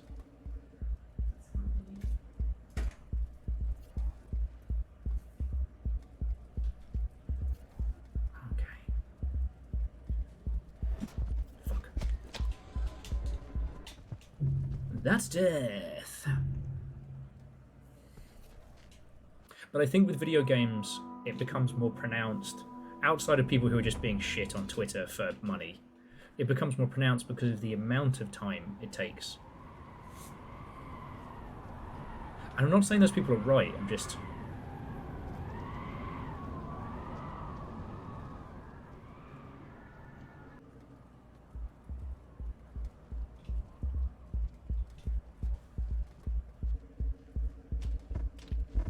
You know, if you find a video game that you particularly love, like... I mean, shit, I have it etched on my flesh.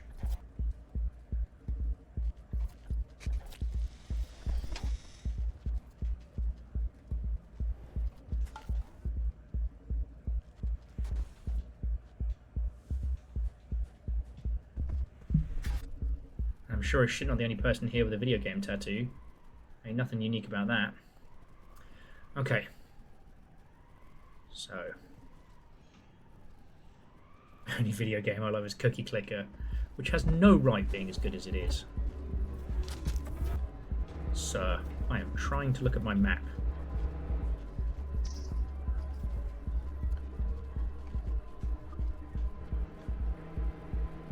Okay, well, whichever way we're supposed to be going, we're going this way.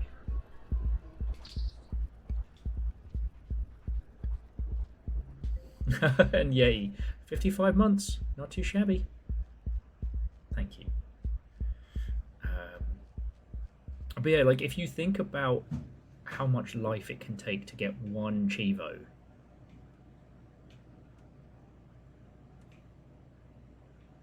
Shit, have I gone the wrong way? We haven't been down there. Haven't been over that way. Ah, yeah, shit, we've got to go the other way.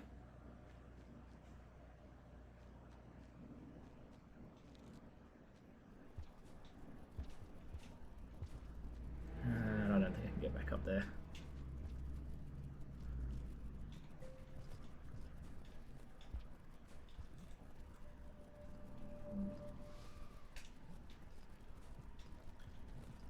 Okay, maybe. So I don't get eaten by interdimensional bugs.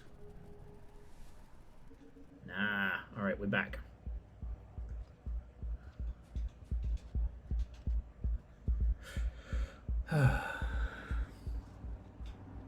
But yeah, sorry, I'm not labouring to make any point other than, you know, I get why people get weird about it. and they need to fucking get over themselves. Oh, shit the bed.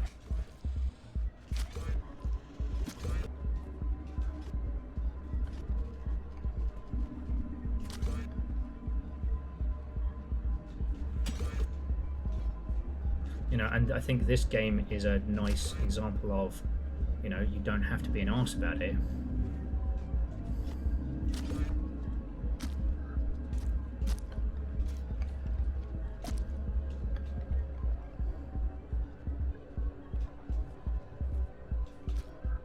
Oh, silly blue lizard. I would have given him that bug if he'd not tried to eat me.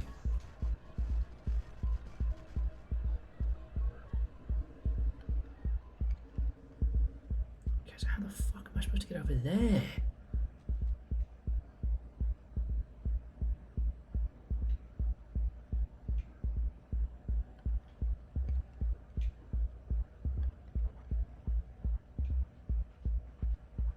Oh, all right.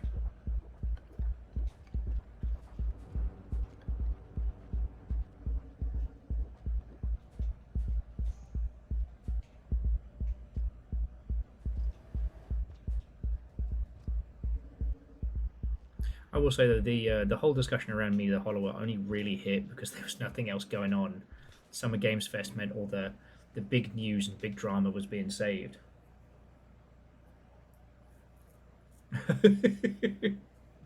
Now, Vernon, I know you're joking, of course, but it's so wild to me that that is actually somebody's mentality. Is like, you know, how dare someone else be credited with the same achievement that I am?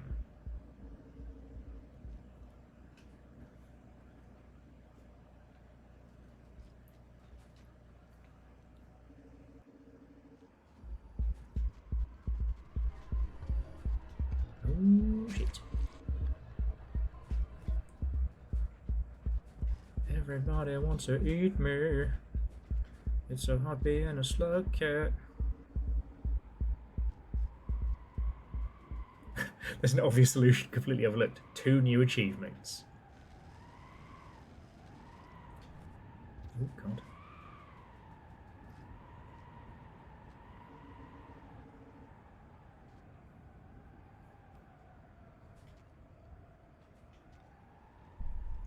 And that is true, like some games do put unlockables behind achievements. That's usually, well, okay, back in the day, that was a workaround. Like when you didn't have the time or, oh, you son of a bad word. When you didn't have the time or budget to,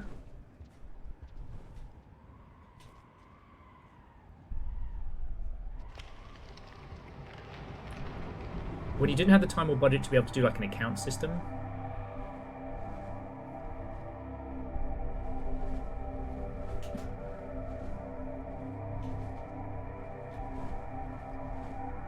then you could do something like achievements to track what unlockables you give to a user, because it's always locked to the account, even outside of save games. Alright. Now, where the fuck are we? Stormy Coast.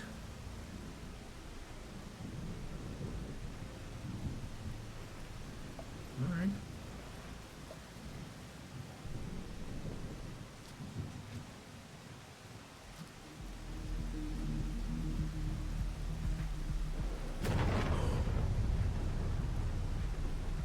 What the fuck?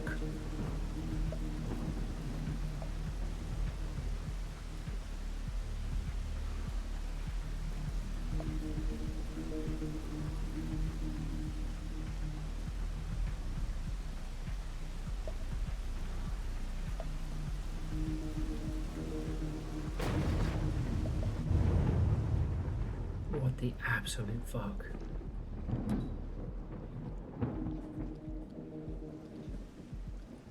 I hope we can find a shelter soon.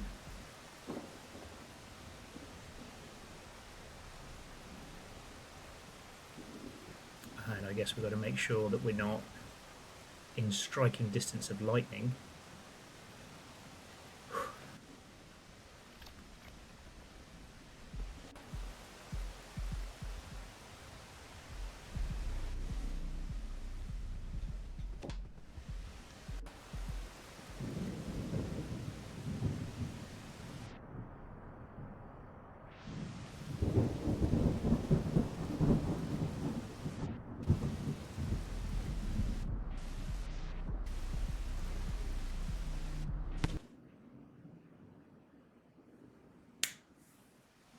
Okay, that was a scav assassination. Not of me, but of that big green lizard. So jumping back in. Halo 3's multiplayer armor was locked behind achievements. Yes, it was. For Halo Reach, the achievement for heal for the first time after beat the game on Legendary is a funny joke because it puts the achievements in completion order. True. Though Halo Reach still owes me a larger portion of my life for the So They Came to Hear Me Beg achievement.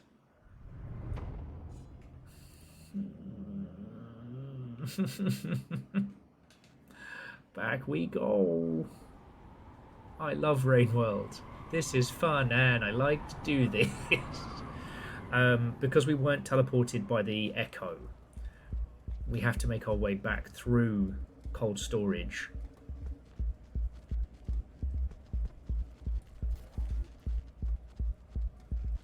The only plus side is we know roughly where we need to be. But the way that we need to be is also where those bastards are.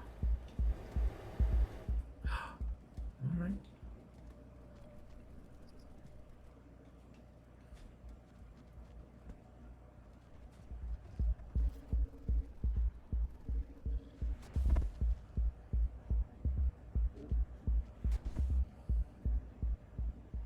And that's pretty cool. Virals are saying that in Dark Souls 2 you have an achievement for your first death. So it was how many Chivos can you get before getting that one? And I do like stuff like that, you know, giving the user the chance to do fun, interesting things within the ecosystem. I mean, okay, don't get me started on Steam, because they could do a lot to... Sorry, sanitize is the wrong word. Make Steam less of a hellhole to be on in a community standpoint. But, you know, I'm a CM, so I would say that. Well, actually, I don't know if I can call myself a community manager these days.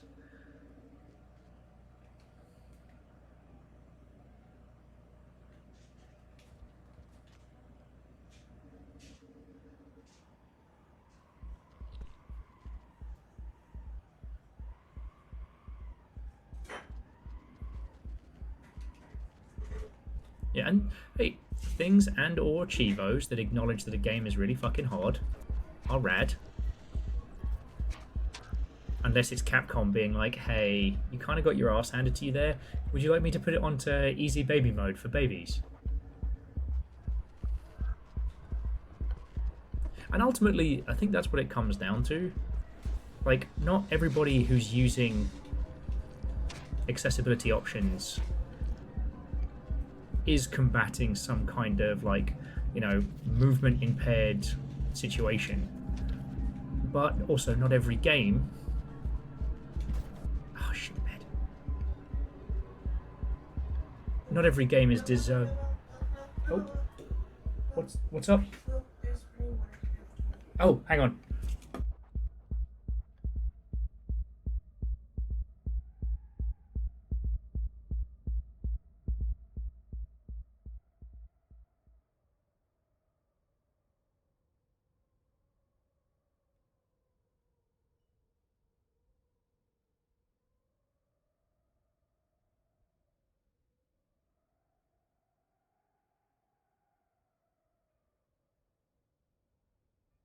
You assholes! Ah! What million years dungeon for all of you? What million years dungeon?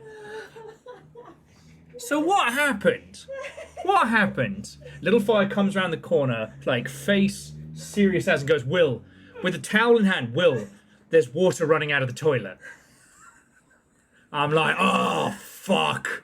Come on!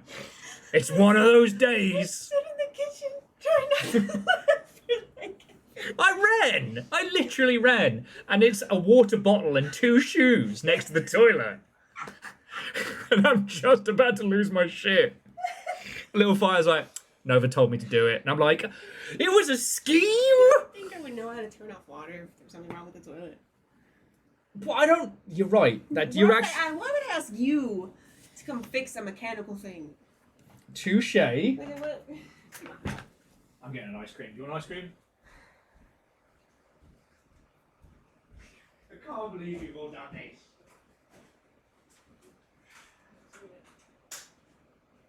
I didn't want to mute it this time in case there was another hilarious reveal.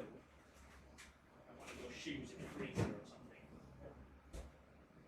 Cold shoe.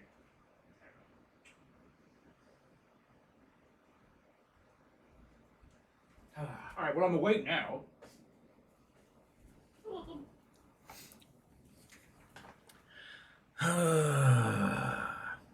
Oh, fuck it. And now I've got to do squats as well. Avenger says, Will, I heard there was a note on the ceiling above you, and I can't check because otherwise you'll get the satisfaction. It's the keyboard all over again.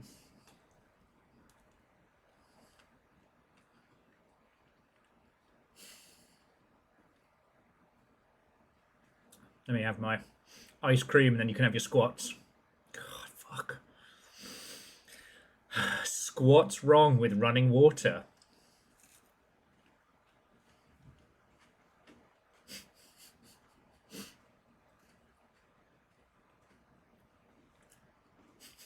God darn it. My little heart.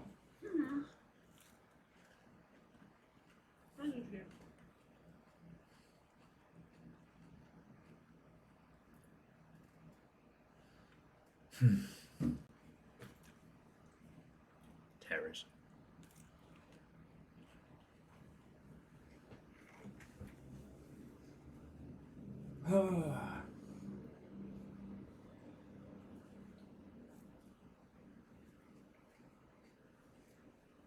More!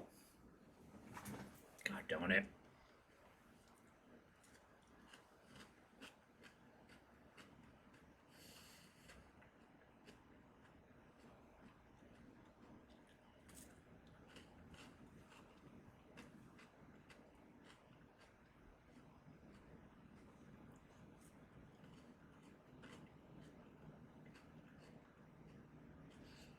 Okay.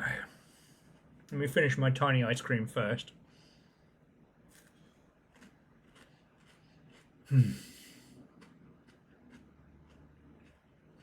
So proud of yourselves.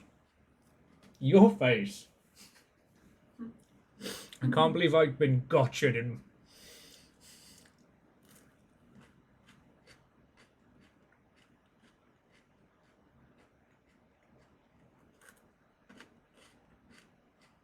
And with a pun as well. That's what got me.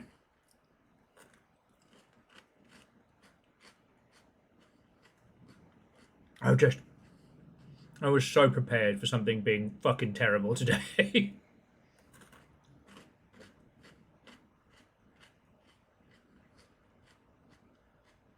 And my brain was worrying, like, what could possibly have caused the toilet to overflow?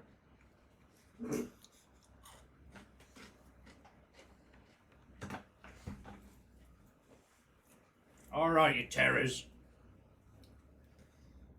Your 15 squats before you get back to Rain World.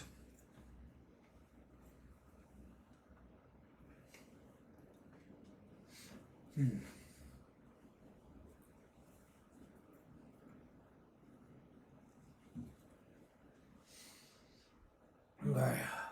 1, 2, 3, 4, 5, 6, 7, 8, 9, 10, 11, 12, 13, 14, and 15. There we go. Right. Let's get this slug cap on the bounce. Okay.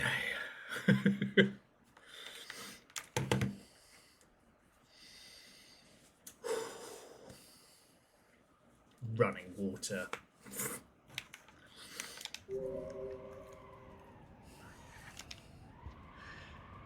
Like a chump hay, like a chump hay.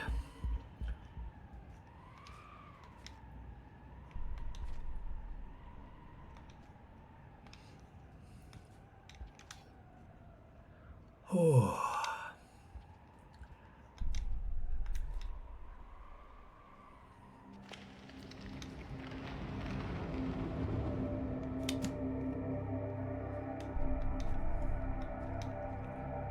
It would have been very funny though if we'd managed to get the big butterfly moth pulled through with us.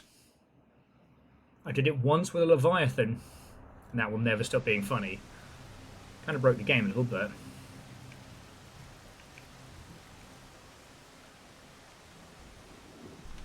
Oh yeah, we got to get off of the...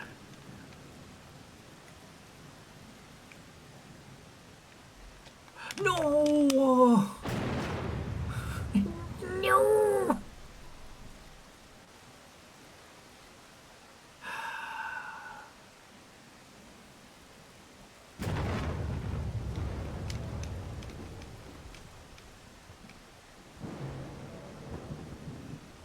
Am I dead? I can't see my little eyes.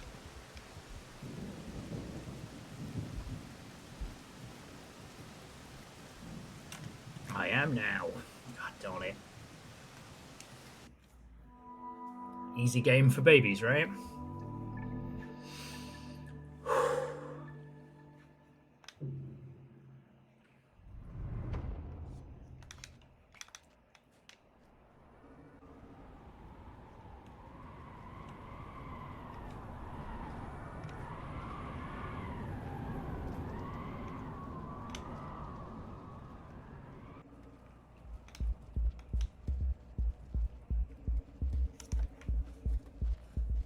But yeah, the only thing I wanted to add in that last conversation is just good accessibility options do mean that if your combat system sucks, more people might play your game.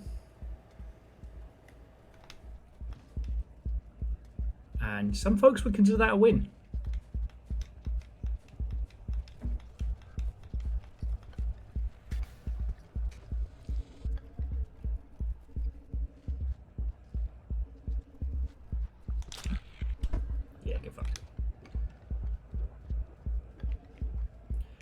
Dinner.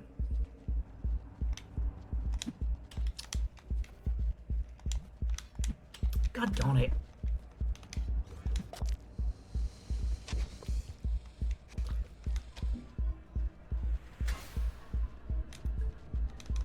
I don't know if you should eat that. It's got a spear in it, but alright.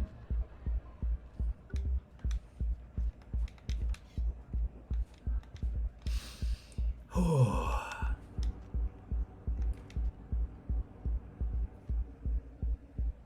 We had this thing back in the 2000s where the TV-ification of everything was kind of becoming very pronounced.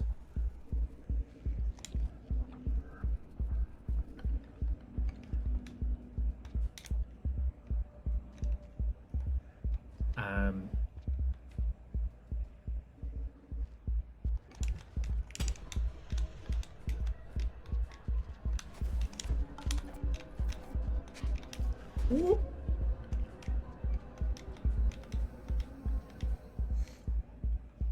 Okay, we're good.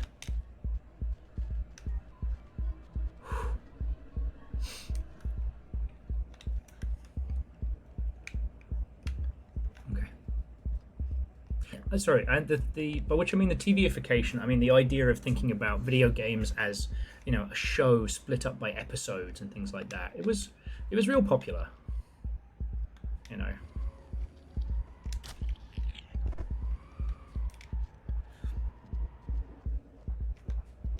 And so quite a few studios started floating around the idea of like a chapter select or chapter skip. You know, treating a game like a movie. You know, oh, you don't like this bit? Just give it a skip. By the way, it sucked. And I wonder if like there's a bunch of people up in management who never fucking got over that. Because now, I do agree, I think chapter skips and the ilk are kind of stupid and dumb, because if your users want to skip whole swaths of your game, what the fuck? Surely they want to play the game, right?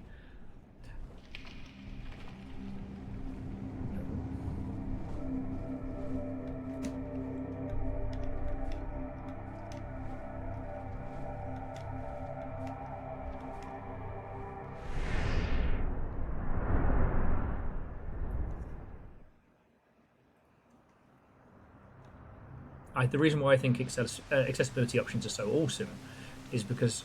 Oh. Well, little moth friend, welcome to hell. get struck by lightning.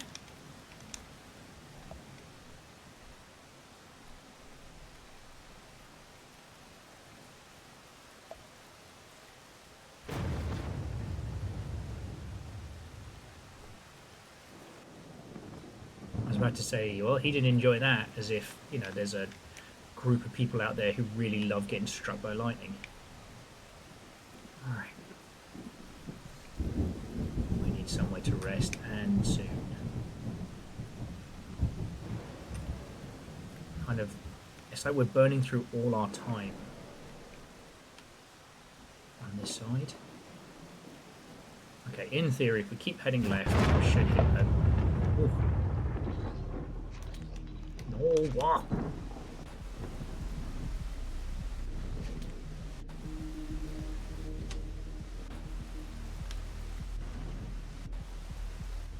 There we go.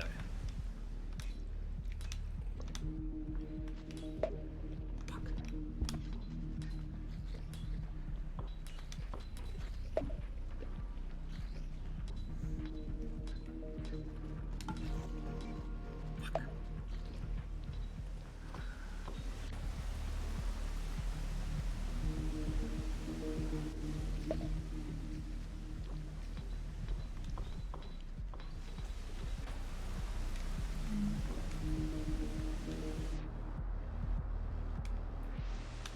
I hope that these little stab routes aren't conductive. Otherwise I'm fucked. Oh, these little like floating turnip looking thingies.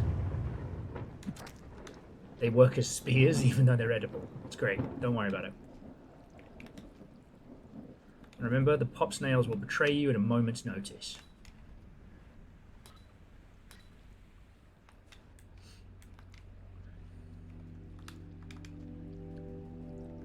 But yeah, sorry, so the thing I was trying to say is that you can use accessibility options as a way to make your combat a little bit spongier, make it a little bit more weird and broken. Because if it's too hard, you know what? You give your users a break, let them play it how they want to play it. Oh, thank fuck, I found a shelter. Okay. Like, I enjoyed the combat in Alan Wake 2. But I'm a sucker for old Resident Evil games, and no one sits around and goes, you know what made Alan Wake an incredible series? Combat. That was Max Payne. It's a different time. The action and combat stuff within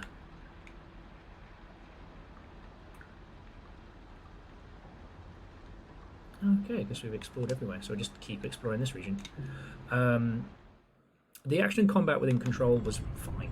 Cool, we got to fly around and yeet stuff, but it was very much third-person action, and that's fine. Oh, didn't realise you all were looking at just a floating head. We turned off damage for Control, and it made it so much better.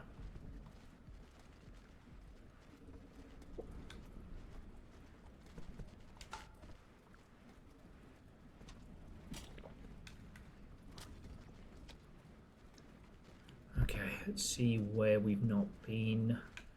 I say we just head up, see where that takes us, because that's usually the echoes tend to be on high points.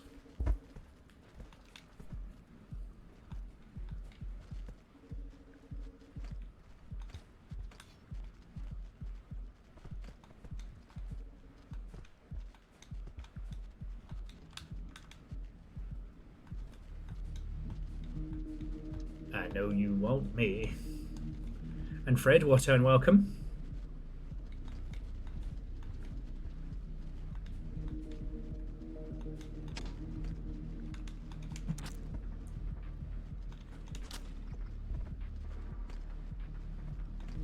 If you scabs want to kill him, that's fine, but I swear to fuck if you guys blow up my face. You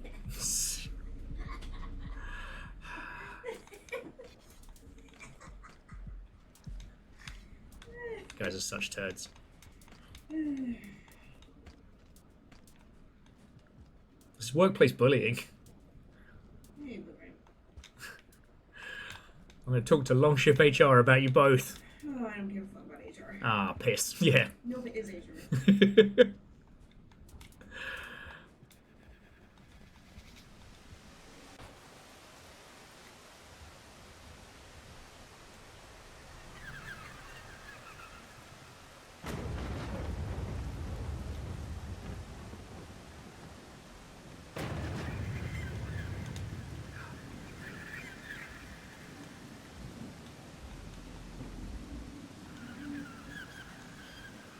Okay, we should be alright from here.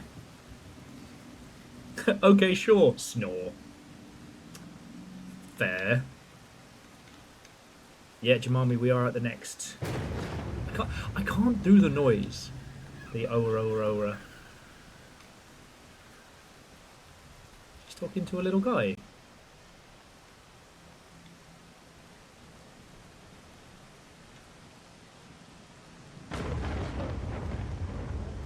Oh, Fred, the only thing that was quote-unquote boring today was Sony's offerings to us.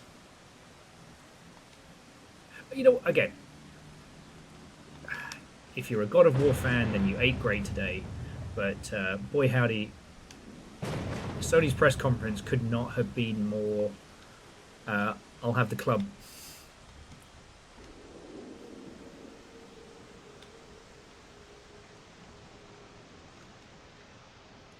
Okay, here we go. Well. Well. It has been many, numerous cycles. And yet here you are. Following again. It is not normal.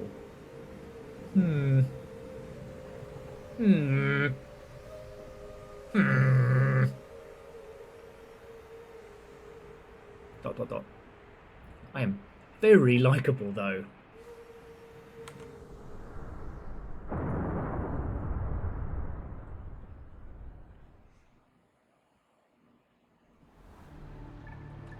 think do a spin-off for God of War, Peon of Peace. No, but it's getting the Ms. Pac-Man treatment. Ms. God of War.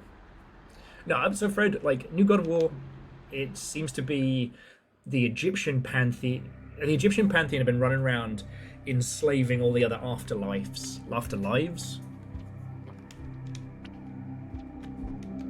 Oh, no, we gone. Sorry, buddy.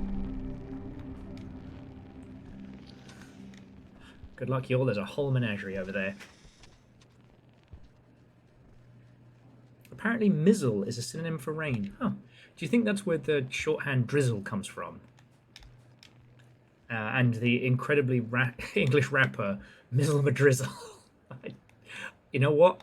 I biffed that joke. I biffed it.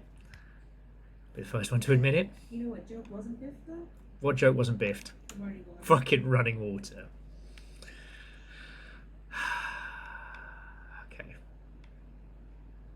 It's fine. It's fine. It's fine. Everything's fine here. We're fine. How are you?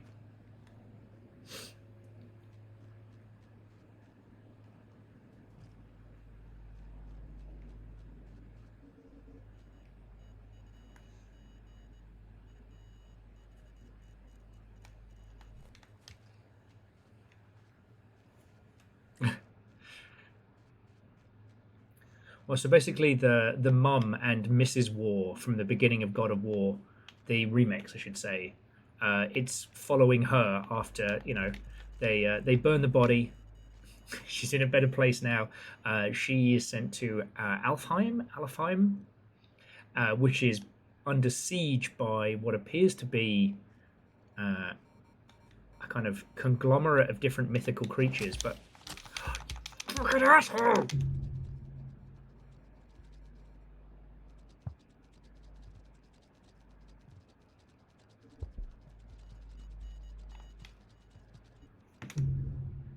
What I am eventually going to do to all drop wigs will go down in all histories.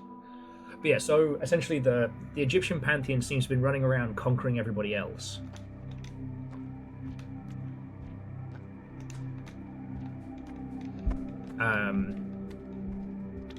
Including what appears to be some don't know,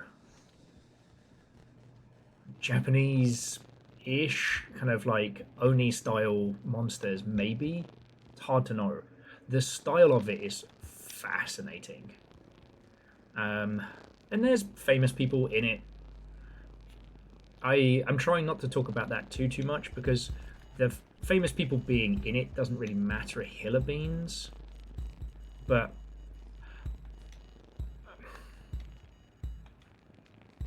I think when you've got to use famous people likenesses as well as, I don't know, it's something I'm not a fan of.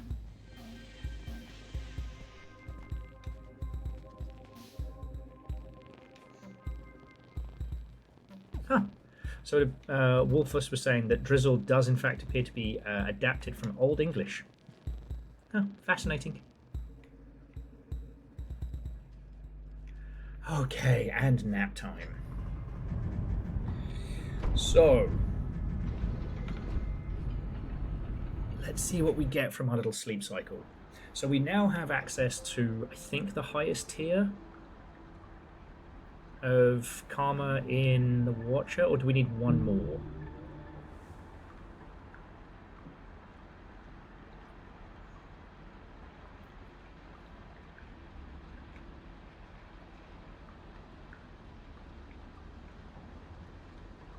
I don't see any other question marks.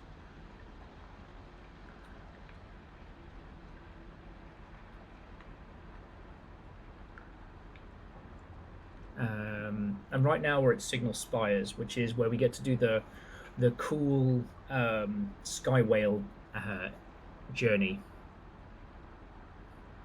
And I think that'll take us to the next Echo spot.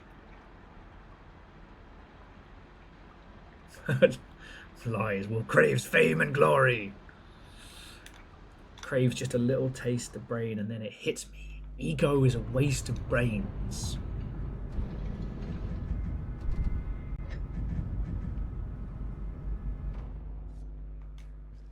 I mean, okay, I will admit I'm not immune to... I'm not immune to the lures of stardom sometimes. You know, there are a couple of people who are featuring very heavily in this week's Summer Games Fest that they're folks I know, and their success is success that they have worked for, right? No, not a Nepo baby among them. But are you dead? Just unconscious.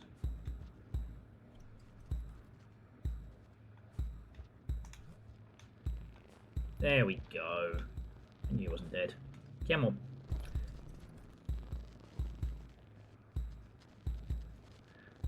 But I will admit, you know, it would be nice if the gaming universe as a whole kind of recognized our little corner of the internet, because we're not small. That's for damn sure.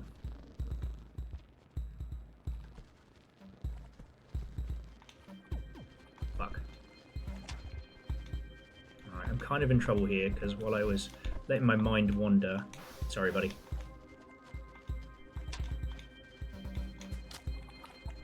These guys started circling. Now, this isn't the wall, i.e. the way up to Pebs, but it seems to be either a before or after of the wall. I'm not sure. It could be another superstructure altogether.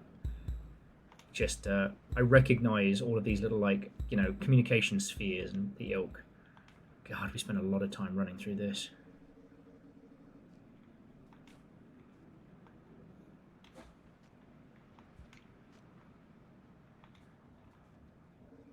But yeah, so Fred, you didn't miss anything else like that you absolutely positively have to know about today? The Black Voices in Gaming Showcase was very good.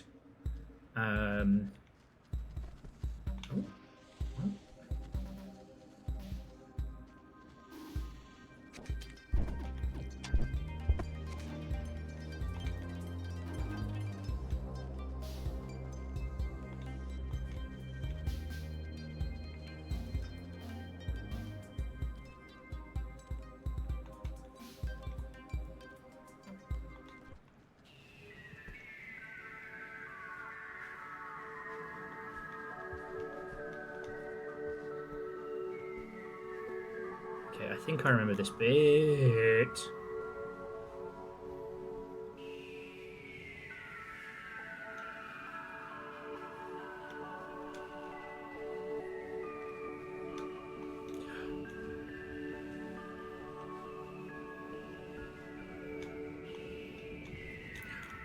Holy fuck. Okay. But yeah, the busy stuff for Summer Games Fest doesn't really start until Thursday, Friday?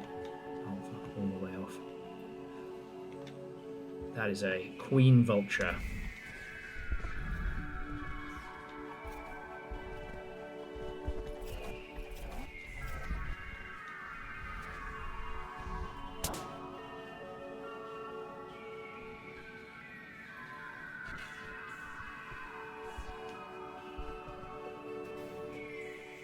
You know what? You're a site-based predator. I'm just gonna fucking hide.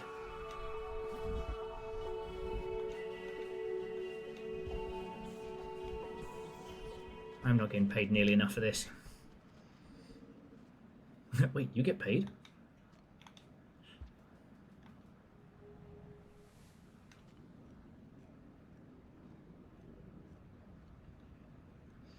And in the, you know, Achievos and accessibility conversation, I think we came to a good point, which is one, I don't give a fuck.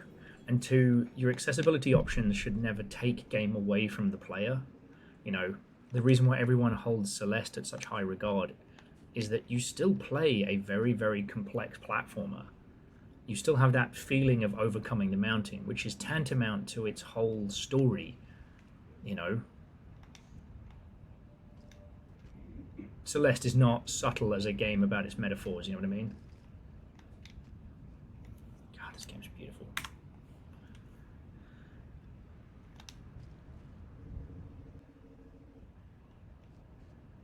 And yeah, I mean, Fred, you're not wrong.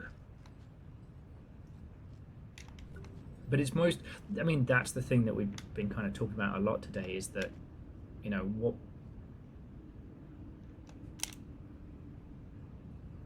Oh, yes. You know, when we talk about AAA games, what we're talking about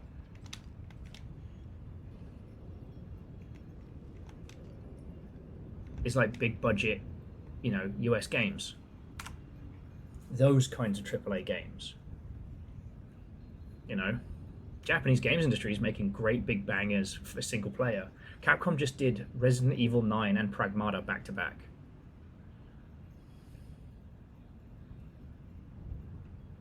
And like, Pragmata is not based on a comic or a movie or anything. Resi 9 is part of a long-running series. It's phenomenal.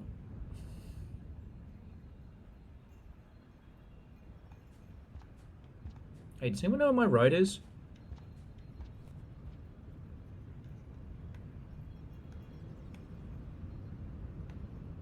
Oh, well, there's no rain up here, so we can take our time.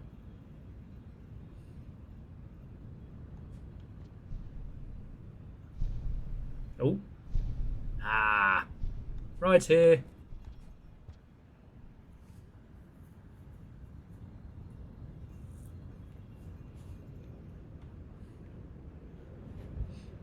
Oh shit, and I didn't even tell you all the fucking weirdness. So, as I'm sure you're aware, GameStop is circling the drain. But rather than just, you know, dying an honorable, quiet death as games retailers have in the past, it's going through this kind of insane death spiral. Much like with Blaseball or any fantasy story, sometimes extending the life beyond its natural point is not a blessing, but a great curse. As I'm sure you've seen, like... Come on, come here. Yes! I'm flying! Yay! God, this game is gorgeous. You know what, I'll tell you about it in a sec, because it's going to infuriate more than a little bit.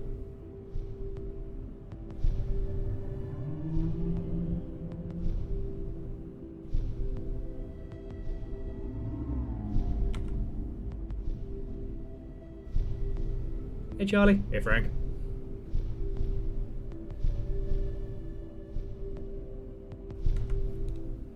Alright.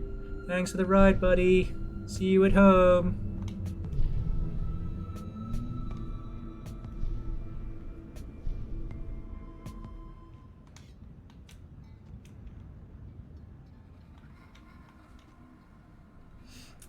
But yeah, so GameStop have been doing a whole bunch of horse shit over the years, an NFT market, this weird like hyper tradable graded Pokemon thing that they're doing at next, which is basically, well, same sort of thing with Nufters, but okay, fine. I'll do it the way that you want me to do it, game. Yeah, the same horseshit they did with Nufters, but it's graded Pokemon cards, like random pulls, secure facility type shit. The latest bit of weirdness, it's not massive on the surface, but in the GameStop EULA, whenever you buy shit from them, online, offline, what have you, one of the rights that you sign away, as frequently happens with all sorts of, you know,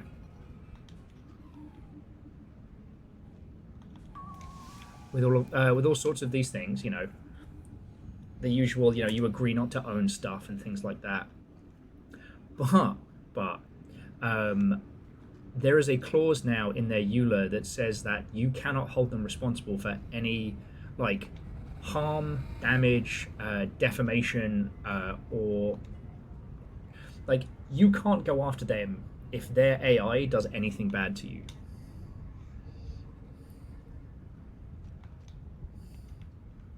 Now, what does this mean? Is GameStop rolling out a, you know, store-wide AI overlord or what have you? Who knows? But just like, you know, as we've seen multiple times, the modern chatbot AI type stuff has caused a lot of harm to a lot of people. And so rather than fix it or get rid of it, GameStop's like, yeah, you're just, you know, the EULA's just going to say, you can't sue us. Get fucked.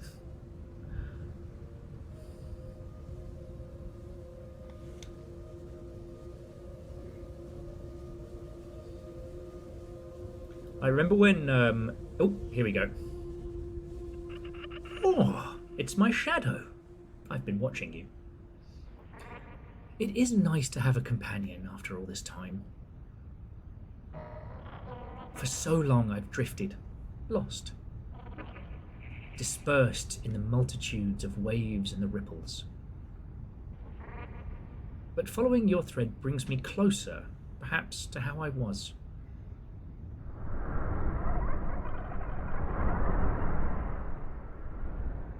Yeah, my counter EULA says I could sue you, though. Yup. Alright. I'm pretty sure we've now reached max rank. I think that's it.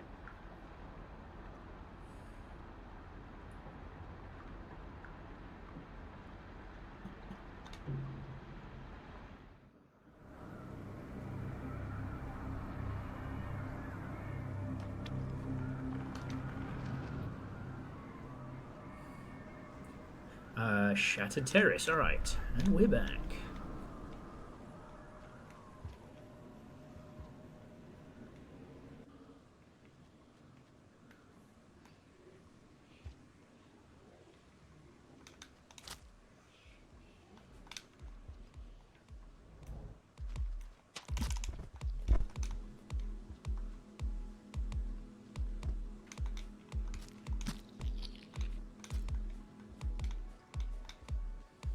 Dude, we're trying to take my fruit.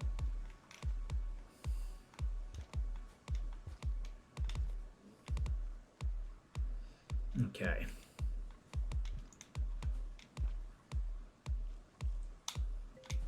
But yeah, so it's like whatever system they're looking to implement next, they need Captain to have... on the bridge. Oh! Yeah. I think Welsh guy didn't try fully there. That should have been nerd. Baron, White-eyed, welcome. Thank you, mate. How are you doing?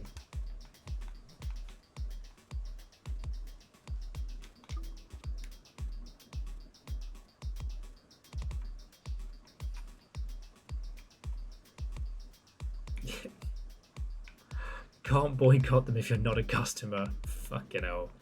I mean...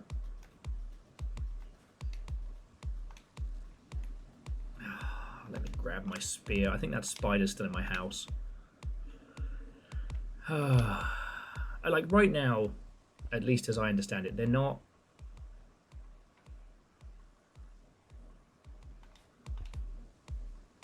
Like, GameStop aren't surviving because people are spending large amounts of money there. So Baron, we don't... Oh, okay, yeah. So now I can pass into the Shadow Realm, and those guys can hurt me. I think there's a Chivo I don't have yet for being eaten by them. Ooh. I did just get the Through the Ripple achievement. A few of these Chivos weren't available initially. Ah, fucking spider. I'm gonna get a spear here, this pissing spider.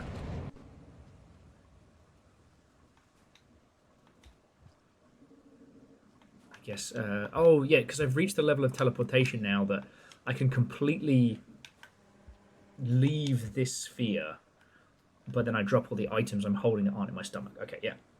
But yeah, we don't know in what capacity, but GameStop are about to implement some heavy AI stuff. And in their terms and conditions now, if anything bad happens to you because of their AI, you are not allowed to sue or, you know...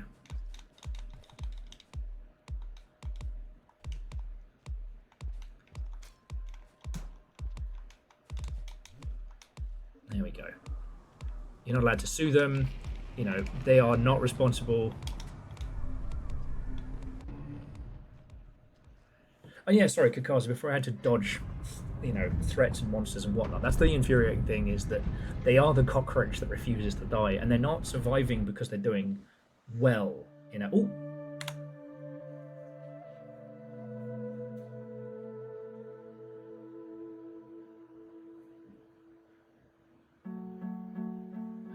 Look at his little face.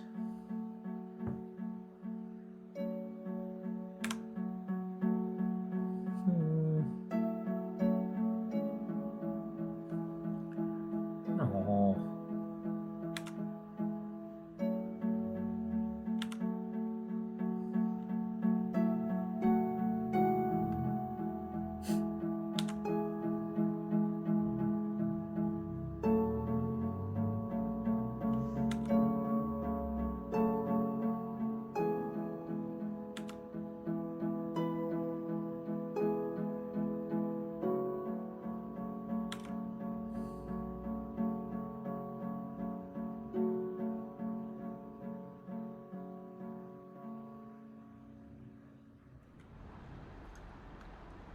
He's just a little guy.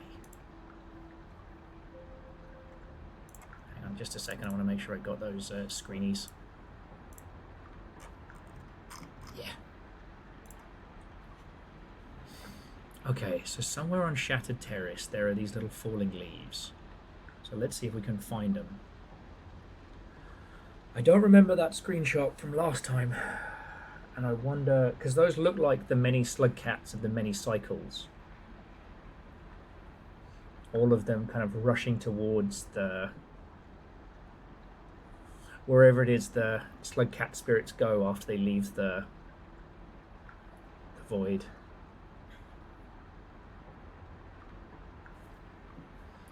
But yeah, just as an FYI, like I said, I don't know what these little circles mean. So these little like falling leaves on these sections mean. And I don't know if we got to go like follow them down. I know that this is the rot and is only spread between these two sections. Last time we played, like the rot had hit so much. Hell, cold storage was already a nightmare before we got there.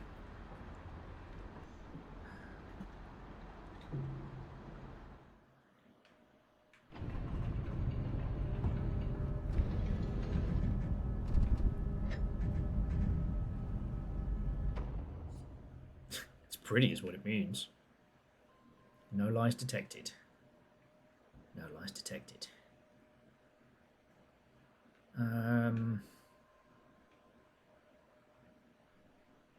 Yeah, I guess the only place we can go is hop across there and head Right.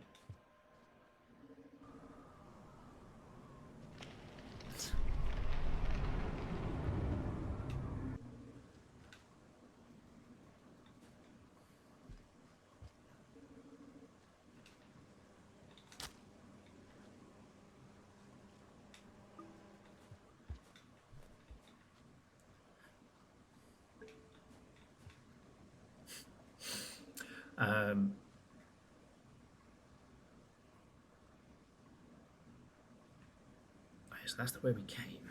Okay. Yo. Weaver energy.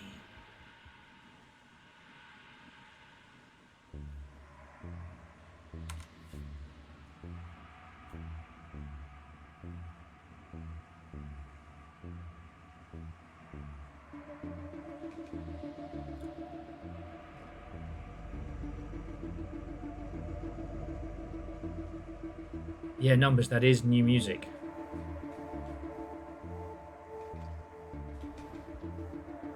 And that, whatever that was, we saw it once before in one of the other regions.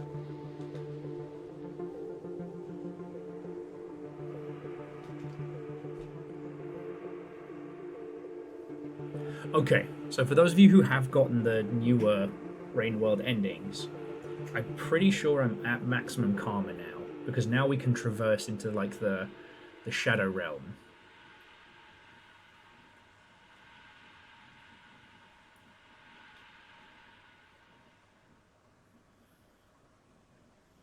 I'm trying to wonder what I should do with these, because what I don't want to do is accidentally like pop the Weaver's thing and then end up. What's that? Seeing things.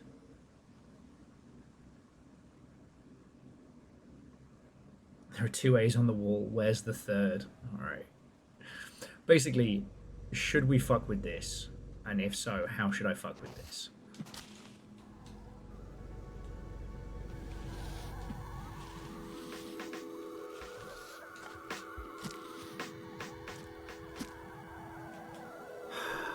Fucking Dropwigs, man. I'm trying to have a religious experience here. God. Alright, well, first things first, we'll try going to the Shadow Realm. See if that changes anything.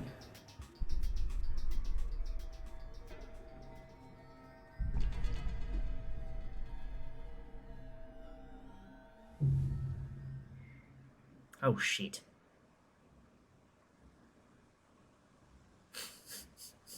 Fuck. Hey Will, how did you just die there? Because I went into the Shadow Realm, the shadow creatures just went yum, yum, yum, yum, yum, yum, yum. So that's the balancing act, is that you can go into the Shadow Realm and avoid getting munched on, but there are then other things that will eat you. It just seems like the pathway is now closed. I don't get it. And yeah, so Numbers, the achievement for getting eaten by a shadow creature wasn't in the game when this released. So there are a few things that we did on our first run that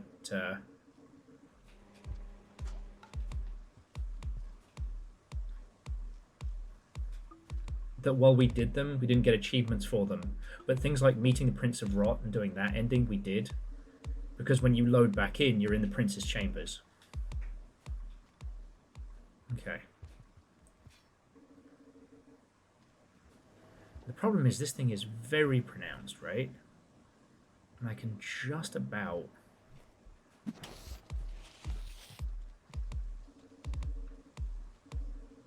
my god, this fucking Dropwig.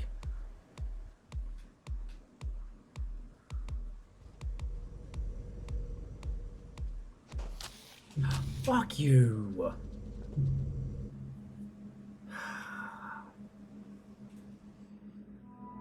So I would definitely, I would appreciate some...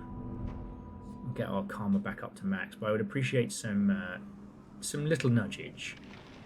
You know? Because like I said, we got...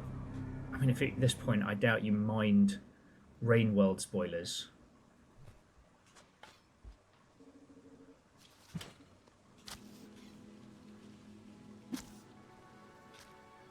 fucking spider. Ask ChatGTP. God. I can't even imagine it trying to understand Rainworld. Anyway, can't afford to ask it. Even if I was somehow so brain rotted that I was like, I'll ask ChatGTP about it. Because the token system is now site-wide for everyone. So...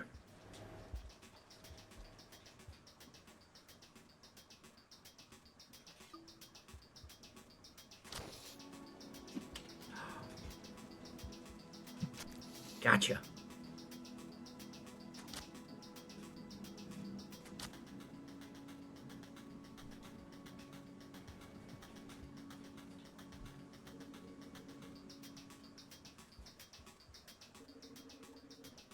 Yeah, I guess it would just scrape the wikis, but I don't know. I like to think that the bizarre esoterica of this would confuse it greatly. You know, ask a machine learning algorithm to learn the story of a machine that could not ascend.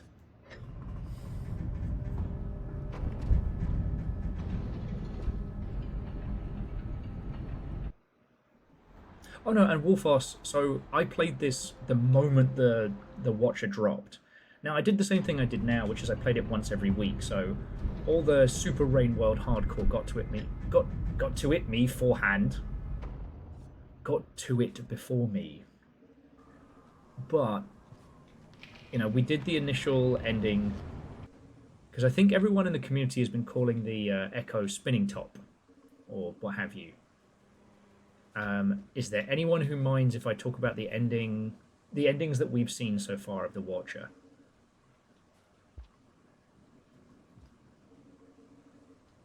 Oh, it's gone. Huh. Does that mean it was just a temporary... Oh, that's weird.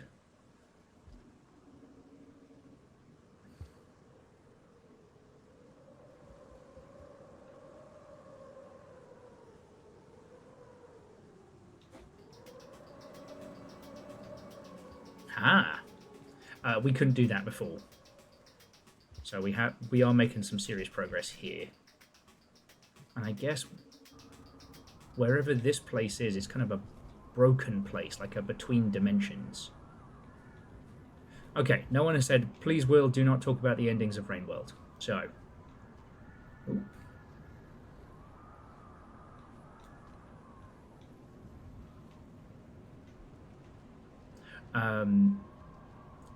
The first quote-unquote ending of The Watcher is that little echo we've been following around.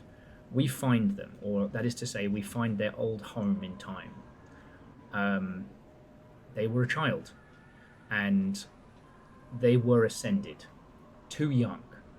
I don't think we're directly told what happened to them, how they died, but we know it was tragic. Illness or what have you. Something took them too young. And so they were ascended. They were taken to the void fluid. But, you know, you can't ask a child's mind to ascend. You know, so the child ended up as an echo, but different from the others. You know, with a child's curiosity, but like untethered from time.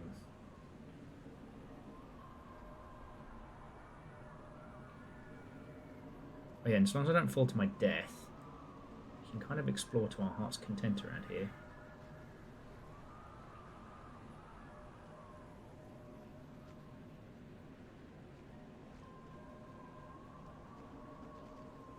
And there are some priests. Hey guys. Yeah, you're welcome.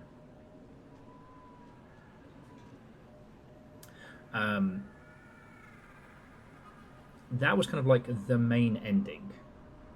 Now the other choice that we had... Where the fuck am I? Oh, here we go. Oh. You know, I knew this wasn't going to be easy.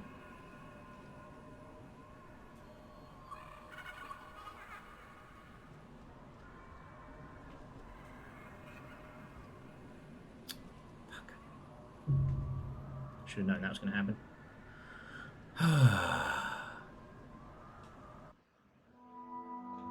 So yeah, so we did that full thing. Then afterwards, it was, all right, well, what's this other part? You know, what's the deal with the rot? What's the deal with this huge flower hidden inside a cave? And what does it have to do with the Karma flowers? And that was the next bit that we looked into. And that ended up turning this into like a 50-hour super run of trying to not only survive, but also spread the rot from region to region.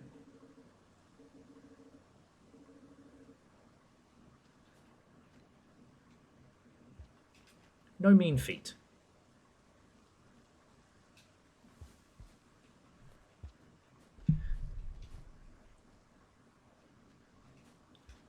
And while I can't imagine, you know, being consumed by the Prince of Rot in all things was necessarily good, it was a little more... It wasn't quite full-on Grandpa Nurgle. It wasn't quite full-on, you know, quote-unquote, the Flood.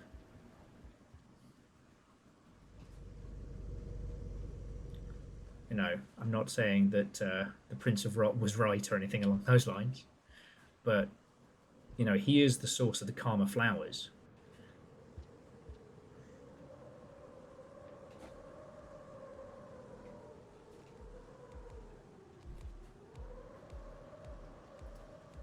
You better run.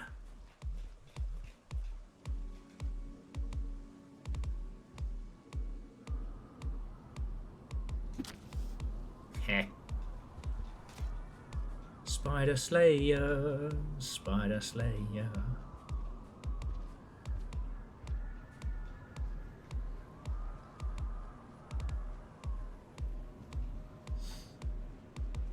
So yeah, so as you're following the echoes are usually tethered to one place and time. You know, it usually has something to do with the thing that keeps them grounded. You know, the farmer proud of his crops is kind of tethered to his fields. You know, but with this little one, you know, they are a child, so they're not really locked to any one place, and they're not on any one fixed timeline. So 6 hours late and still foist. D what ho friendos. Hey, Caffeine. Yeah, the eternal first. How you doing, mate? How was your weekend? Tell me your tales.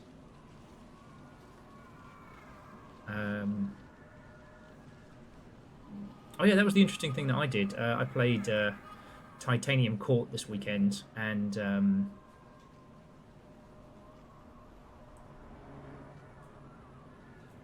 Titanium Court is a game that should be studied. Actually, I was getting towards the Wien.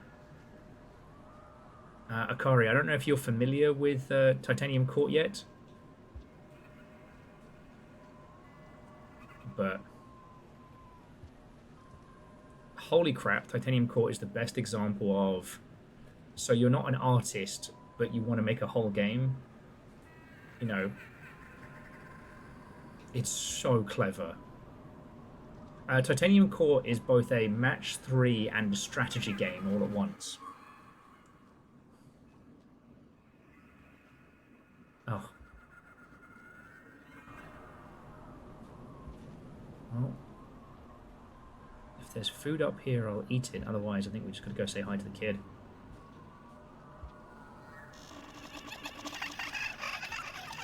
What is this?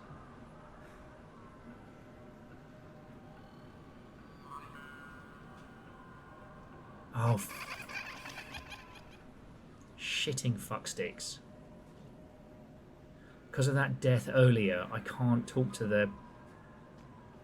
Alright, we just need to find 2 blips of food, have a sleep, not fall to our death.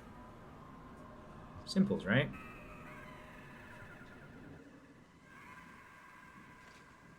Sadly, Karma flowers don't count as food.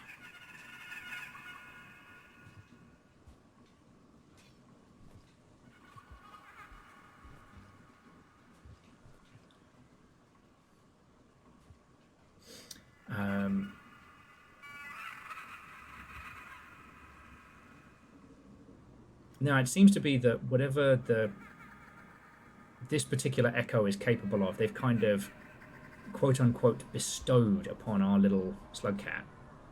So, like, the Watcher is kind of untethered.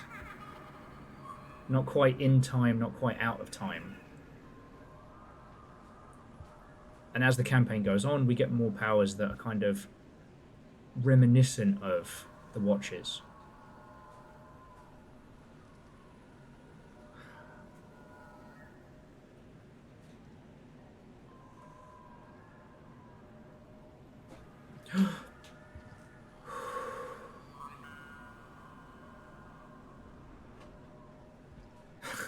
We're fine. We're fine.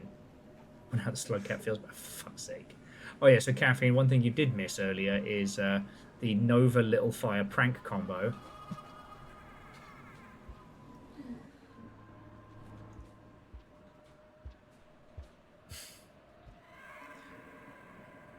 Freak out because Jess tells me there's running water coming out of the toilet. I go in there and it's a water bottle and 2 pairs of shoes.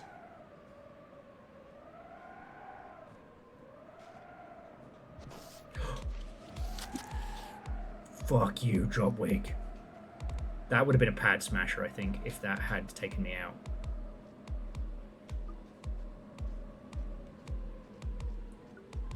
I think legally...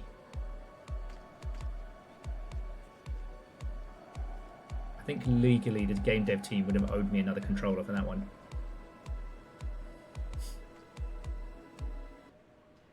Oh, Caffeine, you heard it from the side channels. Oh, that's so lovely. I'm so happy for you. Okay.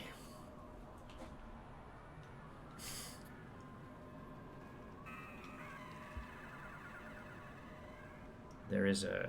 Yeah, there's a rest spot down here. We can get our karma up before we go say hi to the kid.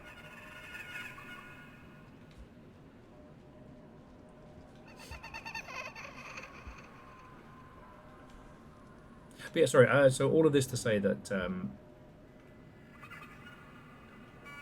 like, with the Watcher, we didn't really get a resolution. Like, I guess with the main ending, you show the little Echo who they were, and it allows them to ascend and move on, you know. Which is lovely, but then it kind of leaves you as this, like, half in, half out, part Echo, part dimension hopping slug cat. Oh. And the Prince of Rot ending, ooh, is very, very cool. But it feels like a, maybe not like a bad end, but a side story.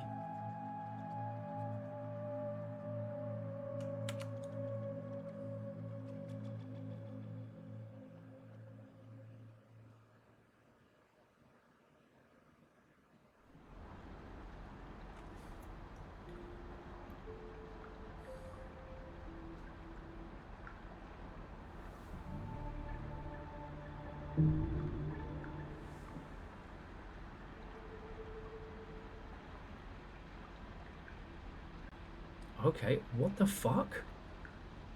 So there are now new kinds of symbols around these regions. Around Shattered Terrace, Turbulent Pump, and Badlands, but we still don't know what that does. Same with heat ducts. Alright, well, let's go talk to the kid. Is that your kid? Fucking prunts. Sorry.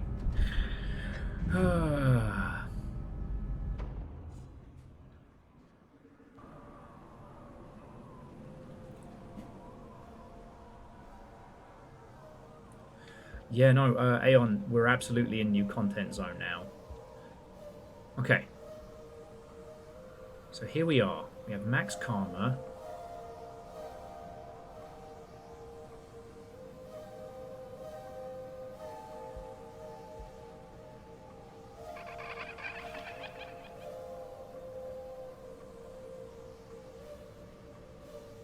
Alright, let's try going invisible. Ah, there they are. Ah, there you are. So tenacious. even among the flotsam and jetsam. These mindless swimmers and floaters. Let's play about us. Look, see that big one? Just take the little one. Oh. Good. One less thing, one less stinging idiot. Oh, prick me too.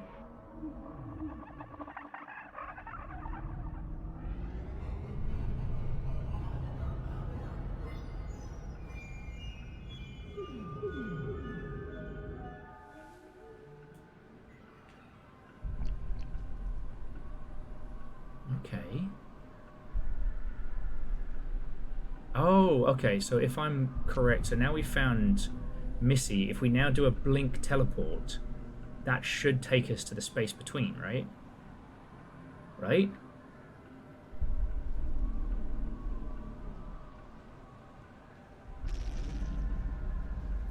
Presence already binds this place. But we're at max karma.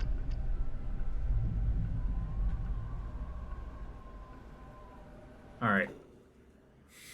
What am I doing? What am I doing with my life? What am I doing with my slug cat? What am I doing?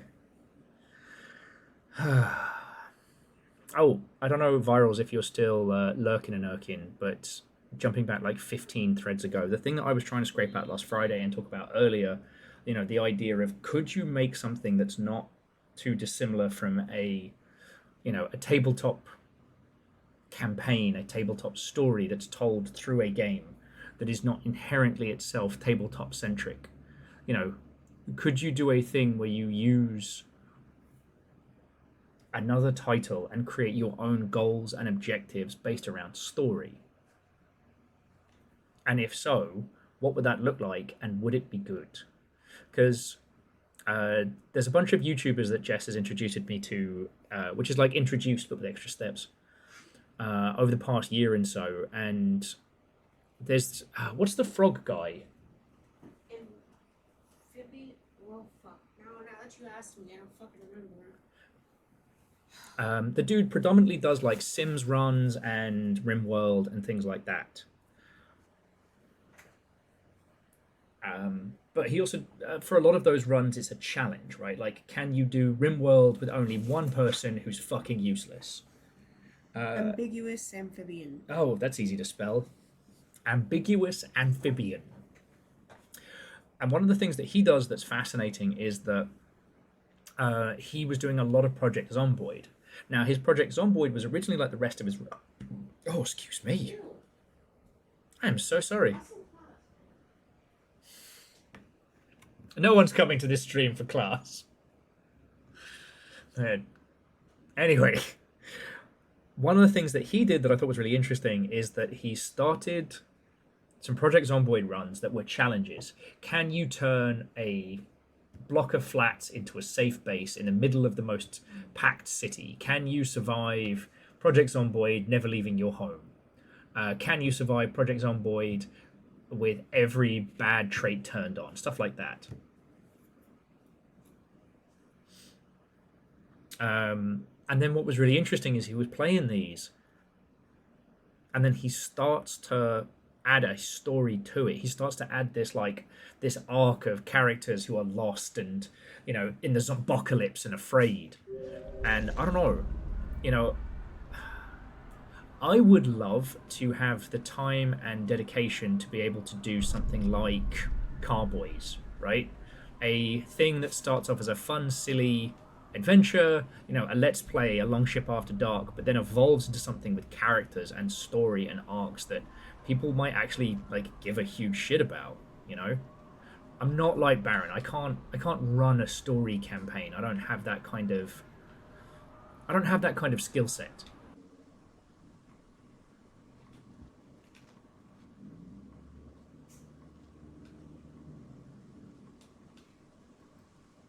And let's be honest, I'm pretty good at being a performer more than anything else.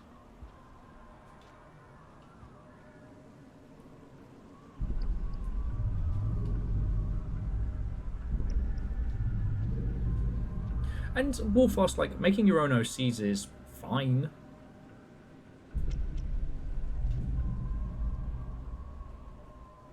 I don't know.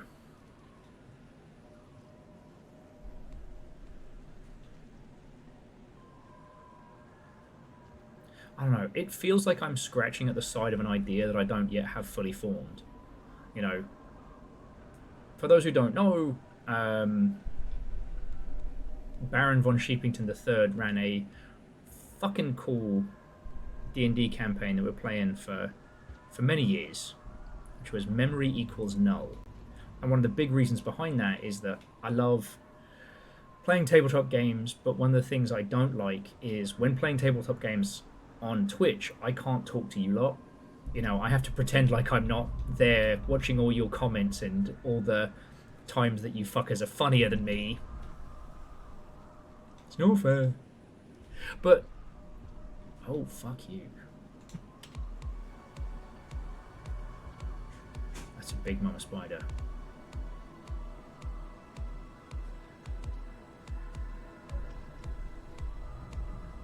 I think there's another spear around here. I need a lot. But yeah, so Baron came up with Memory Equals Null as a way to do a tabletop system on Twitch without having to cut out, you know, everybody else from the conversation. I see you, you spidery shit. You better run!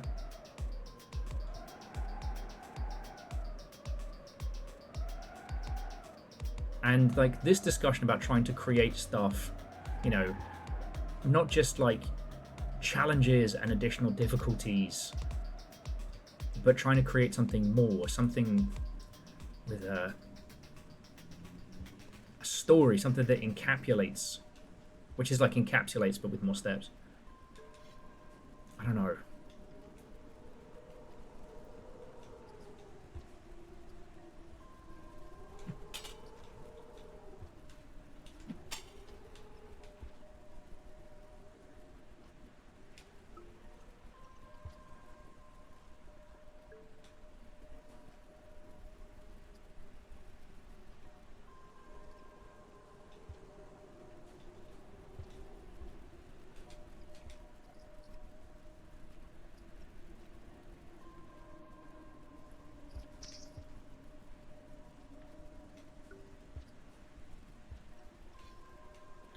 And if such a thing is creatable, like, what does that look like?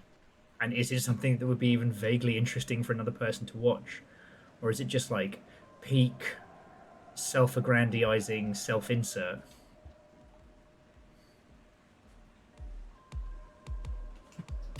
Fuck. Oh, this bit.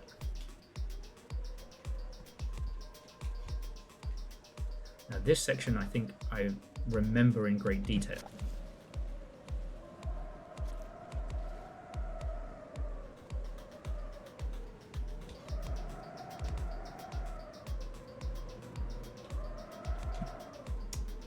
Bastard.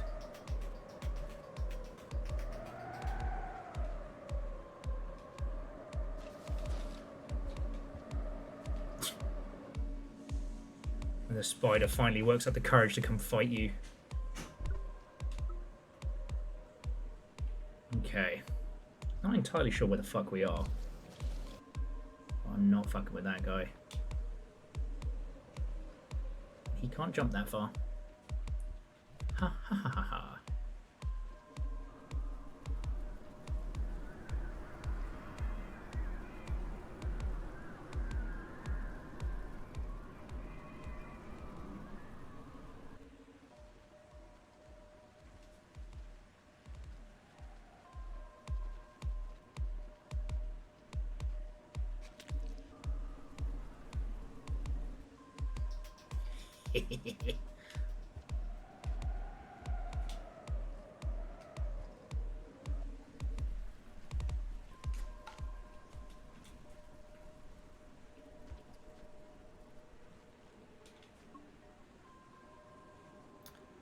Okay, so friends, here's what I'm going to do.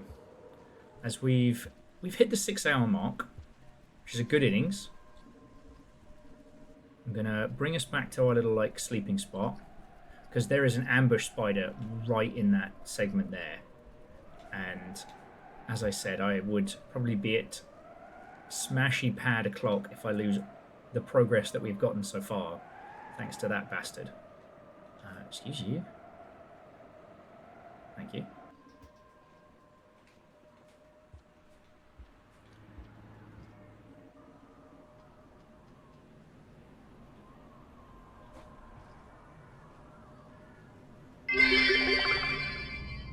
Oh, come on. You know you want to take it on.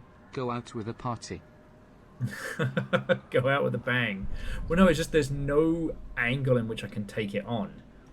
It's like a drop wig, and it's in the only tube I'd need to head north. Don't know how I got a whistle out of me there, but... Now this huge, horrifying mamma jammer.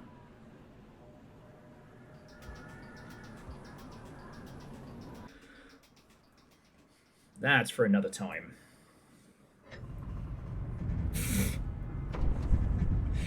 I got 140 hours in this, friend. Oh, sorry, no, 420 hours. Good at maths. You can't goad me into chaos. I just think I've hit the wall is all. You can tell, like, my ability to articulate has completely disappeared.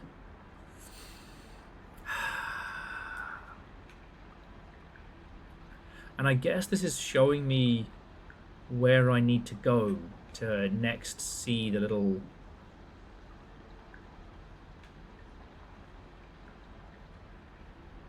the Echo. Because we know once we've met the Echo in all the places we're supposed to, we'll be able to get access to the space between. And space between leads us to the past.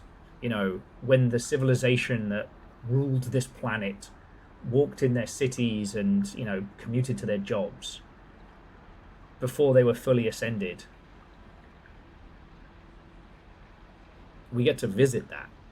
Like, and it's, God, it's an incredible moment. I'm looking forward to seeing it again, especially if there's anything new that's been added. But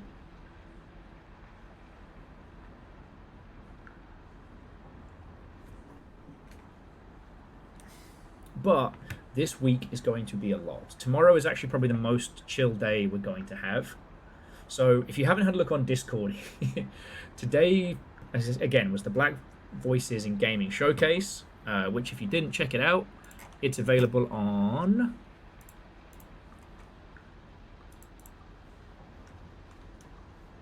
Let me just grab it for you.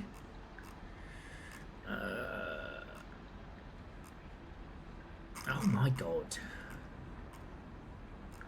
Here we go, discounts and events.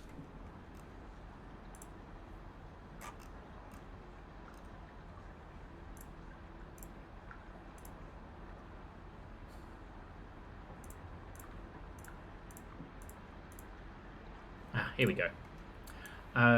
So yeah, check this out because there are a ton of really good games on there. Tomorrow there aren't any showcases so far as I know. I did a big old scour yesterday. If something pops up, I'll let you know. But tomorrow, I've got this game, Fuel. It's terribly titled, but this is Game.exe 2 Phantom Strike. And it is an old computer and a forgotten server. I'm hoping it's... Because Game.exe was a very good, kind of fascinating little puzzle game. This is set on a 2013 Windows Aero PC as you're logging into an old, forgotten, like, Counter-Strike server, like OG. You solve puzzles on the desktop and you explore in game, and it looks fascinating. The first one was very, very cool. I'm looking forward to sharing this with you tomorrow. Now, Thursday, we'll do 2 more showcases, and that is, I have to look at the board, the Latin American Showcase and the Women-Led Games Showcase. And then Friday is the big Summer Games Fest, followed by Day of the Devs, and then maybe followed by more stuff. And then Sunday is from 8 a.m. until whenever Frosty Pop is done. Sorry, Frosty Games, not Frosty Pop. Those are 2 different outfits. And then Sunday is Xbox into the PC Gaming Showcase, where Frankie might have a mech, Damine might have a meltdown. Who knows? the PC Gaming Showcase is always a banger for games, but the actual showcase itself may and can be an absolute fucking nightmare. So yeah, this week is going to be a lot. So yeah, all that's left to do is throw some credits around. And then I'll see who we're jumping into next.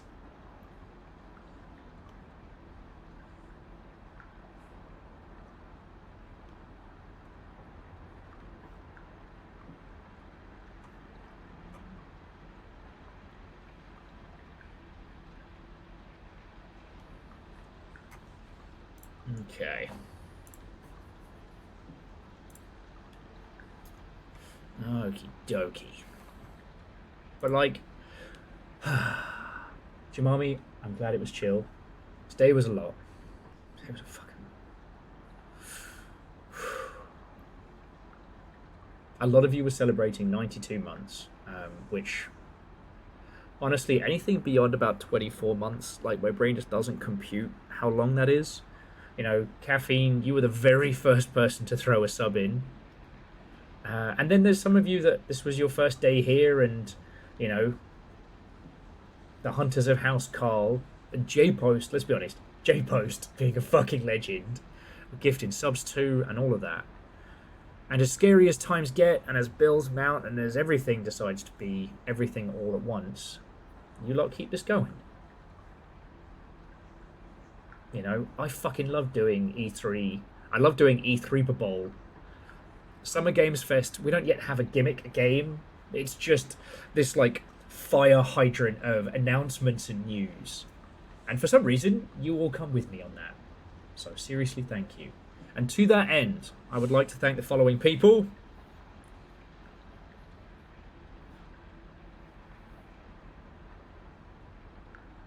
And that way we can hit upon whatever these new mechanics of Rain World are next week. To Dust in Your Eyes, The Legend of Moraid, Midnight Skyegis, Lance Icarus, and Lance, thank you again for Mina the Hollower, Vanderbeest, Varbles, Punspector, J-Post, Erman, DJ Coil, Shadows of Life, Isado, Full, Zoden, Vesquid, Mud Major, Eagle Lives, View from the Box, a Lingo Maniac, a Cataday Knight, Dandelion, Unholy Glee, Chornrus, Ozine, the game, which apparently I just fucking lost. Fucking assholes. Verdant Flow, Avenger, Salifa, A Goodnight Rage, Baron von Sheepington III, and Caffeine. All of you, except for whoever gifted the game as a sub, and I guess I missed it. Thank you. To Some Numbers, Vanderbeest, Scotty Doggy, Punspector, Erman, Akari, Vershi, Simple Chaos, Lyris, and Bacon Avenger. I mean, I will continue to say this every day. I know bits are a silly thing, and for alerts and pop-ups and natter in my ear, but that's literally what keeps this whole place going. For that, I will be eternally grateful. So thank you. Okay? And last but by no means least, to the mod team, to Nova, to Caffeine, to Moose, and to Tal, keeping it all trucking. And they don't even know. See, you know about the cool stuff. They don't even know yet. But mech pilots, I may have need of you. But not until after Summer Games Fest. Okay. Okay. Right, so, as for where we are going next, I have 3 choices for you. Game dev, cool bright colors, and retro pixels. What strikes your fancy?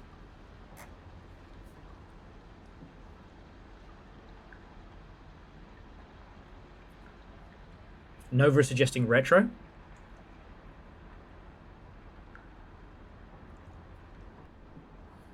Aeon, it's not a tiebreaker if you choose it.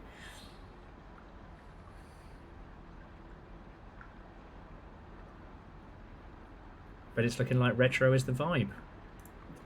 Right. Alright, retro it is. So I'm going to pass you over to Hero to the People, Dan Jones, who's on a little spot of the old classic Zelda. Oracle of Ages, I believe.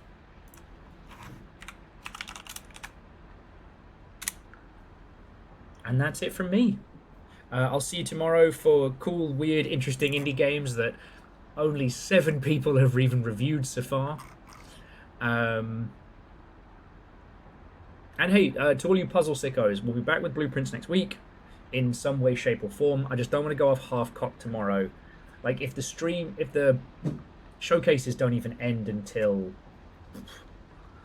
you know, 5, 6 o'clock. Like I said, I don't want to jump into blueprints tomorrow. No, Thursday. And then end up being brain-baked and trying to smash my head against puzzles until midnight, so... I see, Fearless, that's the thing. That's why I give you all the choice as vague as possible. Retro. What does retro even mean anymore? So, whatever you do, have a lovely rest of your evening. I hope you'll come to a raid to Hero to the People, Dan Jones. I'll see you tomorrow for indie games and whatever chaos shakes out. So, yeah. As Business Fish is my witness.